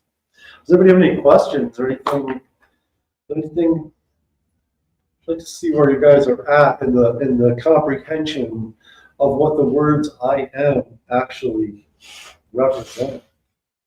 Unfortunately, we've been using the words I am for all the wrong reasons. For the most part, we're, oh, I'm sick again. I'm never going to make it to work on time, all these kind of things. And then we come to realize that we're creating those things in our life. And especially when we feel that same way that we're speaking. And to come to an understanding that we can raise the way we feel about the good things, we can create those too. We're here to break that programming of the negative thinking, the negative self-talk, all of these things, and we can pull ourselves up out of everything. We become the self-masters of our mind, of our emotions, and when we do that, then we are aligned with the power of God within us, and things happen instantly. Yes. I notice during the meditation, kind of going to those negative thoughts, and instead of focusing on those negative thoughts, I started to think about the things that I appreciate instead, right? So it's almost just shifting that focus from like lack to the things that I appreciate. Yeah, no, it is good. I mean, I know it sounds so cliche, and believe me, I was never somebody with a gratitude journal or anything like this, but because I didn't understand what it was about until all of a sudden I started understanding. I start writing down what I'm grateful for. I'm actually programming the universe to actually start giving me more things that I'm going to be grateful for. You know, it's about changing your frequency and aligning to it. You know, instead of being like, oh, this is stupid, well, then you're going to constantly be getting stupid things, you know, and it's like, why did I do that? But it's the awareness is key, the awareness of an emotional reaction, right? And like, we are all, even masters that are on the earth, we're still bringing up more emotional reactions up out of us to observe, I guess you could say, to become aware of them without reacting to them. You know, and as this starts unfolding, it becomes kind of fun because you know once this real chaotic or negative energy or negative thought pattern finally dissolves, it's going to be like a Pac-Man's power pellet. Like, you know, it's like there's a gem in that, right? It's like, you call it diving for diamonds, or diving for, you know, going into the shadows to pull out a piece of gold, right? And you know, this is what alchemy is. But the first step is the awareness that this is actually a thing, that this is happening. Every time somebody makes you mad and then you flip them off and yell at them, well, guess what? Now somebody's going to make you mad again until you can balance that out and understand that, oh, I don't have to get mad. This is just something, okay, my own I am presence just triggered that guy to make me mad so that I do this. Go ahead. So in the meditation, when you said the periodic anchors, Yes. is it anchored at the heart level or base level? It is like it is almost like the way I do it, I make it nice and big, so it's like your whole level. It's like a 33-foot tall pyramid. Okay, the first one spinning clockwise, and you yourself, your whole body is like in the center of it.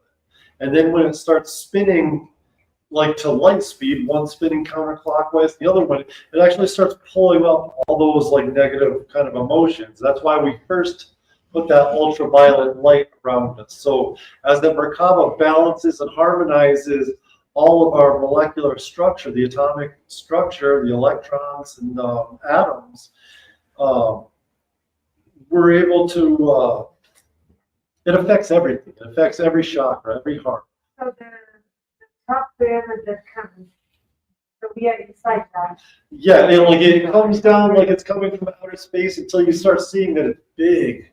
And it goes down beneath your feet, like the solid ground doesn't matter. So it's almost like this pyramid. So now you're in the middle of a 33-foot pyramid, like in the king's chamber. Okay, And top of the bottom one. and the bottom one is the same exact. Oh, it goes way above us. Yeah. So like ultimately, if you were to step outside of yourself and look at it, it would look like the Star of David, right? And it's like a Merkaba field. And this is what we are learning that we all have access to. We've always had it, but in ancient times, I believe it was like Enoch or Elijah, or old stories in the Old Testament would talk about being, an angel coming and helping them learn how to create this. And then you can, if there are people that are going to become very able to just remote view and astral project, do these kind of things that we talk about, but it puts a layer of security around you where you're still untouchable even when you're traveling, I guess you could say. And it's a very important tool, and it's very divine. And it's the speed of light makes it so that no negative thought forms can enter or anything, because sometimes we travel to places we don't really know where we're going, once you start practicing different things like that. So you want to, we're in kindergarten now. We're learning how to build our electronic fields and things like this. Go ahead. Yeah, really quick. You were talking about the chakra areas, but the pineal gland itself, where does that is your understanding of the pineal gland and activating the pineal gland in all of this? It is a lot of the best way. I mean, obviously, in a physical pineal gland, it's very important to have the intention of decalcifying it. Like we're sort of coming out of we're coming out of a slumber where we agreed to sort of poison our bodies. And, we came into this agreement to then wake up. And the pineal gland, with the intention, you can also put these fields of energy like a little Merkaba around your third eye, around the gland, okay? But the gland is like a side effect. Everything in our physical bodies is a miracle, and it's like a side effect of our spirit bodies, okay? So we actually have a chakra that's our third eye that's like actually outside of us a little bit. It's like out here, but it correlates to the pineal gland, okay? And this helps you to imagine things. Okay, this is why children, as we get older, it begins calcifying. That's why children can daydream. They can be playing matchboxes and be on the NASCAR track at the same exact time. They can find their bilocated, right? But we're learning how to get that back. But it's happening, but it's the intention. For myself, I had to stop doing drugs. I had to stop doing a lot of different things. And it started really opening up. I had to believe it too. I had to believe that my imagination wasn't just naked.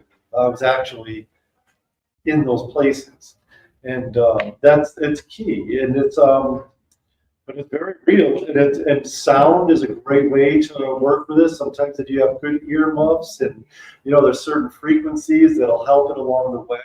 But it's always the observation and the awareness. So if you're listening to sounds or somebody's doing sound bowls with you or something, to be observing what you're seeing, okay? Or even having Reiki done. Observe, like, don't go to sleep. Just kind of like look through the back of your eyelids, and you'll start seeing faces will come in, and that's your pineal gland beginning to vibrate all this stuff gooey. That ultraviolet light, I like to visualize like an ultraviolet ray just beaming me right in the forehead, sometimes just to, that programming begins neutralizing any calcification and things like that. Times are tight. Yeah. Okay. All right, guys, thank you so much. Did you let everyone?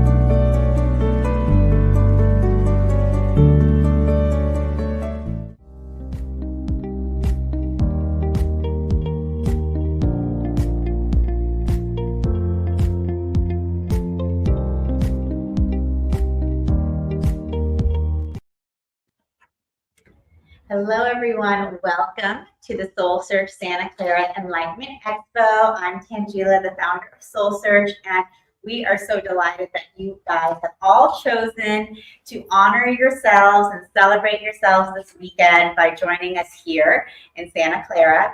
And we hope you can stay with us the full weekend. We have all types of supernatural, spiritual, and incredible experiences like what you're going to see right now with Kelly Eckhart. And we're really excited because here at SoulSearch, we are committed to supporting the upliftment of humanity, helping us, each one of us, to raise the vibration together. We raise ourselves and we raise all of humanity. And we're really together creating the earth that we know is possible. And we're doing it together. So thank you for being a part of all of this great change on the planet. I know there's a lot of frustration, concern with everything going on out in the world, but we can all come together and be in our own peace and power, knowing that we are saving the planet. So Sending that beautiful energy out. Exactly. We're sending it out to everyone across the planet. And so, thank you. And so, stay connected with us at SoulSearch. We host these live Enlightenment Expos every month throughout the Bay Area, so you can keep joining us, as I know a lot of you guys do. And also, of course, you can find amazing practitioners like Kelly on our directory platform, soulsearch.io. And we have incredible shows from our practitioners on soulsearch.tv.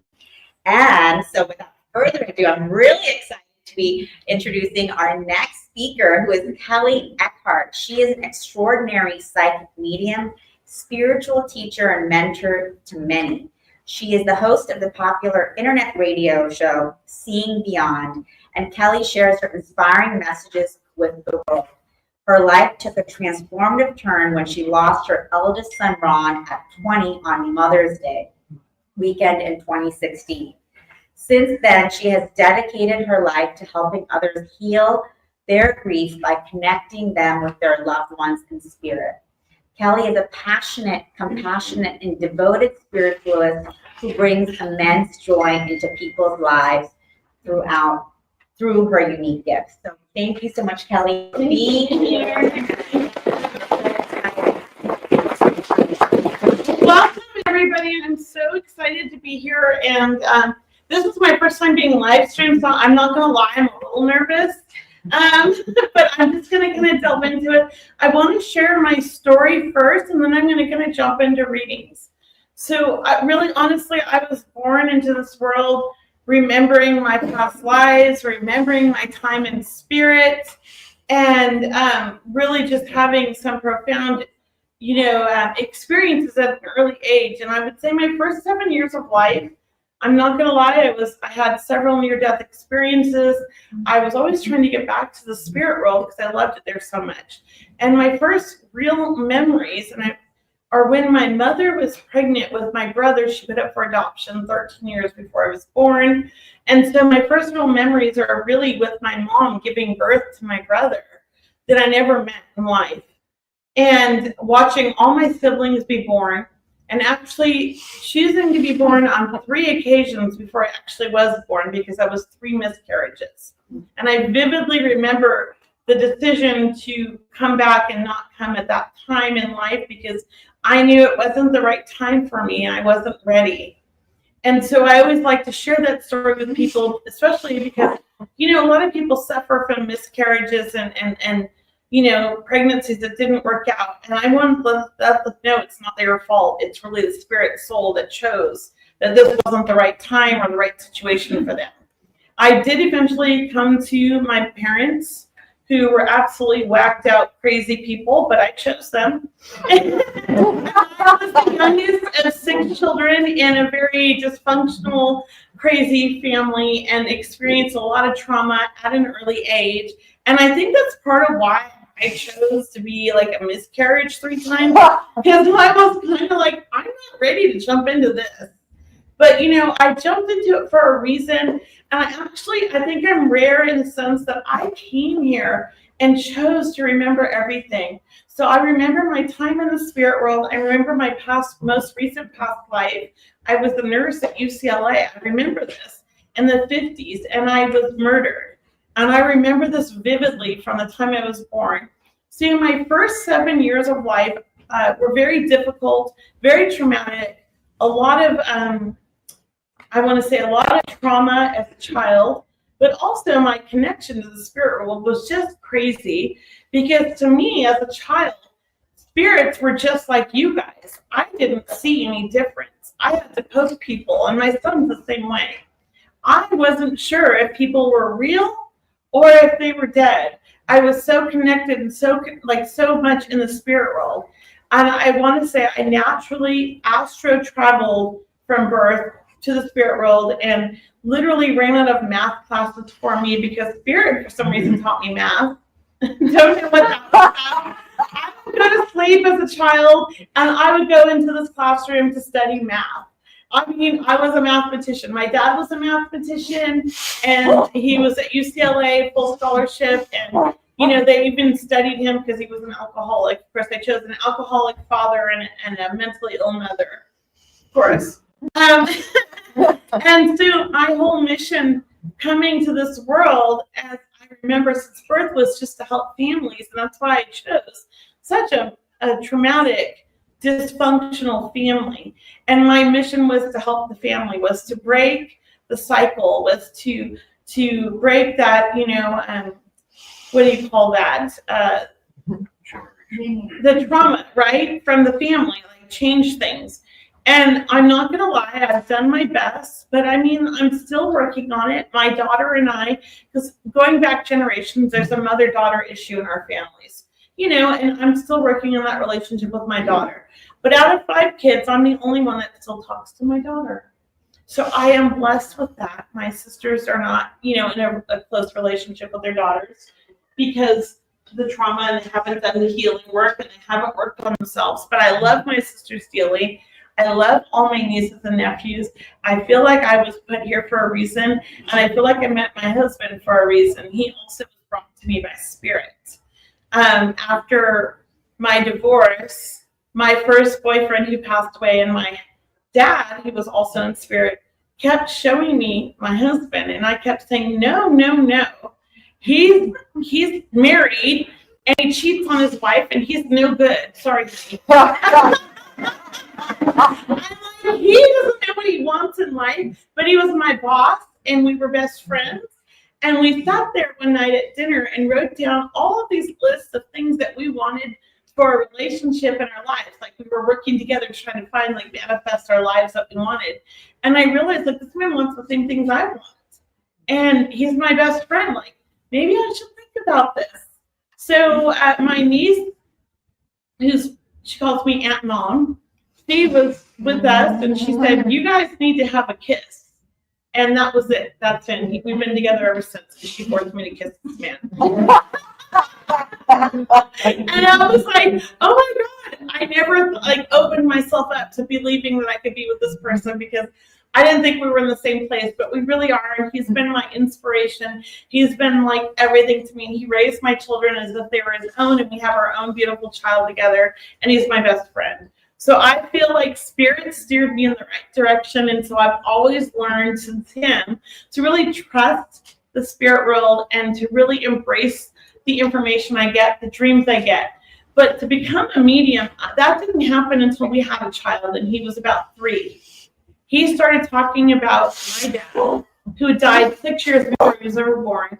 And there's no way this 3-year-old child was going to know that my dad was an alcoholic, that my dad had a temper, that my dad was impatient.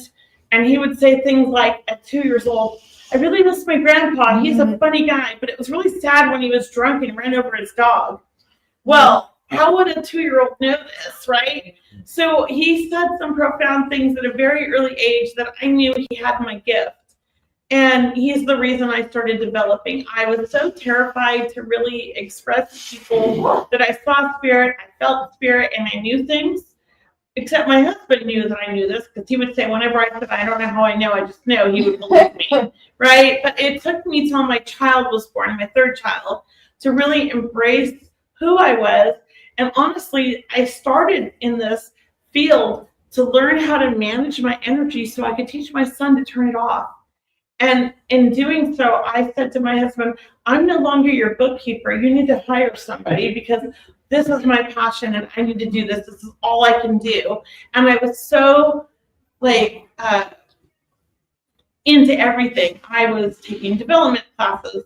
I was working with mentors. I was traveling all over the country to take development circles with like amazing teachers because I just wanted to learn. I was like a sponge. And he kept saying, I'm spending all this money because he was paying for everything. When are you going to do readings? And so it took me 5 years to get my energy up, to get my, I want to say I'm a perfectionist. And that's the ego. So it's really let the ego go and know that I'm not perfect. I'm going to do the best I can. So today I wanted to kind of come share my story, tell you guys a little bit about myself, and I wanted to do readings for the audience here. Now the way I work is I'm an evidential medium, and I chose that because I'm an analytical person. I did HR for 30 years. I mean, there's got to be a reason behind everything. So for me, evidential mediumship is like, I'm getting validating information that nobody would know from your loved ones, right? And so I just need, like, if you understand what I'm bringing through, raise your hand and I'll come to you and see what you understand.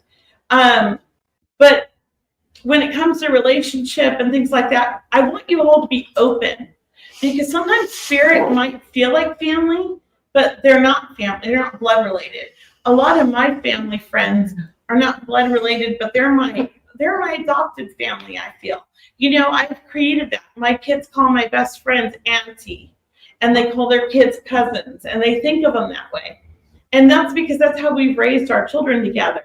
So for me in the spirit role, a lot of times people will come through and they're like family, but maybe not blood related, and so it throws people off. So be open to the relationship. It's more emotional for me, not necessarily blood related. Does that make sense?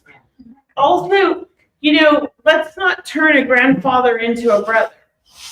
Like, that's not going to work. So be conscious of the relationship I'm bringing through. So if you understand, raise your hand and I'll try to come to you and I'll figure out who I'm with. Okay? And I think the other thing is just really be open, invite your loved ones in, talk to them right now in your mind and say, hey, I'd love to hear from you, and see if they come through. I might not reach everybody, but I'll definitely reach a nice amount of people that will, hopefully, other people will feel the messages and feel loved by that message. So I do feel like sometimes the messages that come through are for everybody, not just the one person I'm reading for. So I hope that makes sense. Okay? And who here has never been, I'm assuming you've all been to mediumship readings, but who's never been to a mediumship? Oh my goodness, we have a lot. Oh, wow. I'm surprised, but that's great. So I hope I explained the rules to you. Yes, no, I don't know are my favorite words when I'm doing this reading. Not the nod, not uh-huh. I need to hear those words. Yes, no, I don't know. And the reason is that I am working with spirit and I don't want to focus on you, not to be rude, but I want to stay connected. And I want to know that, I want to hear that I'm getting validating information. And it helps strengthen the connection and helps me bring through spirit faster. Does that make sense? Yes. And I'm going to be quick. And once I know I'm with somebody, I'm going to go straight to the message because I want to reach as many people as possible. Does that make sense? Yes. Okay, awesome. Thank you guys. You guys are amazing. I get very thirsty when I do readings. It might be nerves. So I'm just going to kind of see who's here. I have a man that steps forward. I know this man was difficult in life because I feel like he was argumentative, he was stubborn, he was opinionated, but at the same time, I feel like he was very sensitive, very caring, very loving.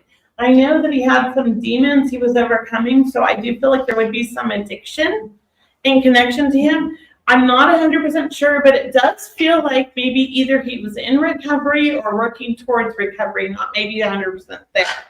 I feel like this person passed too soon or before their time, so I definitely feel like they weren't 50, 60, 70, they feel younger, okay? But they're definitely an adult. I feel like this would be connected to you, like this is family. So this is like perhaps a brother, a cousin, a best friend. And I say family because sometimes our best friends are like family. So can anybody understand a man in spirit? So you can, anybody else? Yes. I didn't see. Oh, back there and back there. Okay, so let me try to make sure who I'm with, because I've got 3 people, so I'm going to try to narrow this down. 4 people, thank you, I didn't see you, okay. Oh my gosh. Well, we're going to narrow this down and find out who I'm with, but everybody else, if you understand 90% of it, the message is for you as well, okay? So just know that. So I know with this man, he was creative, he had a very artistic ability. So I feel like that would make sense to you. Would anybody understand that? Raise your hand still. You understand that, you understand that, you understand that, but you don't. You kind of do. Because when I say creative, like it could be music, it could be art, I just know that the way he thought was outside the box. He did things differently, so you understood that back there. I also feel like he would have left behind a sister. So I do feel like that's important, that he has a sister. Can anybody understand that? 2 people understand that. Okay, 3 people. So we're definitely narrowing this down. Okay. And I feel like his sister, you would still be connected to her. Do you understand this? I feel like you either through social media or just every now and then you guys check in. Does anybody understand this? I just need hands raised. Okay, here and here. So I've got 2 people. I'm gonna work, if you don't mind, I'm gonna work with you. What is your name, ma'am? I actually feel like I'm being pulled in your direction. And is this a brother? Okay, thank you. I feel like I'm with you, Kate, so I'm just going to work with you here a little bit. You would understand your brother to be stubborn. Yeah. And you guys are very close. Yeah. Like, you confided in each other. Yes. Okay, and would you understand his passing to be unexpected and shocking? Yes. Now, when I say unexpected and shocking, I don't feel a car accident. But I feel that he takes responsibility, and I don't feel suicide. So the way I feel like he takes responsibility is that it was the life he was living or the things he was doing put him in the wrong place at the wrong time. Do you understand this? No. Was it suicide? Okay. I feel like he's almost saying like it wasn't suicide or wasn't planned that way. So if it's suicide, to me, he really was more of attention, and it went too far. Do you understand this? Yeah. And were you the one who found him? No. But somebody in the family found him? No. Okay.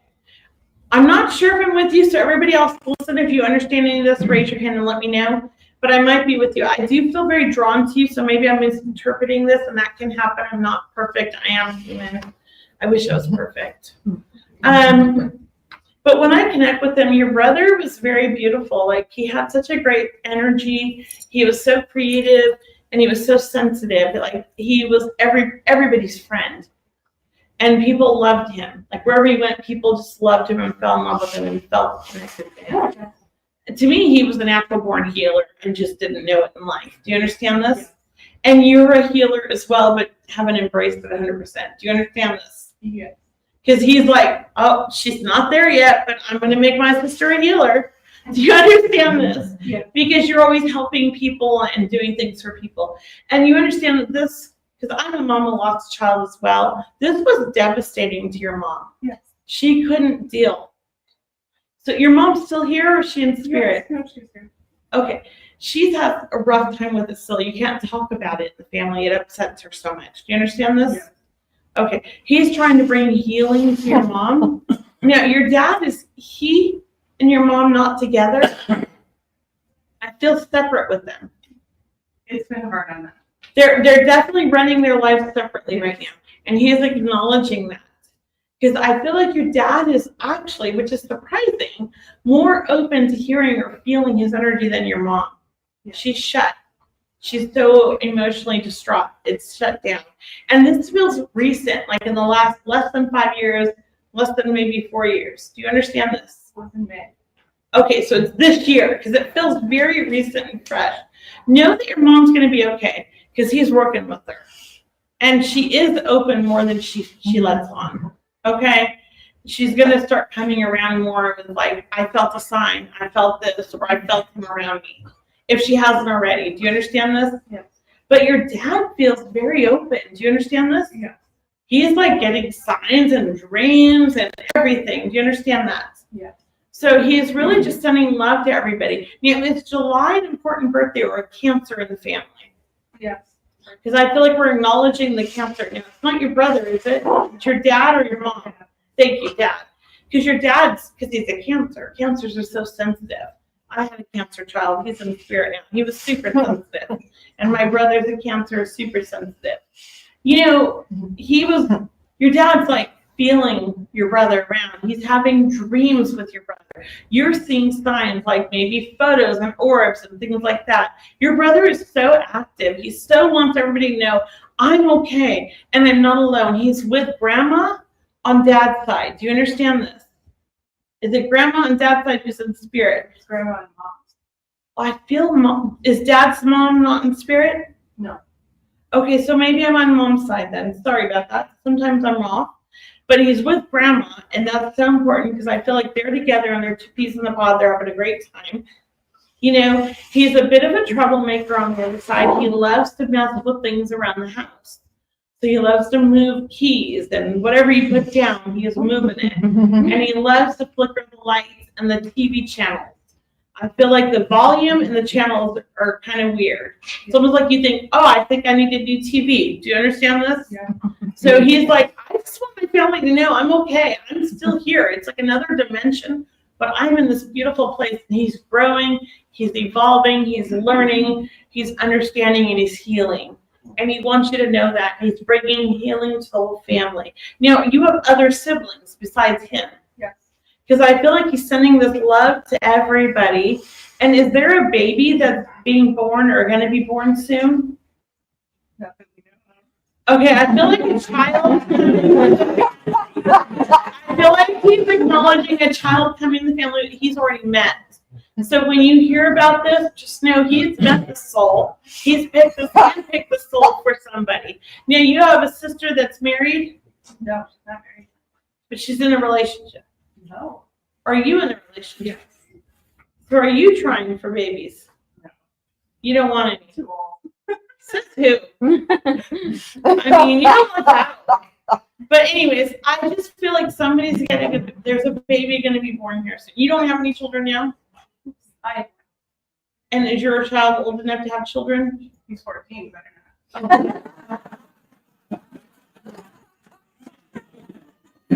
I'm a 17-year-old, no way. Definitely though, I feel like a baby's coming to the family. I don't know how this is coming, but I feel like he's acknowledging a young man being born into the family. I know. So boy, okay. So he's excited because he's picked somebody that's going to really challenge everybody. So this child's not going to be easy, but this child's a big lesson for someone. Do you understand this? Okay, so a lot of love from your brother. Know he's got your back. He supports you. He loves you. He's always with you. And are you starting a new business? He's got your back in there. He wants you to know, like, you're doing great. Don't worry about it, okay? I'm going to leave you with that. Thank you so much.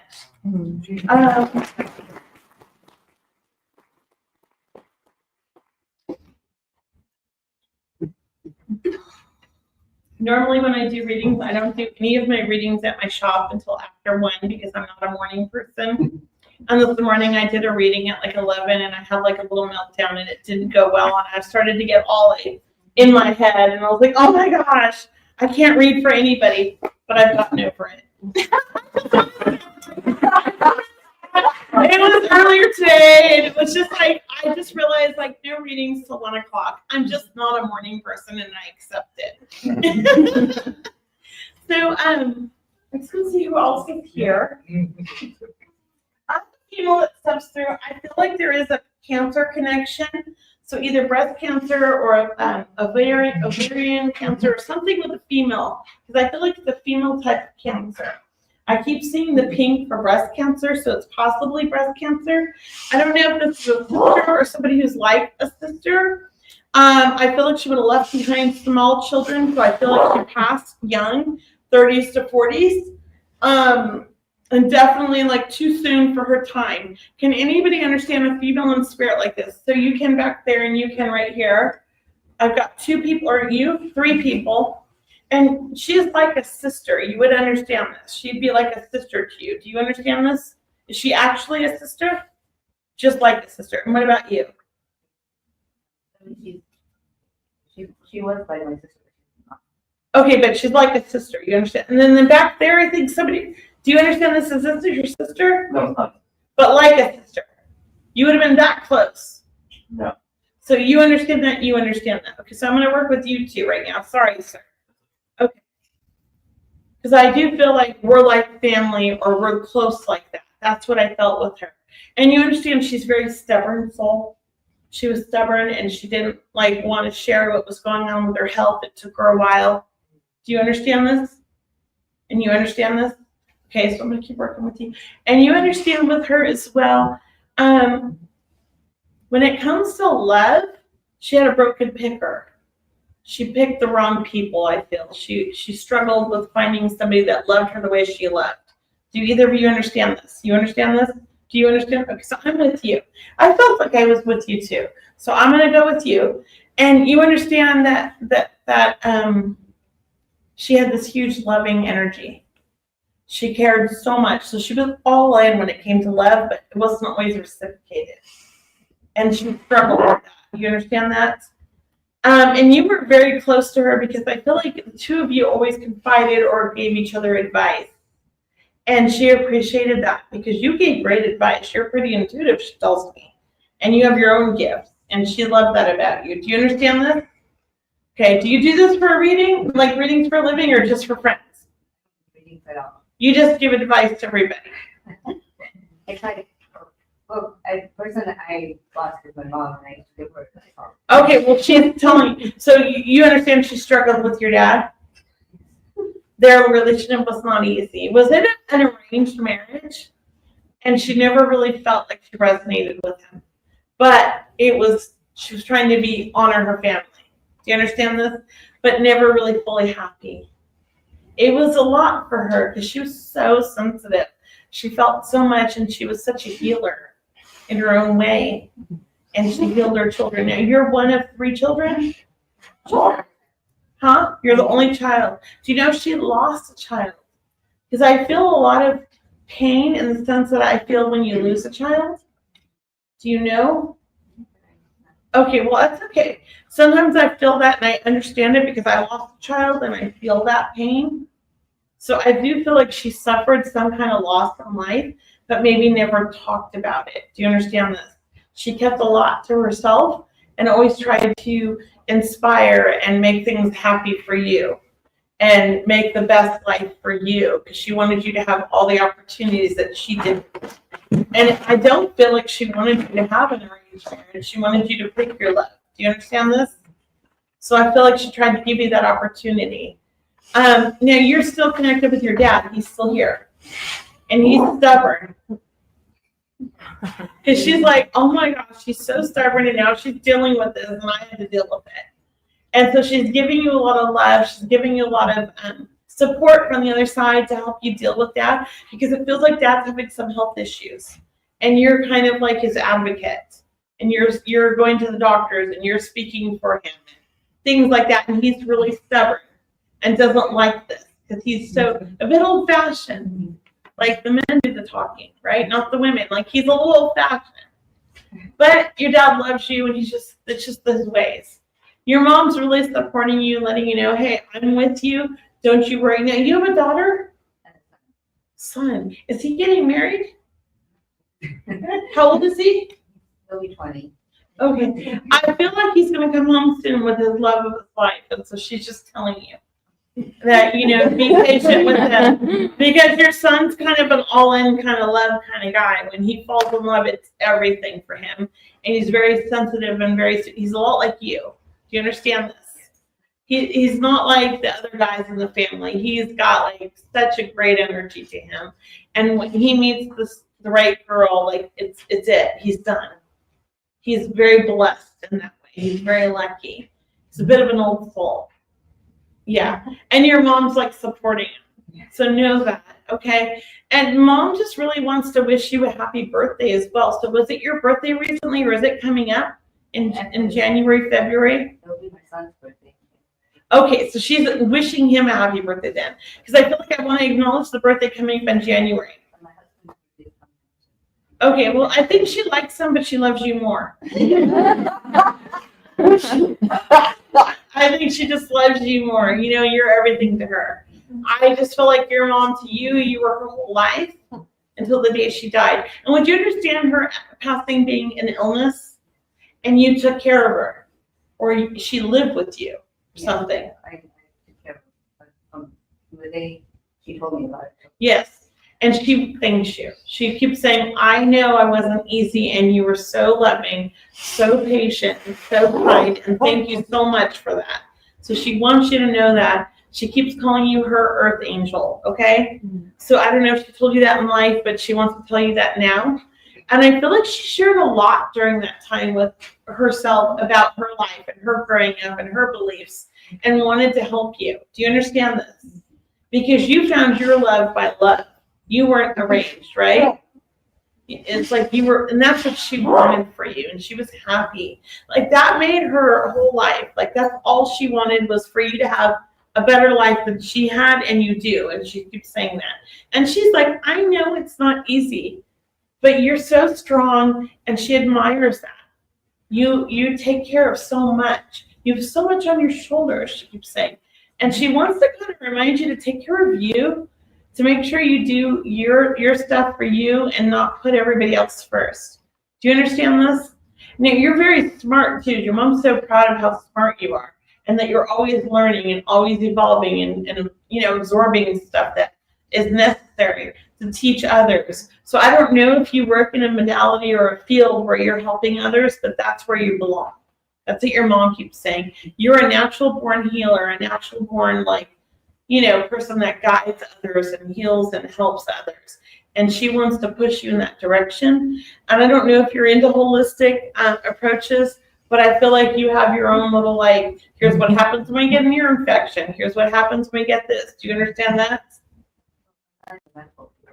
But you do your own thing. Yes. Yes. Like you try to do your own route before you go to the doctors. Do you understand this? And she's really supportive of that. So she just wants to send you so much love and let you know she's always with you. And I don't know what this is, but I keep seeing peacocks. Does that mean anything to you? Peacocks. Yeah, I don't know. You know, beautiful feathers. I'm seeing the colorful feathers. I'm just going to give you the rainbow. It's like a rainbow of colors. And iridescent and beautiful. So sometimes that's like an aura, and maybe she's describing your aura because you do have a big aura, but you pull it in. You're not always opening it up, she says. And she wants you to be you and know that it's okay to be you. Do you understand this? You know, you're the only child and no other children. Do you know if they lost a boy? Okay. I just feel like she's with a child that she lost, and it was a boy. So I don't know. I'll leave you with that, okay? And your dad, you're taking care of him now. And is he losing a little bit of his memory? Getting there? He's been for that for a long time.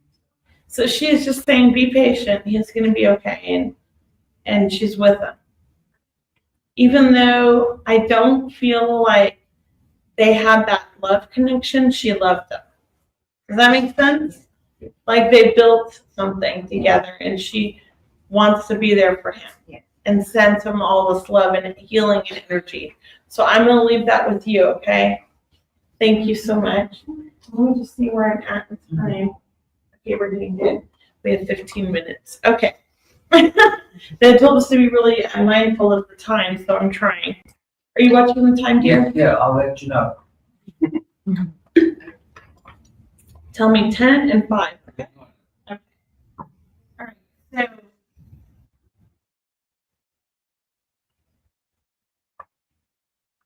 there's a lot of men coming through right now, so I'm going to stick with this. I want a young man, but at the same time, I feel like this is more of just an old soul who had very young energy, so it could be older. Okay, so I want to open that up to you guys. And as he comes through, I feel like he was a handful in life.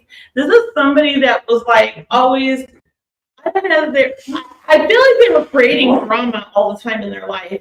There was always like some kind of like something going on and they were always trying to get through it and you were helping them. Can anybody understand a man like this in spirit?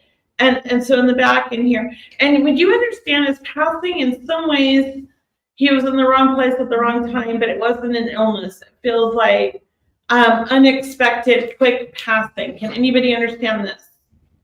You can, and you can in the back, and you can. Okay. I don't feel this is suicide, but I definitely feel like he takes responsibility in the sense of he put himself in the wrong situation at the wrong time. Can you understand this? You can. So let me work with you. What's your name? Dave. Dave. Okay, I'm going to work with you, Dave, because I do feel actually pulled your way. And this would have been a good friend of yours, kind of like a brother. Or maybe he is a brother. I don't know, but just very close. And you understand he was like an all or nothing kind of guy. Like when he put his mind to something, he was all in. And he could be fun and charismatic, but at the same time, he had a moody side. He could go up and down. Do you understand this? Okay. And you guys had a good relationship. You had fun together. You knew each other for a long time. You resonated with him in a lot of ways. Do you understand this? Yeah. Okay. And you understand the past thing kind of being somewhat, he takes responsibility, but it wasn't like, he was just in the wrong place at the wrong time. Okay. I feel like so much love for you. Are you a healer?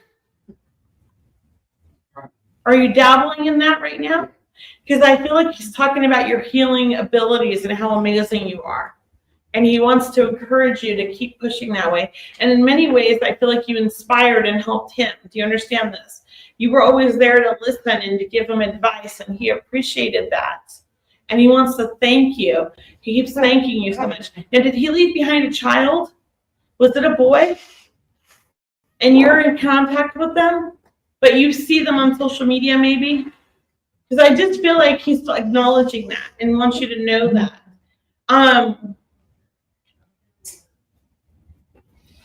He just feels like he was a handful in life. He had such a big energy. He was so much fun, and you never knew what he was going to say. Do you understand this? I was mad at him. Yeah. Well, he's like, I know he was mad at me, but he loves you. And he knows you love him, and he appreciates. He's almost like he was mad at me because he loves me so much. And he knows that. And he wants you to know he loved you that much, and you meant a lot to him. And what you said meant a lot to him. Did you find him when he passed? But somebody close to him found him, yes? I just feel like he wants to apologize for whoever, like that was not what he planned. Do you understand that? Like he never imagined that somebody would find him in this way. And he's sorry for that. He is apologetic about a lot of things in life. He never felt like he could be his true self. Do you understand this? He always kind of put on a show for everybody, but it wasn't who he really was.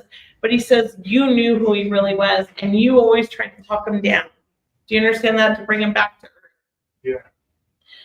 A bit of girl crazy. Heck Because he tells me I was a huge flirt. He loved women. I feel like he had a lot of girlfriends. You know, he was kind of a flirt, and maybe people thought they were in relationships when they really weren't. Do you understand? Because he gave the wrong impression, because he really just loved so much. He couldn't make up his mind. Was he Italian? Isn't that how Italian men are? Or Egyptian men? Anyways, he just feels like such an amazing soul and so full of love, but never really embraced who he was in life. But he wants you to embrace who you are, and he really acknowledges that you've done a lot of work, and you're like a whole different person now. Do you understand this? Because when he passed, you were a different person, he keeps saying. Do you understand that? And he's really proud of you, and he wants to let you know that he's with you, and he guides you, and he works with you. Now, did he have a dog? Because he's with a dog in spirit, or is that your dog? Did you have a dog that passed after he did? Because he's like, I've got your dog, man. I'm taking care of the dog. Does your dog love the river and running over all the rocks? His dog, he gave it to me when. Oh, well, he's got it again, and they're running along the river. They're running along the river, and he is loving life. And he wants you to know he's not stopped living, even though he's on the other side. He's just evolving. Thank you, dear. 10 minutes? Yeah. Okay. He's not stopped living. He's still living life on the other side, experiencing, growing, and evolving. And he wants you to know that, and he's part of your soul's growth here in this earth, and he wants you to know that as well. So I know you feel connected to him. I know you've had dreams with him. I know you've felt him around. I know you found feathers of his. And he doesn't give you little feathers. He gives you big feathers. We're talking eagles and hawk feathers. Do you understand this?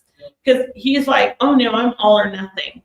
I just feel like that's who he is. Like, it's like, no, I'm not going to give him a little white feather. I'm going to give him a gigantic feather.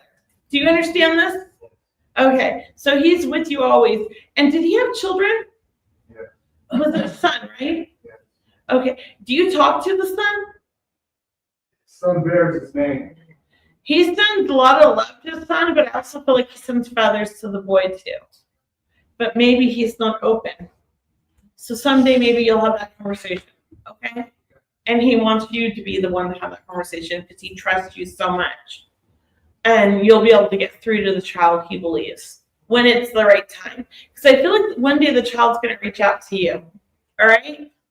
So I'm going to leave you with that. Thank you so much. What was your name again? Dave. Dave. Thank you, Dave. Thank you. Okay, we have a couple minutes left. Thank you. I'm just going to answer some questions, and I just want to share a little bit. Like, I have a crystal store in Sacramento, and we bring amazing mediums from around the world to do workshops and DEMs. And I also teach and do DEMs and workshops, and every other month I have something called an open mic night in Sacramento where I invite all my students and other mediums from the community to get up and do readings for the audience, and I serve food and wine, and we have the best time ever, and it's just like an environment of love, and we get about 50 people. It's wonderful. So if you ever get the opportunity to come to Sacramento, check me out. I'm also on social media and on my website at Medium Kelly is everything for social media. My website is mediumkelly.com. You can book in-person readings, online readings, phone readings, whatever you want. I do it all. And I'm getting ready to put together a bunch of online events for next year too. So be open to that. And I'm going to open up to any questions that anybody has. Anybody have any questions about my work or what I do or how I get my information? No? Oh, right there. Okay, go ahead. Go ahead, right there, sir. You started feeling like you could be a medium. What is that? So it's different for everybody. For me, it started like at birth because I just had all these memories. But I was raised so as a child, I grew up in Venice Beach in the 70s. And all my friends' parents had bongs and tarot cards on there and crystals, right? I grew up with all these hippies. So it was very, very open. Instead of Monopoly, my family, we played the Ouija board. I got my first tarot deck when I was 10 on my birthday. So I've been reading tarot cards since I was like 9 or 10 years old. So it's sort of like I was very blessed to grow up with it, but it was also taught to keep it to myself and only open it to people I trusted.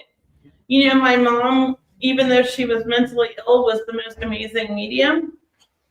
She just was born at the wrong time. And my dad was very sensitive and he became an alcoholic. And I have a strong belief that most alcoholics or addicts are empaths that really need to be healers and mediums. But this world's so overwhelming for them that the alcohol helps dim all that energy, right? So I seem to attract in my development circles, in my beginning classes, mostly people that are newly sober. And I think that's my calling. Because I come from a long family of addiction. My son was an addict. My ex-husband was an addict. They're both passed. My dad was an addict. So I do definitely pull in those types of energies, and I'm here to help them. That's my goal, I think, in life, and help people with dysfunctional families and highly gifted children. Seems to be my gift in life and all my clients, you know, and I'm okay with that. I'm happy with who I am. But I definitely, I don't know if that answered your question, but I hope it did. I get sidetracked easily too. ADHD. Anybody else have a question? I think you raised your hand. Yeah, you said you saw spirits when you were young. I did. I see them. Well, I saw them when I was young where they were like people, and it was hard to tell if they were real or not. And my son went through the same stage, and that's why I developed. But as an adult, and since I've started developing, It's more in my mind's eye. Like right now, I can see you've got on your left side, it feels like a father figure. I don't know if it's your father, but I feel a father figure that stands by and really support you. You know, so I do see like straight lines to people I'm with, but it's not always accurate, or I'm not always interpreting it correctly, which is normal. And honestly, I've only done mostly dems with my students. I've never really done a dem all on my own. It's always been with another medium. I'm a little bit of a fraidy cat, so this is like kind of like my beginner dem on my own. I'll be honest. And I've done a few of these hour-long dems on my own. I'm working up to an 1.5 to 2 hour dem. At my shop, yes. Have you been approached by a more dense energy or more than? So I only work in the light. How do you kind of filter anything that you don't want? I think I was born a master manifester, and what I believe I create. I've known that since birth. And we were a very poor family, and whenever we needed money, I would manifest it. I'm not kidding you. $3,000 cash would just show up at my mom's door by strangers. And I would ask the universe for it, and it would show up. So I believe that if we work in the light, we're only going to attract the light. I don't believe there are evil spirits. No, just. But there are evil things. Or people. Right? But I work really hard to attract the light. And that's where I set my energy and my intentions, and I encourage everybody to do that. And I literally believe that every room I walk into is blessed and filled with my angels. So everybody's protected and my love comes through. I choose to work with the angels and my love and spirit. So I've never had bad experiences. Yes. Question. So how do you know if your loved one's sending you a sign? So sometimes it'll be things like nobody else would know, like a song. Like when my son passed, we played that What About Angels song at his memorial. My best friend's daughter played it on her guitar and sang it. And then crazy things would happen. It would just like suddenly play at a restaurant, or it would suddenly play at my shop when I had music on. It wasn't a normal like station, but it would like cancel out all my music and just come on. Those are signs. For my son, like he knew that I'm a skeptic, because I am the biggest skeptic there is. And so I was like, okay, he was sending me feathers, but I was kind of like, I work at a crystal store, there's feathers in there, like whatever. But so then in my car, I got these random duck feathers that are so rare in Huntington Beach. They're checkered. I don't know how to explain them to you, but they're not from Huntington Beach. And I found them in my front seat in my driver's car. So I think it's things that you can't explain, or that don't make sense, or they're not normal. You know? His father comes from my ex. I never met my father-in-law other than on, he lives in South Africa. I only met him on Skype one time with my son when he was little, Aiden. He'll never forgive us because they didn't get to go to South Africa to meet his Opa before he died. We always said we'd bring him when he was 12, and his Opa died when he was 8. So he's mad at us still to this day. He's 17. He won't let it go. Anyways, I see my father-in-law, and I never met him, but he wears a fedora. And he stands by my fireplace, and he stares at us, and he like tips his hat at me. So to me, that's my sign. I know that's my father-in-law. And then the nice thing was that my son saw. So my son's like, who's the man with the fedora? When he is 6 years old, or 7 years old when the dad is died. And he's like, he looks familiar, Mom. So I trust that. And a lot of mediums I get a lot of readings because I'm in development circles. I'm always developing and training. And a lot of mediums are like, I just want you to know the man that visits your son every night is his Opa. And I'm like, okay, well, that's what we call him because he's German. So it's interesting. So to me, those are signs. So when you can't deny it, or it's a feeling, like my son is super, super active in our household. And I'm not going to lie, he smoked a lot of pot when he was alive. It drove me nuts. Like the police were always arresting him like on Main Street in Huntington Beach. And I'd get a call on Tuesday nights because we had like, you know, they had the fair on the street. They closed down Huntington Beach, and he would get in trouble, and they would bring him home. And we lived downtown, and one time he was standing in the alley smoking pots with all of his friends when he was 18, and he was like, I have my medical card. And I'm like, but you stepped into the alley, and that's when they come after you. And they tried to arrest him. And, so he had a lot of, so the first thing he did after he died was he started coming through at 4:20 a.m. on my computer. My laptop, on the RV, because we actually had moved my daughter and him to their own place. He was 20, she was 18. They had their own apartment. We paid for the rent, and we got an RV, and we were going to go travel with a 9-year-old and do unschooling across the country. And he's a contractor, and we were going to run the business we just wanted to travel. And then my son passed away. And immediately, the first 3 days, everybody's on the RV, and all older adult kids are like, I'm out of here. Your bus is haunted. And I was like, what do you mean my bus is haunted? And they're like, your laptop comes on at 4:20 a.m. 3 days in a row, and I'm out of here. My daughter's like, I can't handle this. So I was like, let me unplug it. So unplugged, it still came on. So I literally had to shut that laptop and put it in a drawer for my daughter to sleep on the RV because she refused. She was terrified, and she's super, logical minded. Just, she just doesn't believe in what I do, even though she's super sensitive and thinks I'm crazy. So I'm okay with that because I love her and she loves me. But yeah, that's how he's amazing. And I think science are like that. You just can't deny them. Yes?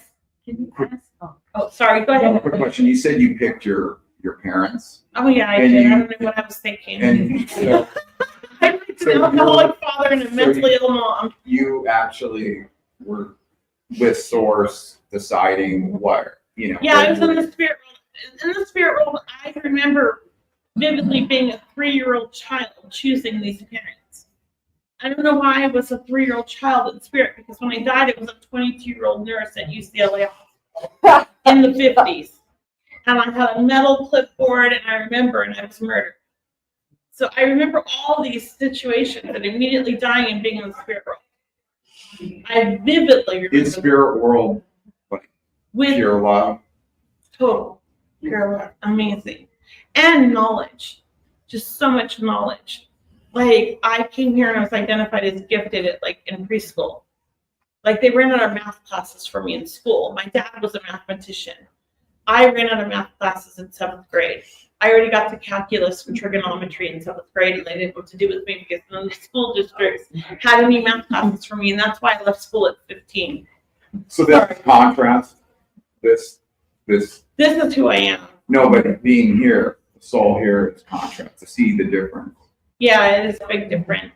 I came here for a reason, to learn lessons. Can you say something about people who are, they could be a medium, they're that sensitive, but yet they're very logical minded and they don't believe in any of that stuff? That's my husband. And he's an amazing medium. He's learning that now. I think that that's part of their lesson here, and that's why you're attracted to the people you're attracted to. Yeah. I do have to go because there's somebody else. I'm so sorry. But you guys can definitely come talk to me at my booth. I'm literally in the first door. So if you come in the first door, I'm on your right. If anybody wants to come talk, thank you so much.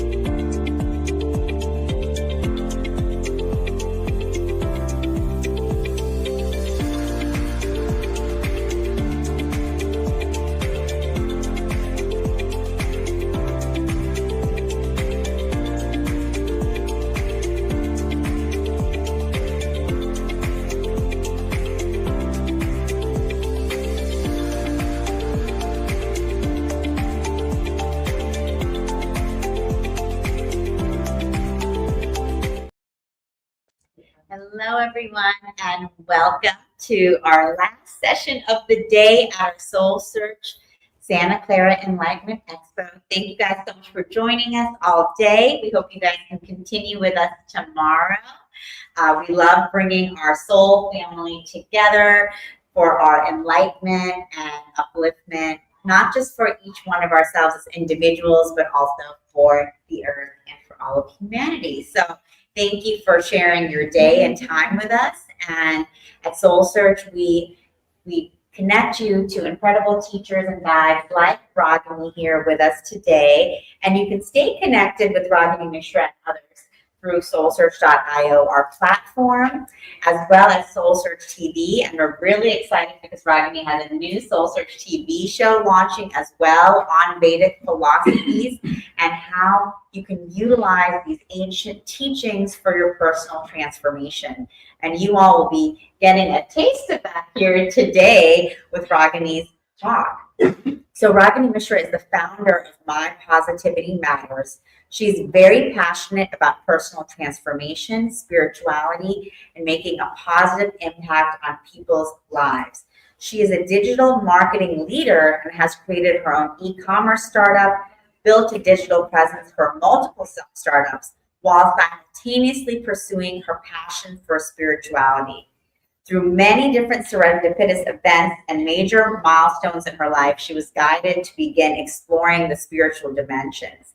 And that led her in 2021 to co-found the My Positivity Matters platform, along with her friend and mentor, Nivedita Ganapati. And they host many spiritual events and classes in the local area here in the South Bay. So for those of you who are local, you can definitely stay connected and join some of the live in-person events, as well as for all of you tuning in on the live stream, there's a lot of online events and courses as well. So thank you so much, Ragini, for being here and sharing with us today. So much. I'm really excited, and this is very first time, as a speaker I'm coming at Soul Search. So this is very exciting. Thank you so much, Angela. Thank you for having me here. Thank you. And as Tangela shared, this is my passion, and really want to bring more people into spirituality, and that's why I created this platform, My Positivity Matters. And today, although my co-founder Nivedita Ganapati is not here, but she's my inspiration, because working with her closely, I've seen how much powerful these philosophies are and scriptures are, if we are able to demystify and understand how can we bring in our existence in a very practical way, right? So that is the starting point for My Positivity Matters. And we conduct several workshops and programs around Bay Area and also online. Some of them like Hanuman workshop we did at Mount Madonna with 25 people, the full day retreat we did. And people were able to understand the concepts behind this Hanumanji as an archetype and how can we apply it, because it's a very good, amazing, practices for the mind mastery. So, today, very briefly, these are the few things I wanted to discuss. And I have organized and conducted several workshops and programs bringing amazing coaches from different areas with the people who are the seekers and who are interested in personal growth, right?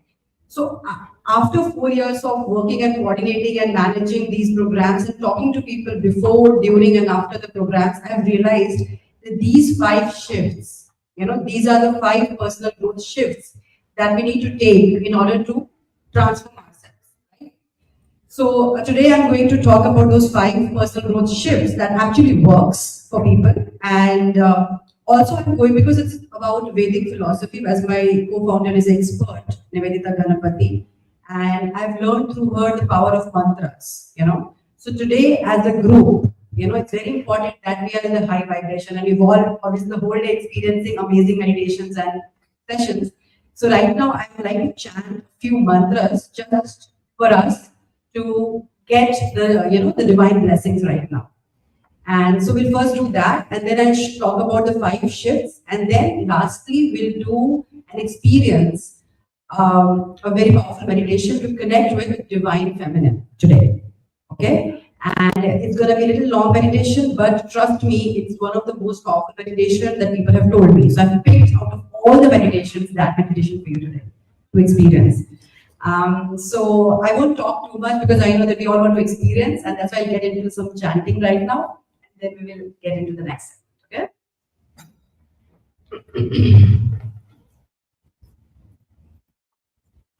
So this is the first mantra, and this is to invoke the blessings of Lord Ganesha, who is the remover of obstacles and the grantor of success. We'll chant 3 times. You all can, if you know the mantra, you can chant as well. Om Gam Ganapataye Namaha. Om Gam Ganapataye Namaha. Om Gam Ganapataye Namaha. Second mantra. Om Sarve Bhavantu Sukhina Sarve Santu Niramaya Sarve Bhadrani Pashyantu Ma Kaschit Dukh Bhave. Om Shanti Shanti Shanti. May all be happy. May all be free from illness. May all see what is auspicious. May no one suffer.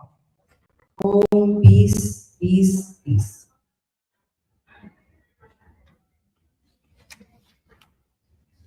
Asato ma sadgamaya tamaso ma jyotirgamaya mrityurmamritam gamaya. Om Shanti Shanti Shanti. Lead me from the unreal to the real. Lead me from darkness to light. Lead me from death to immortality. May peace be, peace be, peace be.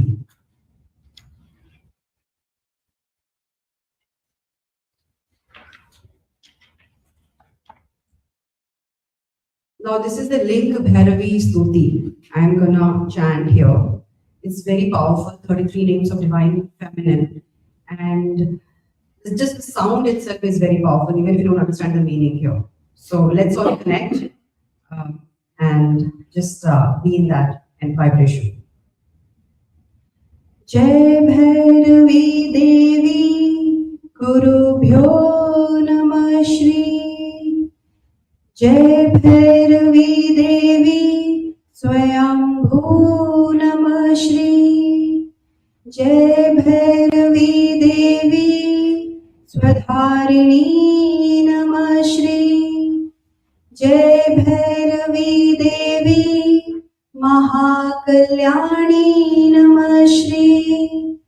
Jai Bhairavi Devi Mahabhadrani Namah Shri.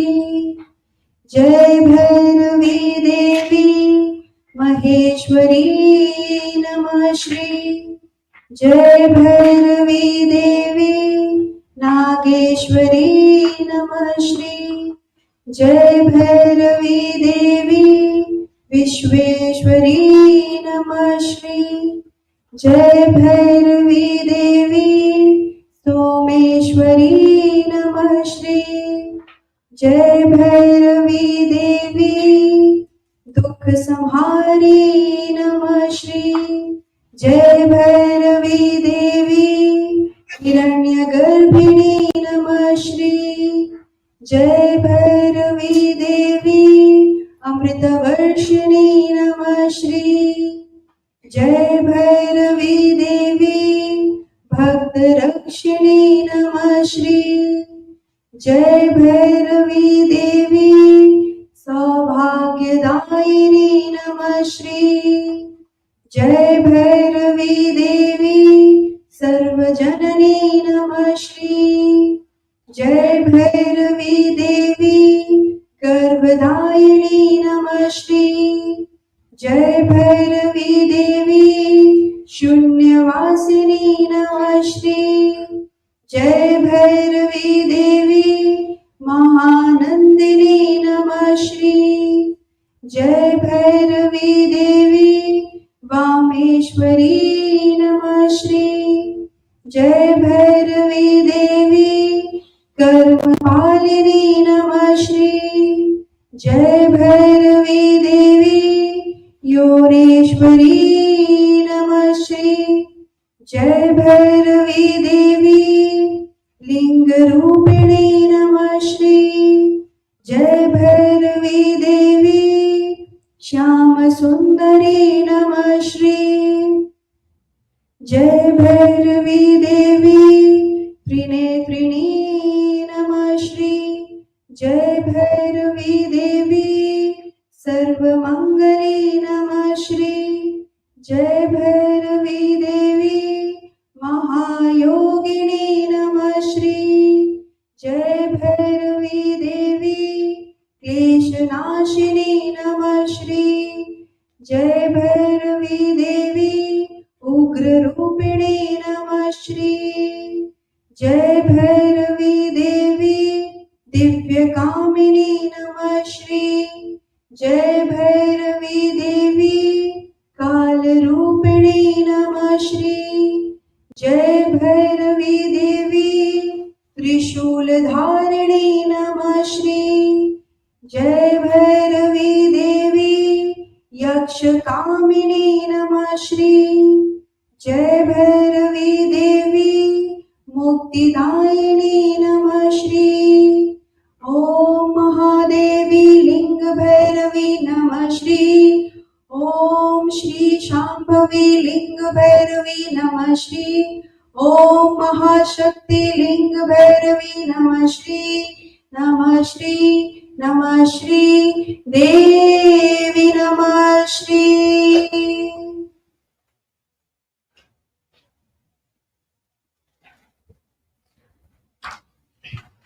Thank you.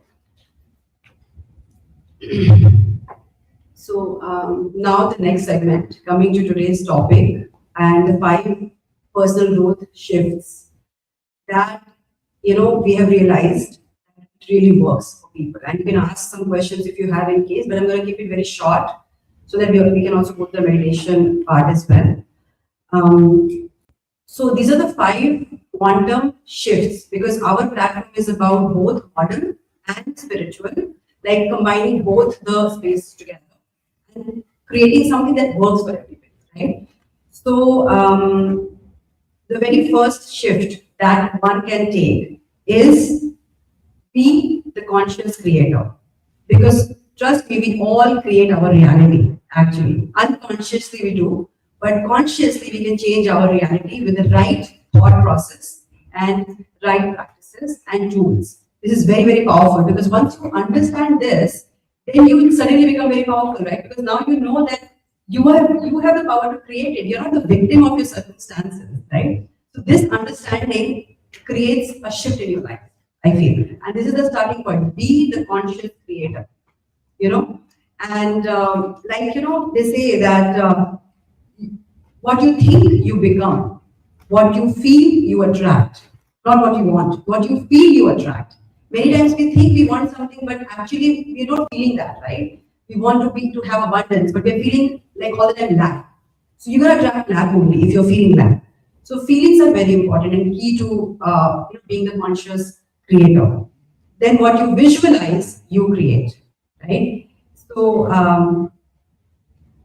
the next segment here is that the next shift that you should take is respond, not react. Many times we get into the loop of repetition of negative cycles in life, right? And that's what people I have seen, they go through that space where some pattern is repeating in their life, right? And to that point, we just learn to respond, like take a pause and not take action or think in the same moment, but come back later.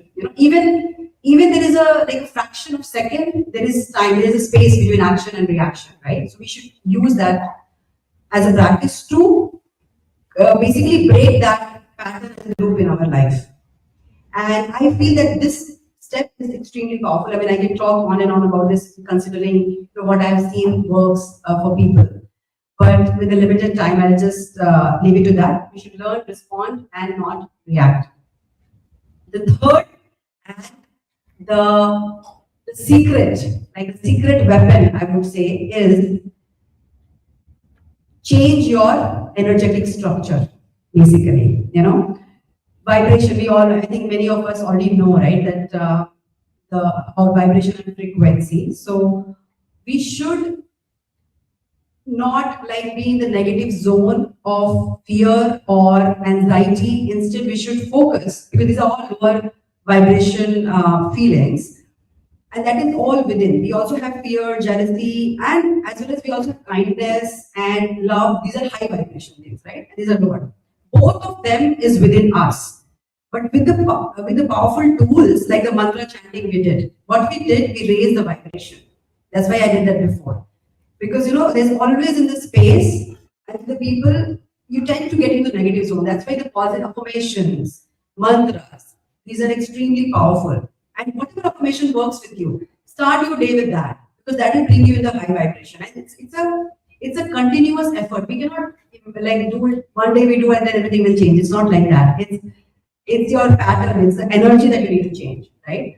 And that is why all of the practices that we offer as part of our programs, it has become instrumental in people's transformation, because people now, first of all, they learn these tools. Also, the group plays a very important role, right? Here we all have assembled with the intention to get positivity, right? Nobody is here to be in the negative zone. The goal is positivity, and that's why that will be even more powerful, like if you do in the group setting. Like for example, if there is a car that is stuck, if one person tries to, move the car, it's very difficult. But when you do in the group, suddenly it becomes very easy. Similarly, the spiritual things, the negativity is everywhere, right? We all can see at work, in college, and everywhere, people are just so much in the low vibration, right? And I see that because I am also part of this positive group, as well as I see other side of the thing also. So I witness that now, like as a observer, and I see that these people, like, they don't know that their power is within, and all they do is change the energetic structure with the help of these tools. Whatever, if you like music, listen to nice, sounds. Sound is so powerful, right? This mantra, what was that? It's sound. Affirmation, what is that? Like the sounds, right? Like whatever. So it's the ultimate, the basis of the existence, sound, right? So yeah, so that changing the energetic structure is very, very powerful, and it doesn't come in one time. We have to keep at it. That's why community is important. Any community that you can join, which you can find as people with positive goals, join that. Once you do that, everything else will be taken care. It's the easiest thing that we can do, join a community and be a part of that energy, and automatically your energy will shift. So, this is very, very powerful. The fourth shift is that live in the question. Why this is happening? What is this trying to teach me? I am an infinite being with so many choices. So then why this, right? I mean, there's something, right? Something, because if I am that being, then there has to be a reason for it, right? So these questions are very important. Like, would an infinite being choose this? Asking that question. What is our belief system? Can we change our current set of beliefs? Always have a choice. We always have a choice, right? What do I need to know about my life to overcome this challenge? So question is, I think, is something that we all can do very easily, because once you ask a question, your own mind is now searching for it. And one day you'll I got the answer today, because you asked that question. Most of the time we just as a victim, right? We think, this is happening, okay, this is what we can do, like being in that mode, right? Most of us we do. But that moment, if you can ask these questions, okay, so then when you learn the lesson from the situation, that lesson will go, that pattern will break now, right? Because you've asked the question, you've learned the lesson. Because every situation in your life happening, every person coming in your life is for a reason, right? Nothing happens randomly. We all have to understand that, and when you learn, because I've experienced that, how you learn the lesson and then that pattern breaks. Many people have seen, and then suddenly everything starts to change and positivity starts to come in because you've learned the lesson now. So this is the fourth shift. And the fifth shift is invest in mentorship. Whatever you want to do, Do you know about Bhagavad Gita and Krishna and Arjuna? I don't know if many of you know about it or not, but so like we all need Krishna in our life, like a guide. Because in that Kurukshetra, where the war was happening, Arjuna was stuck, Krishna was guiding him, right? In our life, we have to find that Krishna, and it cannot be just our friends or social media or random things, okay? We have to have proper guide.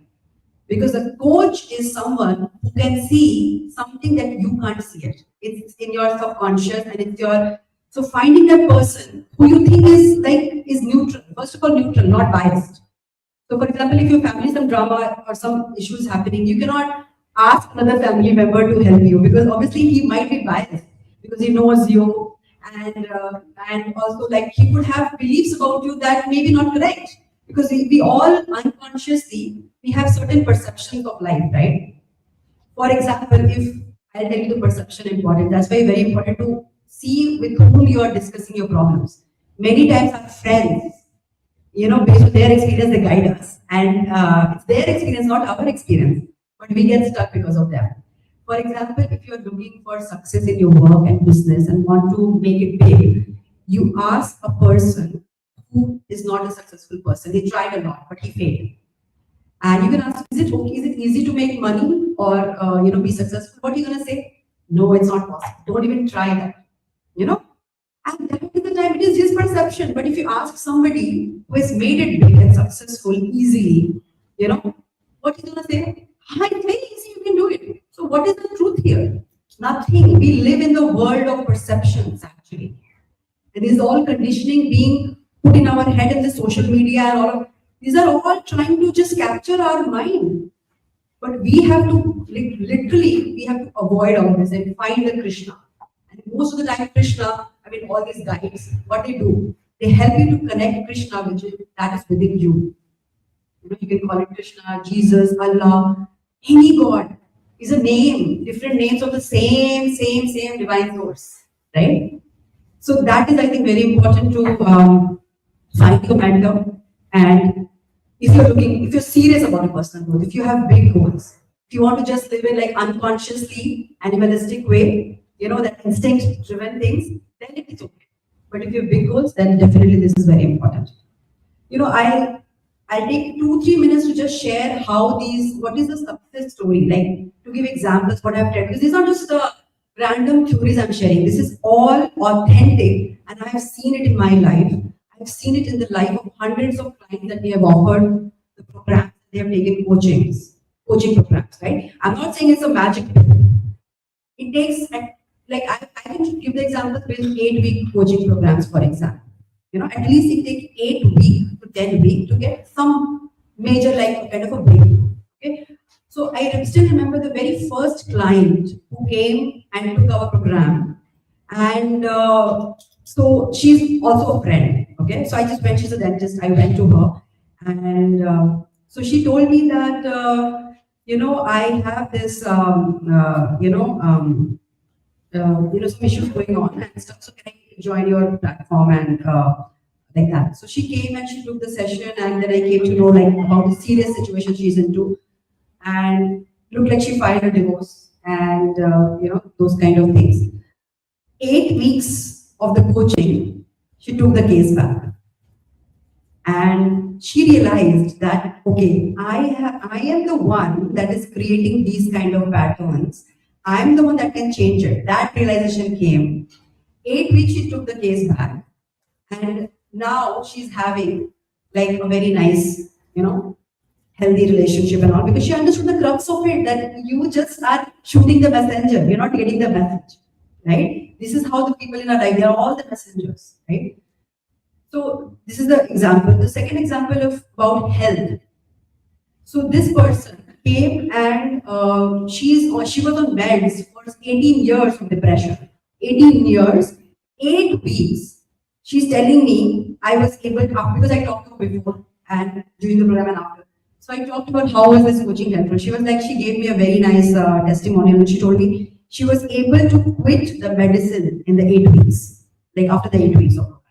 18 years of depression and this medicine, think about it, the power that we all carry and that is within. What is the coach doing? She's connecting you with your own power.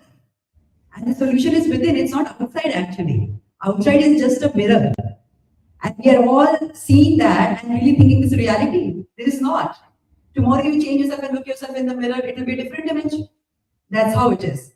So she was able to do the practices and the meditations and all of this stuff to change that. The third example I would give of career, because my positivity matters is about the problems can be in any area, in relationships, in career, or in business, or in anything. But the solution is pretty much not same, I would say, but it's like the crux is the same. It is all a reflection, right? Some block in the subconscious is triggering that pattern, right? So the coach can see that pattern. And that's where she was able to identify and give you, okay, this is your belief that is creating the problem. Work on that, right? And so the business, like somebody was stuck in the business and was able to try to raise funds for his business for 2 years. After the coaching, immediately things started, right contact started coming in his life. Business opportunities. And he was able to raise the first, round of investment basically. So this could not be the coincidence, right? So this is how the synchronicities, and because universe is ready and waiting to help. But because we are not able to see, right? We are lost. So it's a time of awakening. I think a lot of you can understand that people are going through these phases of awakening right now. That is the energy, the current energy in this world that we are, we are all feeling. So yeah, so with that, these examples are over. I'd like to start the meditation. I would love you to experience in the voice of Nivedita Ganapati, who is my inspiration, and experience this divine connection right now. It's about abundance and how can we manifest our desires. Okay, so be ready, whatever goals you have. Just what I would say, just surrender any of the blocks that you might have right now and focus only on what you want. And whoever you believe in, like God or the universe or name doesn't matter, I said, right? Just think about that and just be open to receive this divine blessing. Okay? So I'm just gonna connect this meditation right now. Can you help me to connect that? No. Okay. I need some help.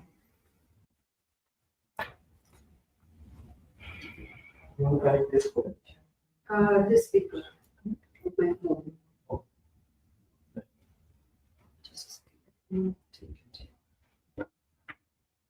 Anybody want to ask any question? Sure. So you mentioned the third shift, I believe, is changing the structure of the energy, right? And that's, you talked about that, you mentioned the chanting. So my question would be, will the chanting and the frequencies and the music and the sounds, like the high energy sounds, will work, like it will work to just put the sounds in the background while we do our work or anything like that, or day to day in the routine, daily routine or something like that? Yeah, so see, there are different levels, right? Of course, it's going to benefit you because if you play those sounds in your house, the vibrations will go. If you play it in kitchen, for example, it's going to go even in the food. Because vibrates the energy, everywhere it's going to go, and slowly you will see that your house energy is rising now. It's very simple to do. Just put any mantra, chanting or sound in the background. It's going to keep playing. So this is the first level. The second level is consciously connecting with that, right? So if you can chant and even utter those sounds, it's gonna be really more powerful, I feel, because now the consciously you're doing it, right? So you're all in focus. Anything that you focus, it grows. So there are different, like you study, right? You do multitasking and you study, you cook, you talk. There's not much focus, right? So those are different level, right? but still you're going to get positive energy at a very different level. But if you go in at a very deep level, if you want, then definitely, first of all, understanding the meaning is also important. That how much you want to connect with that, right? And that's where the guide plays a very important role. Somebody who knows more than you, right? And who is neutral and very kind of authentic, right? I mean, it's very difficult these days to find somebody like that. But I mean, I'm very grateful that God has always been very kind and I'm able to meet amazing people and healers and coaches. And it was a divine plan. But I really feel that once we set the intention, we can definitely find the universe will help. Not anybody, human beings. Is the universe is gonna guide you. Where can we find those mantras? Like, is there like a specific thing? Like, if I have a question about health or business, is there like a specific mantra for each? Yes, so there are mantras. You can find like on internet as well. There are a lot of renowned mantra teachers also on YouTube, and they have shared mantras for health, mantras for abundance, and different things. You can find it on internet. But I would suggest finding somebody locally that knows mantra and they can guide you specifically for you. Because when it comes to a guide, it has more power. Because mantras are like seeds, right? And if you just take it randomly and do it, it is okay. It's a positive energy. But if you want it to really work it at a very different level, if it comes through the guide and then when you practice, it just gives a very, very powerful results, I feel. That's why we call it Diksha. Like in our culture, we call it Diksha, like where is a ceremony where the guru will give you the mantra. And the mantra can be different for different people. Sorry, I have another follow-up question. Yeah. Is it same thing as like an affirmation where you have to say like every morning, or is it more like I don't know. So mantras, like it works in a different way a little bit. It's like more like you get a beats like 108, and then you just chant 108 times. Oh, I see. Most of the time. So you take that 108. 108 beats one. Yeah, and you say the mala, we call it. Mm-hmm. You know about it? Yes, and the mantras are also more sacred, different than the affirmations. The affirmations are great, but the mantras are because they are with a and it's Sanskrit, right? Thank you. Yes. Yeah. So the language, right? The Sanskrit is, they say that it's a God's language. I mean, that's how it is. Yeah, it's like thousands and thousands years old. Right? Maybe I don't know how many years, but it's just thousands. Is that Indian words? Yes. Indian. It's Sanskrit. It's a language is Sanskrit. It's Indian. It's Indian origin. Oh, Indian origin. Yeah. So, so it's saying instead of listening or playing music, for example, in the restaurant, of course, like, maybe people will like, oh, I don't want to listen to this kind of music. So some people will like kind of like throw off like the energy or something. Because, what if you're serving like Hawaiian food and then you're playing like that kind of music and they never heard of it, and some people are like, is there other alternative to like, attract abundance within the business or something? So you are saying that then affirmations are there. Okay. But I think that these are the things that you have to find a place also appropriate, right? Yeah. I mean, it's because these are pure and like very divine things. So first of all, you should be like, it's not mandatory, but it's good to take shower, be clean, dress properly. It's like a good, what you call, but pure kind of environment, not distraction. Don't want to be in the negative zone and try to do this because then you defeat the purpose, right? Yeah. So it's good to create a very positive and secluded, like your meditation area. Sit there. In the morning you get up, maybe on your bed also it's fine. Because Nivedita, the way she teaches is like, it's not mandatory to take shower and all. The important thing is doing. Doing is because many times because of those restrictions, people have stopped doing it. So the more important thing is do it consistently every day. Spend 5 minutes because this is going to make a difference. This is as important as eating, as important as doing anything. And if I can add something, sorry to interrupt you, but if I can add something, I believe it is good first working within you before the and then you will bring that energy to your business. Yeah. Okay, so the mantra, if my intention is for the business, I can do it at my home. Yeah. Oh, got it. Okay. Yeah, you don't have to don't do have it. to like really Yeah. start our first step. Okay, here we go. I'm learning so much. And there are, I mean, today we're going to do with the abundance. You're talking about abundance, that's why maybe we're here today. Because the meditation is about abundance. It is about the month, like there are some words like goddess Lakshmi is the goddess of the abundance. And it is like today's thing in the meditation is about abundance. So it's a synchronicity. Like if you set the intention, you'll come at the right place and get that, connect that energy. Goddess Lakshmi is about abundance. Yeah. Thank you. And so that's the one, that's the meditation we're going to do. So I think I just want to add one thing what she was saying, right? Initially, she mentioned your outside world is a reflection of things inside of you. So if you can create abundance inside of you, you will see abundance outside. So manifest. Mantras, they Change your energy systems, right? It's going to impact your energy because see, we are energy forms basically. At a very deep level, we are all energy beings, right? Vibrating at a frequency. Now these mantras will elevate your frequency and the frequency of what you want. So mantras are coded with those specific things, and they have done years and years, like, you know, and it's still applicable, still working. Think about the power. Why it survived for so many years? Because that works. Yeah. Affirmations is in English language, and this came like much more like ahead. These are affirmations that anybody can create. It's different, but these are the mantras are chanted like several years and years, like so many years. It has got a lot of power.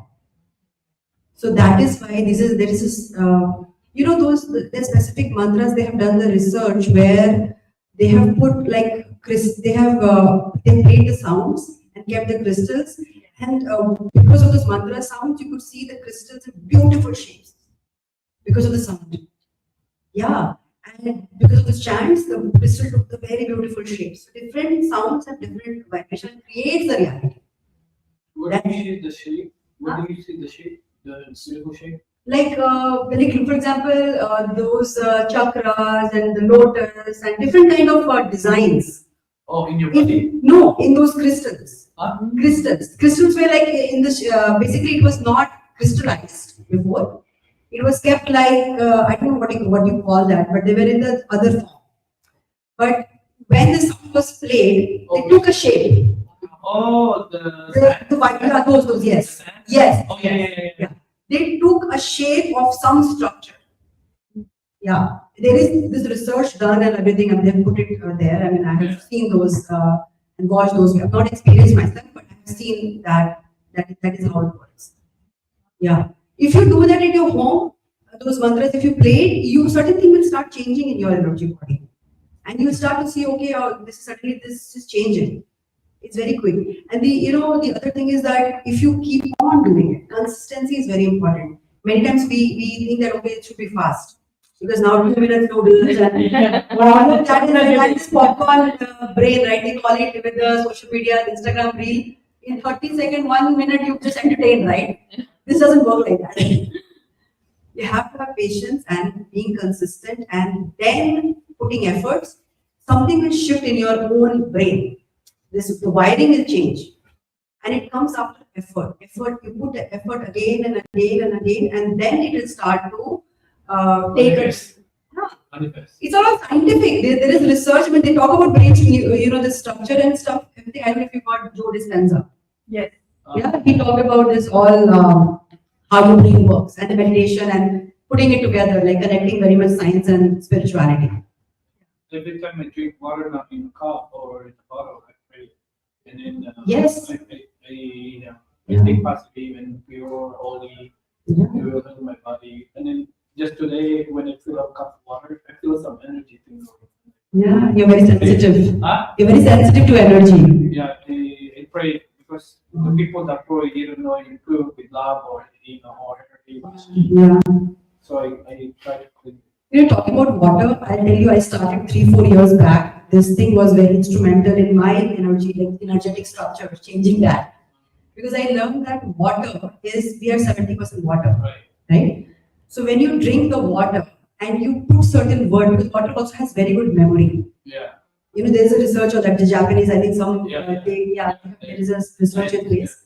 And so they said that if you, whatever you pray to water, and water you see in all the religions, why they use water? For sprinkling.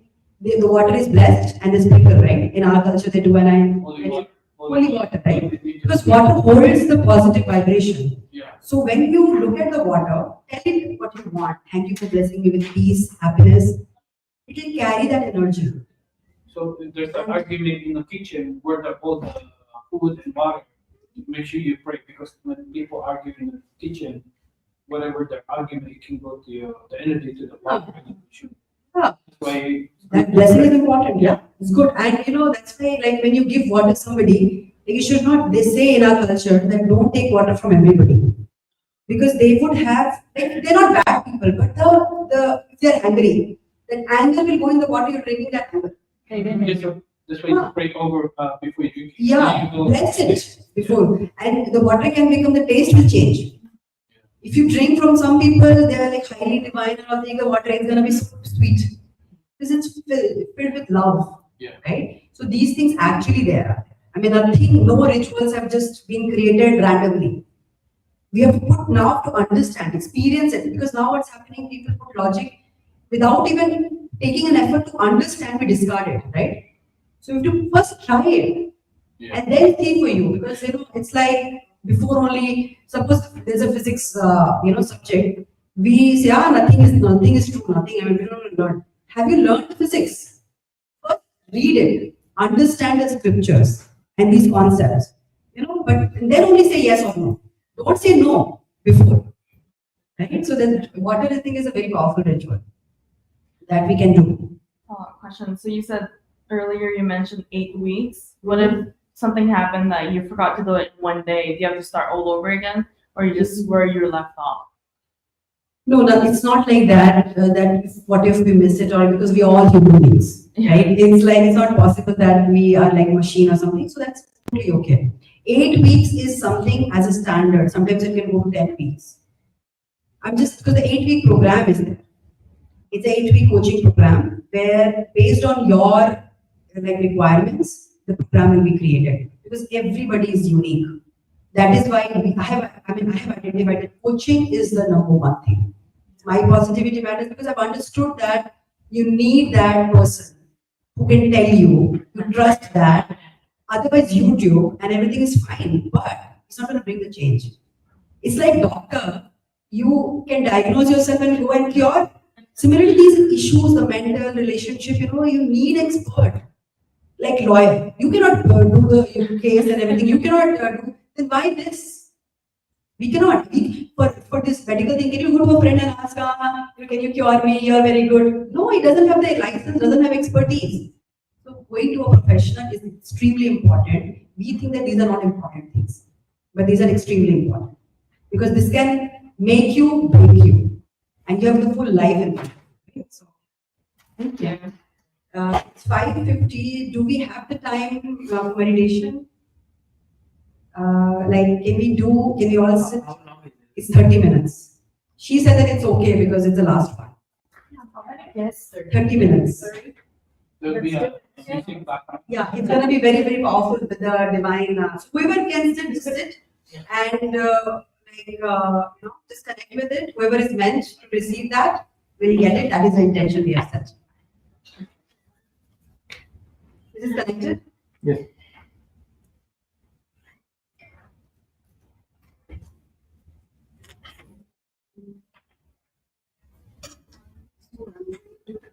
This one is manifesting your desires.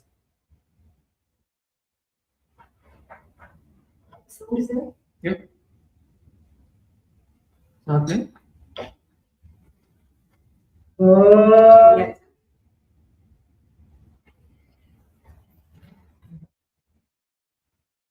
So sometimes that is a good practice is to, I didn't hear, let it go. That's a practice of surrender. Instructions, let's listen to that also because it is important.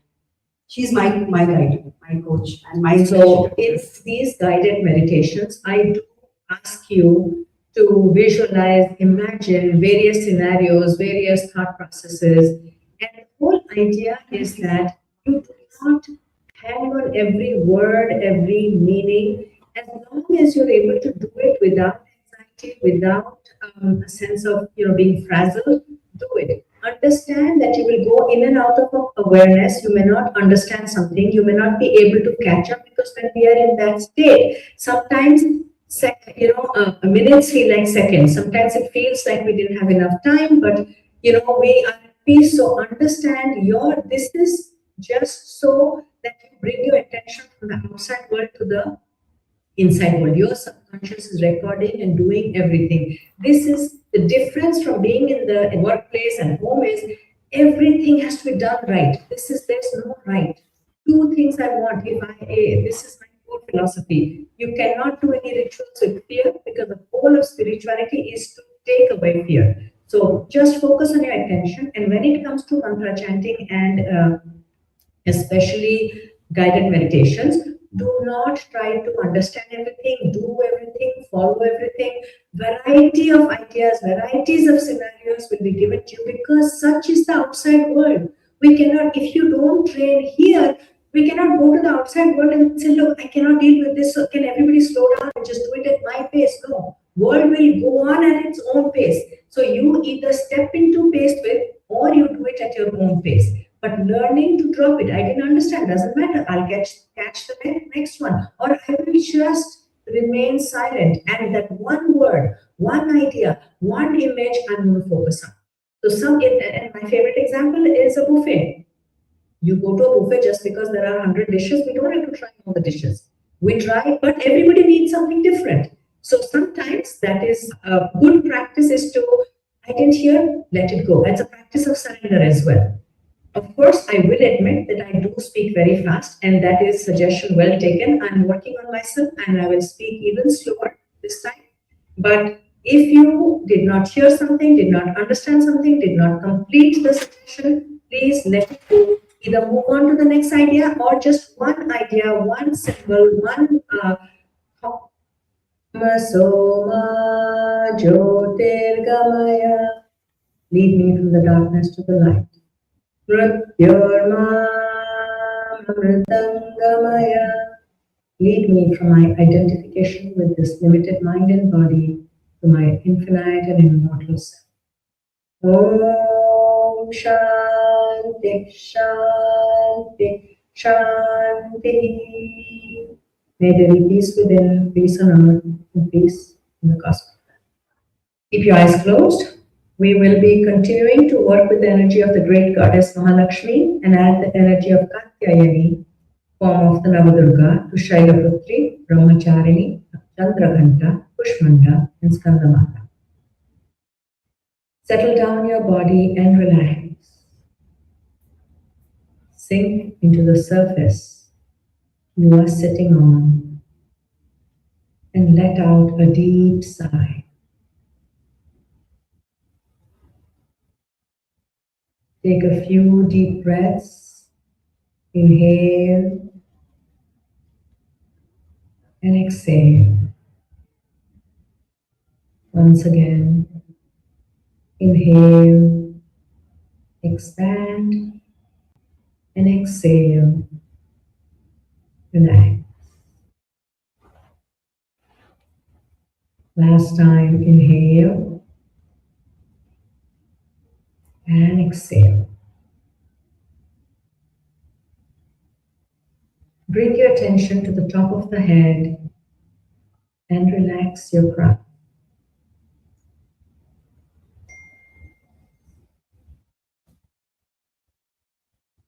Eyes, cheeks, nose, lips, and chin. Scan and relax your neck, top of the shoulders, middle of the back, and your lower back. Relax your upper arms,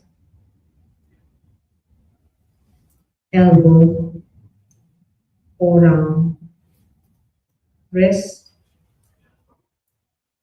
palms, and each of the fingers. Relax your chest, abdomen, hips, and the pelvic area. Relax your thighs, both top and bottom, knees, shin, and calves. Relax your ankle, top of the feet, bottom of the feet, and all the toes, 10 toes. Just quickly scan and command to relax. Take a deep inhalation and exhale completely. One last scan of your body from the tips of your toes to the top of your head to see if there still is any distortion, stress, tension, and setting an intention, just an intention to relax. Become aware if your body is giving any message, if there's any heat or cold, any tingling, itching, twitching. And if it is, just look at it and let it go.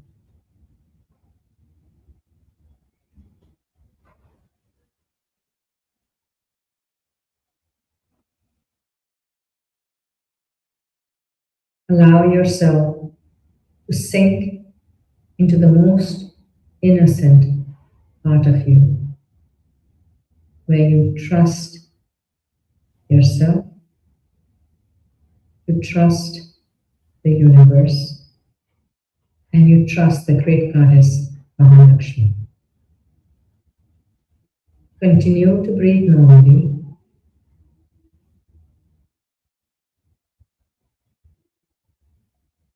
Now imagine a misty trail stretches before you.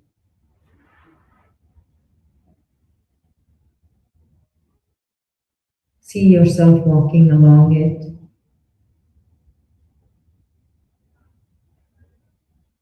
Go ahead, walk farther than you think you should. Even though something inside you says it's too far, you're alone, you don't know what's on the other side. Drop your fears and explore. As you continue to explore the trail, walking through sandy areas, openings, flower patches, wild flower patches. A little ahead, you see an ancient temple. You get excited and start walking towards this temple. It's a small, old, ancient temple that beckons you. As you enter the courtyard of the temple, you notice ponds on both sides of the temple filled with beautiful pink lotus flowers with water droplets glistening on their round, glossy leaves. Such a beautiful, peaceful, and serene sight. But you are curious to see what temple it is. You keep walking, and this place feels strangely familiar, as if you've been here a long time ago, maybe in a different lifetime. But you know this is a safe place, a sacred place. Every step you take towards the temple, you feel lighter and lighter, as if the very ground is absorbing all your tiredness, fatigue, fear, anxiety, and stress. You become aware of a surge of hope and peace filling your heart, as if it's a homecoming.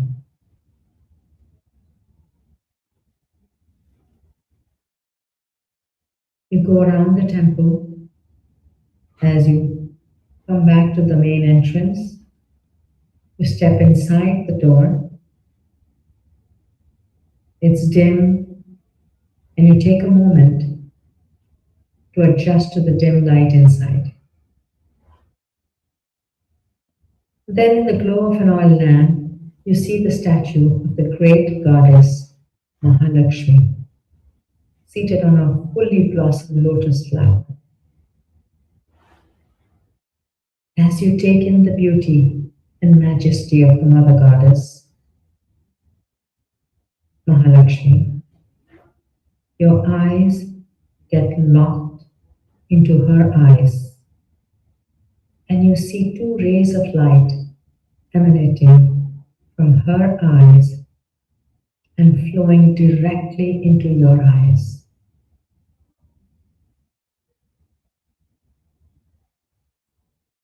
You become transfixed and merge into the energy of the Mother Goddess Mahalakshmi.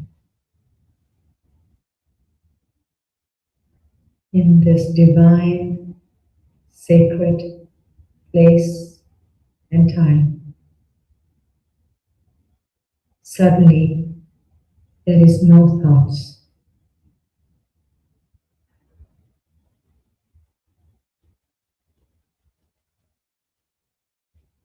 no feelings,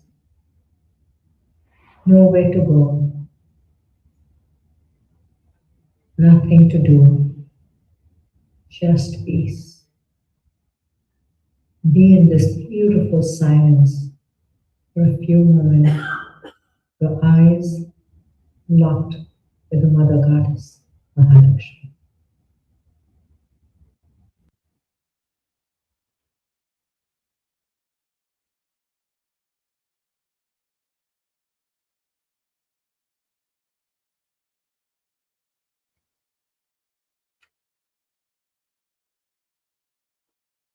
Slowly, you feel a slight chill and a tingling sensation in your spine, and you become aware of your surroundings again.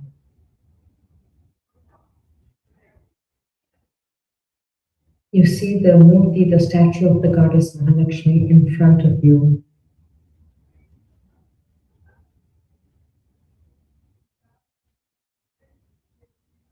It's almost like she has come alive.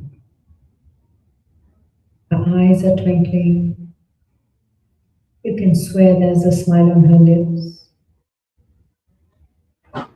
Emboldened by the energy and your experience, you ask her, Mother, please reveal what is stopping me from achieving my goals and living at my highest potential.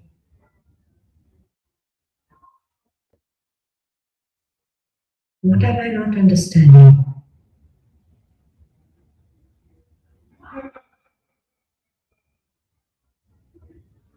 Close your eyes, and with your spiritual eye, your inner eye, and your heart,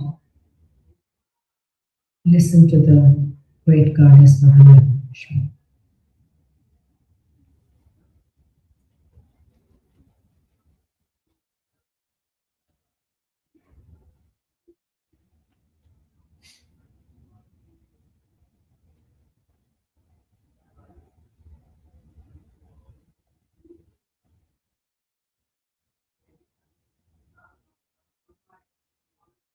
She may speak to you directly using words, or plant an idea or a thought in your mind, or give you a symbol, a sign. You may suddenly remember something from a childhood or something that happened recently. It may immediately make sense to you, or the message will unfold in the days, weeks, and months ahead.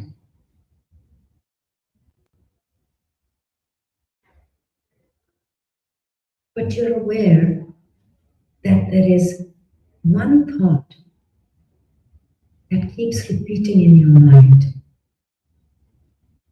It's as if the great goddess Mahalakshmi is telling you, my dear child, be very clear, crystal clear about what you wish to manifest.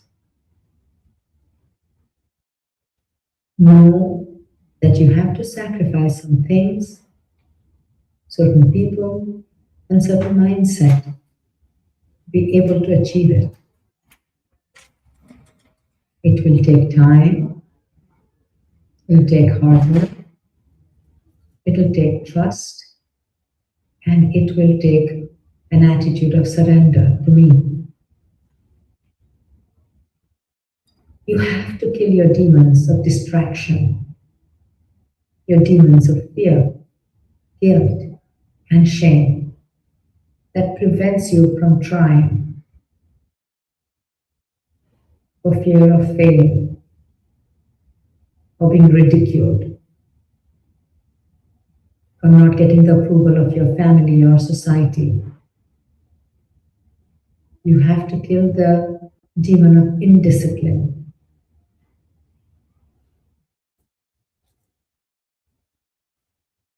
and multitasking, thinking that you can do it all at the same time. And most importantly, the demon that makes your fears bigger than your faith in yourself and in me.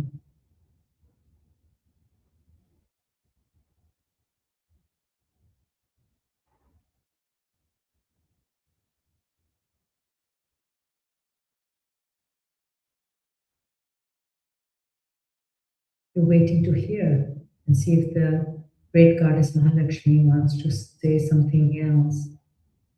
But as you search your face, you see that she has become the Murti again. You thank the Mother Goddess, the great goddess Mahalakshmi, for the message she gave you. Bow in salutations and make a final request.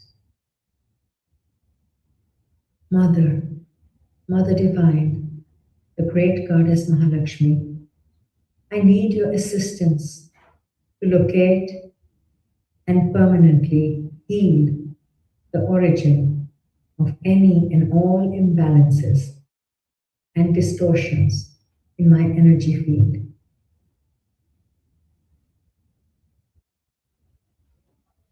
Please take away my negative, toxic energy, psychic attacks, lower thoughts, feelings, and beliefs, and transform them into disciplined action and determined action that will lead towards perfect health, and help me trust in unconditional love and unlimited belief in my success. Please create a channel of love and forgiveness flowing through me to eternity past and flowing forward into eternity future.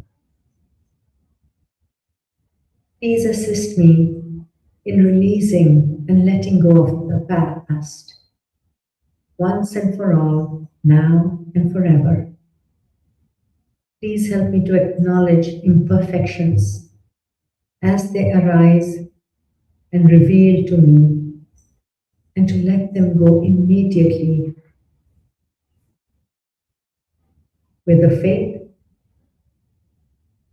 that if I'm given a dream, I am also given the power to manifest it.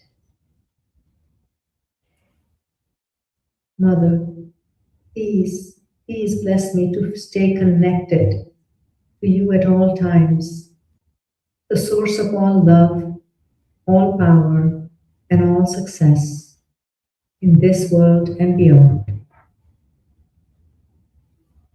Mother, please bless me with love, peace, beauty, harmony, wisdom, understanding, perfect divine guidance, patience, tolerance, compassion, abundance, acceptance, and appreciation.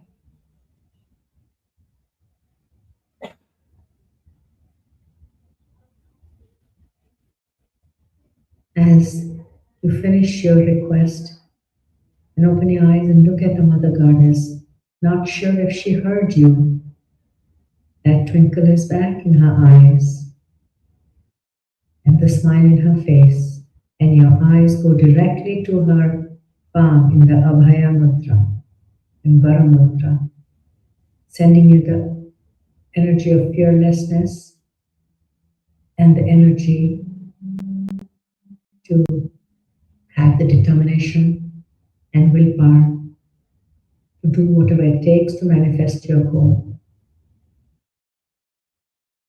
Thank the Mother for allowing, receiving, and accepting healing at the cellular and energetic level in every area of your life. Silently affirm, Mother, I am grateful for all the assistance and healing received. I am grateful for the transformation of my being. Thank you for always coming to my help every time I try to connect with you. I am committed to using these positive changes to express my authentic self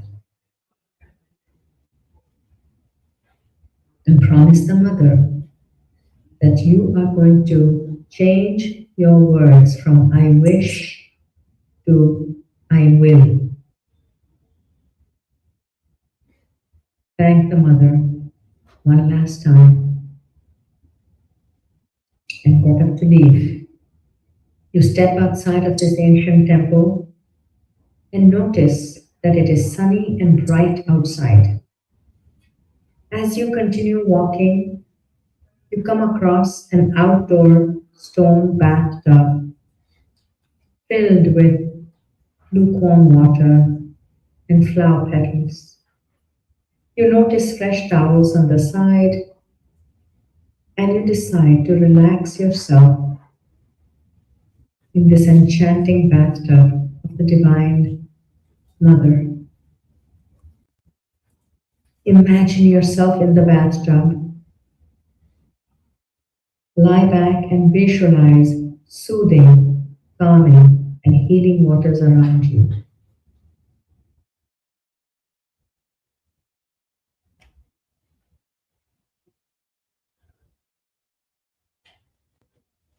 Become aware of the peace, the relaxation, and the mildly fragrant fragrance of the flowers rising up. As you lean back, see the sky above you, a breathtaking blue that appears endless. You in the lap of nature, in your mother's house, and the Mother has prepared the most enchanting experience for you.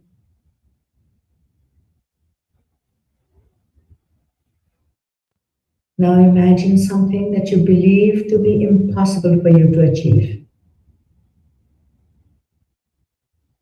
Maybe a dream job, maybe more money, maybe a supportive, loving, respectful relationship, maybe a beautiful home, good health. And remember the words of the goddess Mahalakshmi. You hold that vision of your goal in the space between your eyebrows and silently repeat in your mind, I know this is possible. I know this is possible. I know this is possible for the Divine Mother said so. She planted this in my heart and in my head, and she has equipped me. I know it is possible.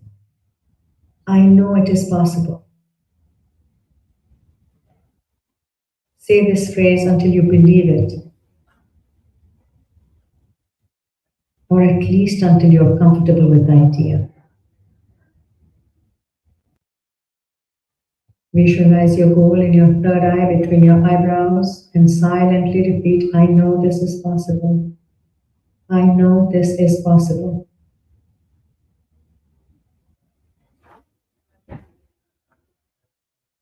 I know this is possible. When you're ready, let it go. Let the phrase go. If you believe that your desire can materialize, it is only a matter of time before it manifests in your life. Now in your mind's eye, watch a scene from your life about a dream that never came true. Could be in childhood, could be in college, university, could be as a young adult, or a young bride, or a young husband, could be at the workplace, home, birth.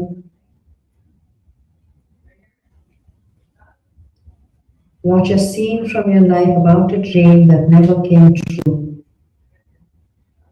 Maybe you wanted a job, a promotion, a new house, a relationship, a child, more money.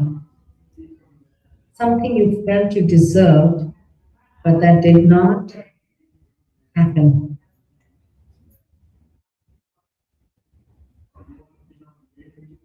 Allow yourself to feel the disappointment again.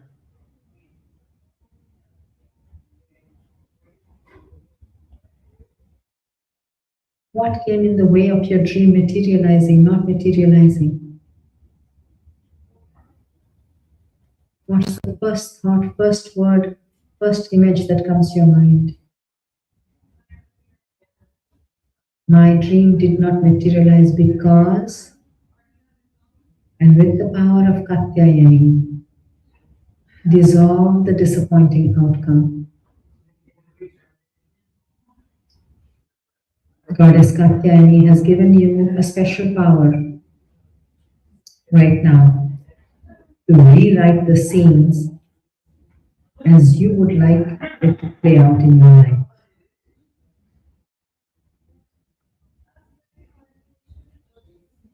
How would you like that dream to play out in your life now? How does your story end?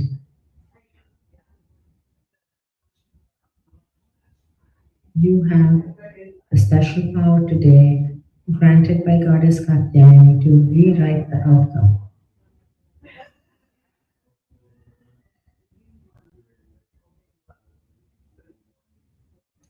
As you step out of the bathtub to get dressed, become aware of a divine blue light of possibilities streaming down and encircling you. Think of your sankalpa or goal that you set on the first day of this Navaratri with the power of Shailaputri. Allow your mind's eye to see yourself manifesting your goal. Take a few moments to experience as if your goal has already manifested.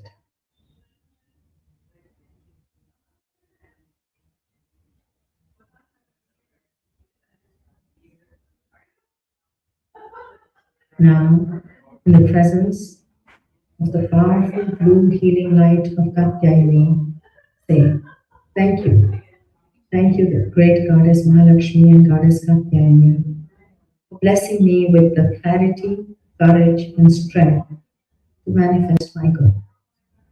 This or better. Thank you, thank you, thank you. You enjoy being bathed in the healing blue light. Take a few more moments to be with yourself in this quiet, peaceful space.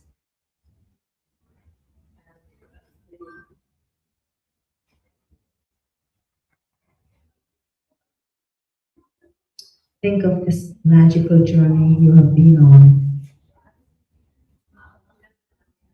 You feel like a new person. You feel more stronger and more open to confidently expressing your authentic self. And now it's time to come back from your journey. As I count from 1 to 5, you will become aware of your body. 1, become aware of this room. 2, become aware of the sounds around you. 3, gently stretch your body. 4, and 5, keeping your eyes closed, sit up with your palms in the Namaste Mudra. Rub your palms together to generate blessings of the great Goddess Mahalakshmi and Goddess Katyayani, and cup your eyes. Keeping your eyes closed, spread that energy all over your body. And when you're ready, only when you are ready, open your eyes. That was it. Thank you.